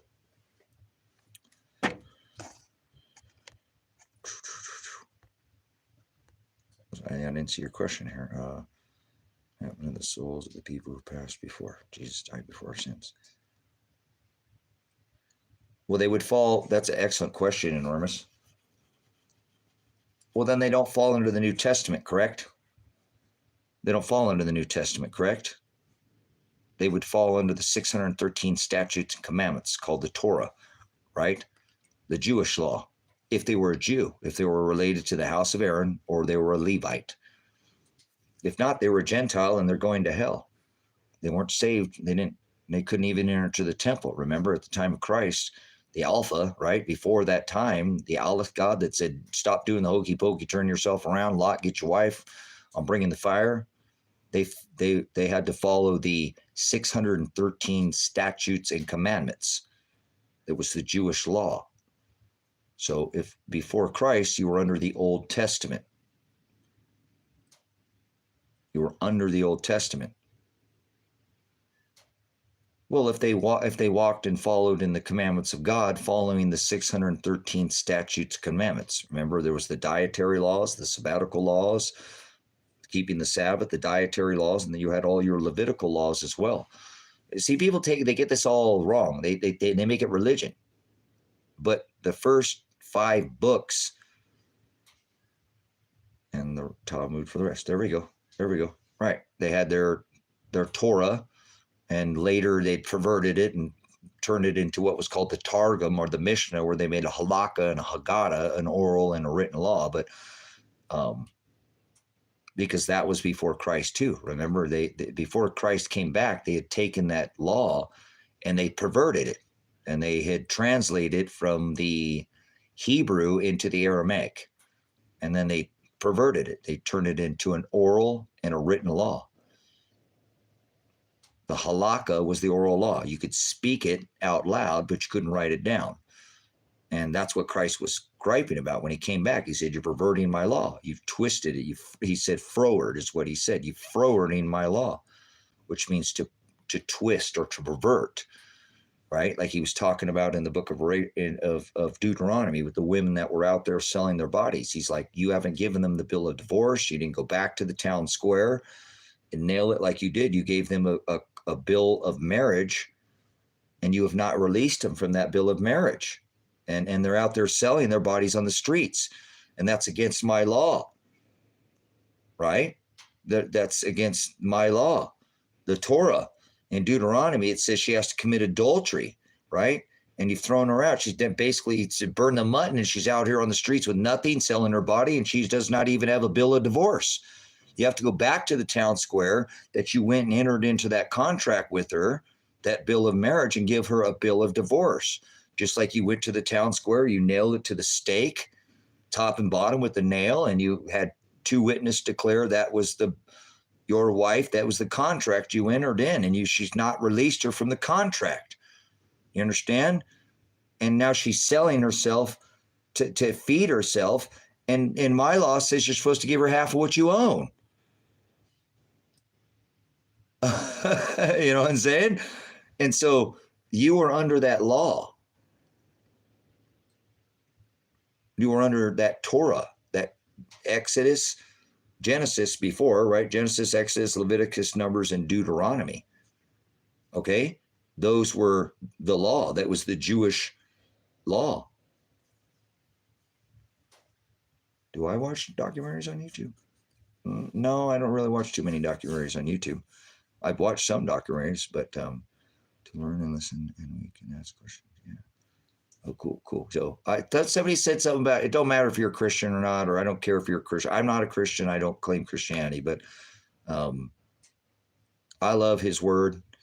I love Jesus Christ. I don't remember he says, if you deny me in front of your friends and family, I'm going to deny you in front of my Father. So I ain't denying him in front of nobody. I don't care what people think that, this guy's always on the Jesus juice. I go whatever. I don't care. I'm OCD. I'm always on Christ, right? On Christ daily.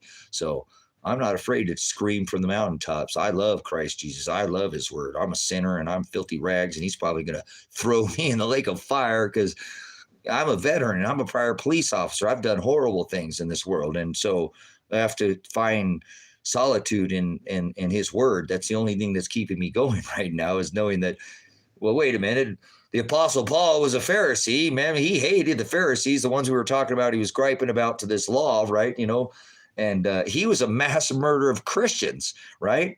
Paul, the Apostle Paul, was a mass murderer of Christians. So if God can rebuke his heart and turn him from his ways, well, I'm hoping God will continue to do his work in me, and that he will pour out a just measure, is what he says when he returns. You know what I'm saying? Whatever I did, I have to answer for. He wrote all things. I create all things, beginning and everything that ever was, everything not written, everything that ever was written, everything that ever will be. I am the beginning. I am the Aleph. I am the Aletheia. I am the truth. I am the Hados. I am the way. I am the Horizo. I create evil, and I am the Omega. I do all these things after my own counsel and for my own pleasure. Well, he created all things. Did he miss anything there, right? Did he miss anything, right? No, he creates all things. So I know he created that in my life. You know what I'm saying? I know it was a self-will thing, but he willed that still. That option was there, and I took that option, but he wrote that from the foundation of the world. So as somebody said, yes, I just have to repent from my ways, and not, that's why I get on here and call out police officers. That's why I get on here and call out the military. And I don't condone that behavior anymore. I did it and I was wrong and I made the mistake. Paul was a mass murderer of Christians. God rebuked his heart and he never did that. And he was a changed man. So I'm not that man that I was back then. I'm not, and I will never let myself be put in that position. That's why I moved out here. You know what I'm saying? So I don't have to take a life or fight for anything. I don't have to, I can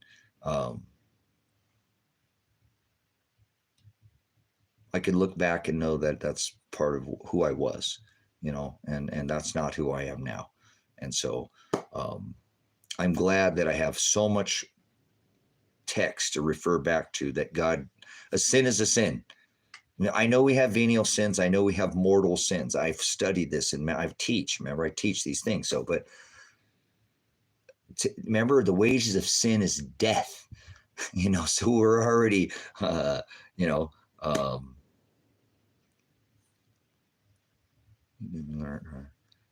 does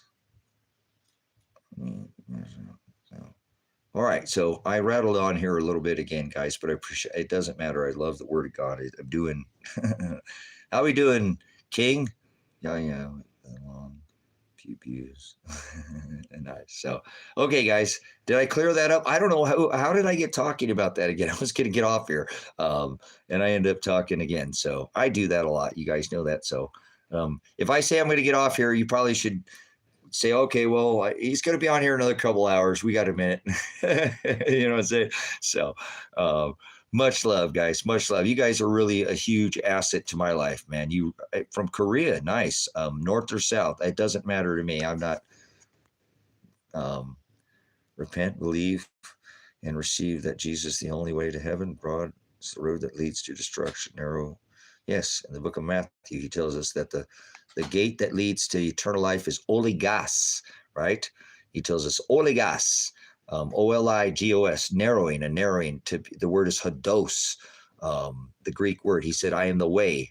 And to hados means to be in the same narrow way is Christ, right? He said, I am the way. He actually said, I am the Hados, right? And I am the Horizo. I am the light. So the way, the truth, the light, the beginning, the Alpha, the creator of all things, everything that ever was, everything that not written, the creator of good, everything that ever will be, everything not written, the Omega, the end, the beginning, the end, and the creator of evil. The creator of evil.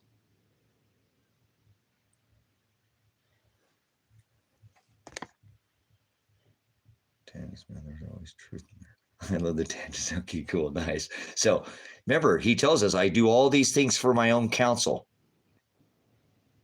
I do it for my own counsel, he says. I do all these things for my own counsel and for my own pleasure.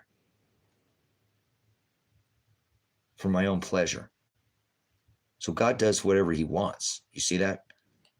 He actually does whatever he wants, and he does it because he finds pleasure in it. He says that, right? For my own pleasure. I do everything. So let's end it with, if you think you have free will, you're an idolater, because there's no such thing as free will. The only thing free, well, no, God paid a price for his bride, but you'll pay the price if you don't walk and follow in his commandments. He'll throw you in that lake of fire like he tells you in the book of Matthew. Broad is the way. Easy is the path that leads to eternal life. No, that leads to eternal destruction. And there are many who enter by that gate. So many. Okay, I now remembered where I got in. Enormous asked me a question. But I answered that right, Enormous. If before Christ made a covenant, right? He made a covenant with his bride, right? He divorced his bride Israel, and he made a new covenant where the bride and the bridegroom would go to the wedding feast of the lambs, and their names, that those that would walk and follow, those that loved him, those that would walk and follow in his commandments, would enter into that wedding feast of the lambs. But before that time, you weren't under that covenant. Remember, you were under the Torah or the Talmud, the 613 laws, statutes, and commandments. And if you ever read all those laws, if you read a lot, there's a lot of laws in the first 5 books in Scripture that they're guidelines. They were supposed to go to by all those 613 laws to the best, of our ability to follow them. Okay, God even knew back then that we were gonna sin and break his laws. He knew that. He already knew that. But think about how beautiful of what I'm telling you. That was a hard law to go by. That was a hard law to go by. Those 613 laws, statutes, commandments was a lot to go by. No, he didn't adhere to. Oh, well, actually, I don't want to answer that. Let me take that back. He didn't follow their traditionary laws and their oral laws that they had perverted. They had taken the 613 laws. Remember when God divorced his bride for worshiping idolatry, right? And when Ahab married Jezebel, Jezebel was a pagan. She was a heathen. She worshiped Baal, Grove and Moloch, and you know who Baal is, right? Baal worship. And she spread that throughout the kingdom, and the northern 10 tribes had perverted the agape, perverted the law. And so God split the kingdom, and then the only 2 tribes that had not succumbed to that idolatry or to the pagan, Jezebel worshiping of the phallic and the tree and the grove and the Yule worship, and all that stuff I covered in the stream earlier.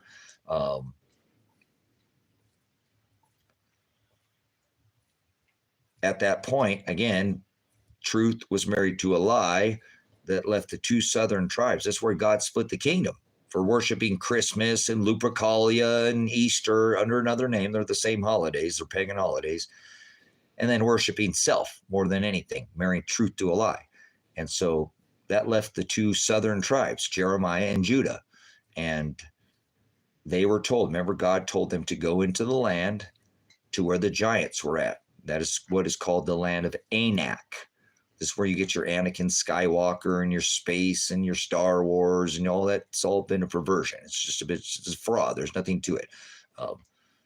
Anakin Skywalker, Star Wars, the land of Anak was the wilderness. And they were told to go into the wilderness and scout out the giants. Right? David slayed one of those giants, Goliath. They were the champions, or what was called the Philistines. And this is where the giants were at. They were in the wilderness. This is south of Israel. And remember, they went there, the tribes of Israel, they went there and they scouted and they came back and they failed their mission. Remember, they came back and they said, we were like grasshoppers to them, right? And they didn't do what God told them. They didn't kill the giants. God told them to go into the land and scout out and kill all the giants. And they failed. And so God said, if you don't do what I tell you, I'm going to send the sword, the famine, the pestilence, and the beast. And the sword is when your enemy surrounds you. So we had Nebuchadnezzar's armies surround the nation of Israel, where nothing could get into that country or nothing could get out.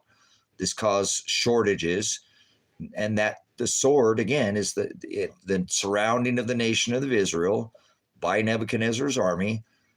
The famine is caused because it was almost like what we saw here in America, right? The supply chain shortages, the cutting off of the ports, and remember, it was when your enemy surrounds you. You mean like a crown, like a crown virus, like a king virus, right?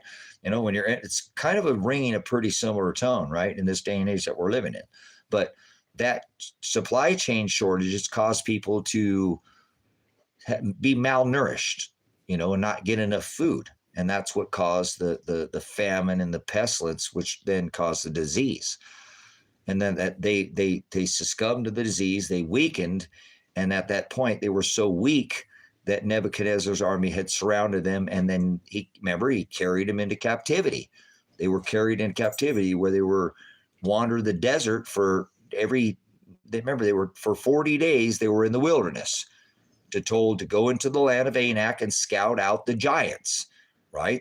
David slayed one of those giants, the Philistines. There are giants. Giants are real. That's a thing, Remember, he says in the days of when Christ turns, he will be as in the days of Noah and Lot. And there were giants in the land at the days of Noah, okay? So God said, I'm going to make you wander the desert. They wandered for 40 days for every 40 days, 10 years for every day that they didn't go out into the wilderness and scout out and kill the giants. That's they wandered the desert for 400 years, okay? And this is when they hadn't had a place of worship. The temple was destroyed. The 10 commandments were destroyed in the Holy of Holies and the Ark of the Covenant. The law was destroyed. They did not have a law to go by. It wasn't written in a Bible yet. There was no Bible. It was all written on tables of stone, okay? And it was when they wanted that place of worship that God gave them the synagogues, the rabbis, right, who later became the Pharisees. And unfortunately, I don't like to admit this, but a man like myself that's more studied and could know the original Hebrew before the translation of the Aramaic was what would call the Sadducees. There was the Pharisees and the Sadducees. And they were the ones that took and perverted the law, the 613 statutes, commandments. And when Moses was given the law on the mount, right, God gave him the law, and he wrote that and pounded that out onto the plates, the tablets, the tables of stone, okay?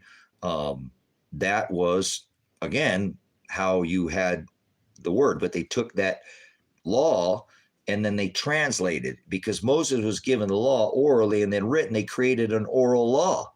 They literally created an oral law. It was called the halakha. Okay. And that halakha could be spoken, but it could not be written down. And then there was the Haggadah.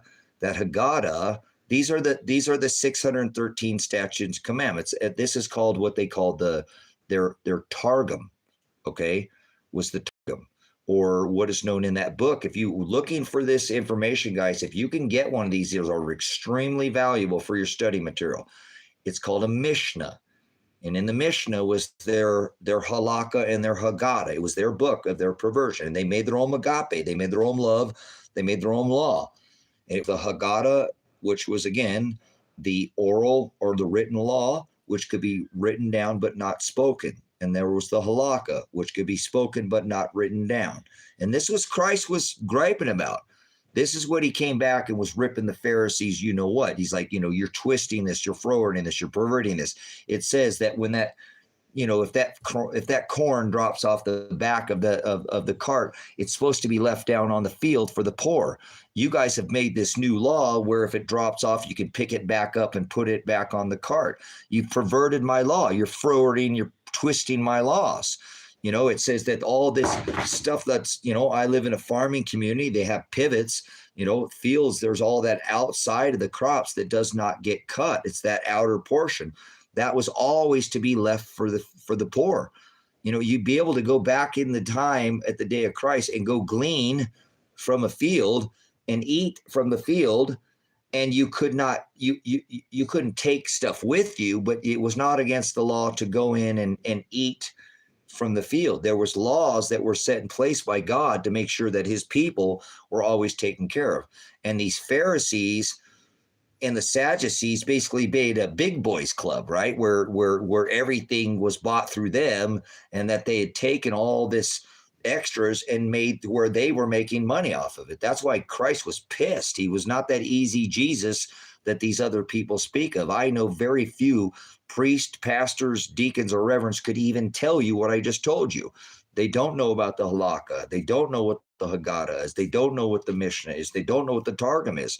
A lot of priests and pastors, they don't study the word of God. Unfortunately, they're just talking heads, and they don't have Christ in them.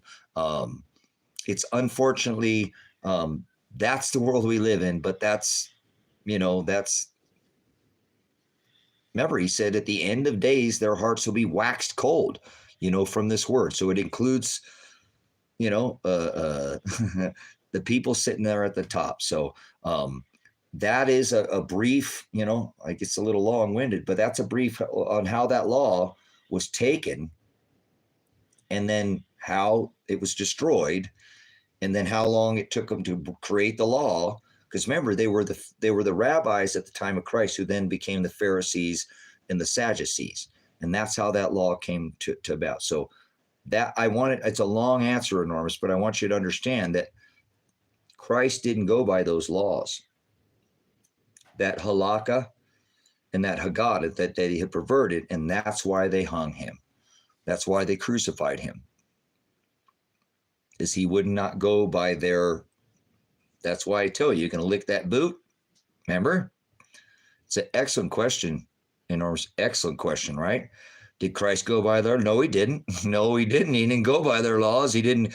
He ate wheat on the Sabbath. You could not eat wheat in their law. You couldn't eat wheat on the Sabbath. You couldn't heal people on the Sabbath. Christ went out and healed people on the Sabbath, remember?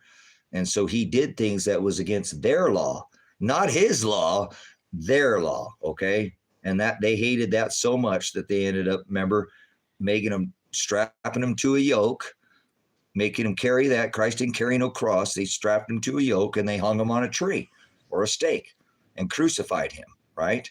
So the law that Christ went by, but then there was things that he did too, because remember, I've already taught you, Enormous, that he went and baptized John in the river, right? And he had John baptize him, he baptized John, right?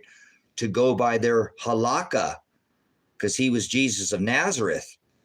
No, he was Jesus of Bethlehem, and he was not going to argue with them. So he went by their halakha, their oral law, so they'd have to listen to him. Most people don't know that. Why did Jesus baptize, John, and why did John baptize Jesus? That was so they would listen to him. So he went by their laws, and then they had to listen to them.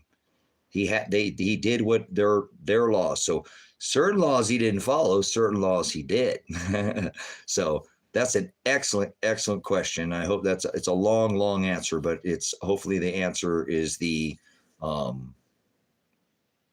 that is the biblical answer, okay, and historical, and the non-religious answer, if that makes sense, okay? So let's end it there, guys. The police, sorry, I'm a man, I just don't like them, so don't like the police. I just don't. So don't say police in here. I don't like the police, so apologize for that, guys. I'm a little wore out. I just don't like the cops, so cops are tyrants. So okay, guys, much love. Thank you for all the great questions. Thank you. I'm sure we pushed up over, we might have 1,300 subscriber, or 2,300, I think, something like that now. We're making headway, guys. Thanks for coming back to these truths. I hope that this was an edifying message for you guys. I didn't plan on being here for this extra 3.5 hours, guys. I only plan on coming here for an hour, but you guys are worth it. You guys had excellent questions, and they were worth staying on here for. No problem at all, man. I'll sleep in another hour or something. I'll be fine, and I'll get up, and I'll come back on here sometime today, which is tomorrow, but today, okay? Maybe we'll do a little cabin tour or something. You guys can see the cabin. I better build something out here and do something. I just spent a whole day and didn't do anything here in the materium. I put my treasure up in heaven, not on this earth. So thank you for letting me do that with you guys. I cannot thank you enough. You are a blessing in my life. I do live alone. I do live away from people. And if I don't turn this here electronic device on, I don't talk to anybody else. Yeah, through this platform. Yeah, you guys are, thank you, Finn. I appreciate you coming back again too. So shout outs to everybody who came in, who hung out for a long time. You know me, I get long in the tooth, but I'm hoping it's worth all your time. You could be anywhere right now, guys, and you've just hung out here with me. I love you guys. You guys are awesome. You guys are amazing. You really are. You've made my you've put I had a piece missing into my heart. I'm not gonna lie to you, because I've been kind of, alone out here and struggling with some physical ailments. I hurt my back again. So I talk to dogs and goats. Cool. Can I say hi to my puppies? There's Pats.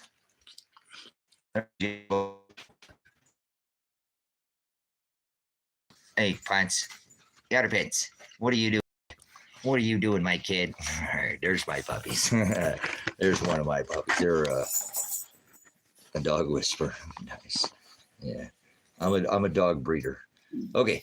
Walk and follow in the commandments of the Father is the agape is if you love the Father, you'll do what he tells you. You'll find that in the book of 2 John and 6. Okay. 2 John and 6 is agape. Agape is the word love. Anywhere you in your scripture you see the word love, scratch it out and put the word agape. Okay. Agape is 2 John and 6. And that is to walk and follow in the commandments of God. Okay. Always agape.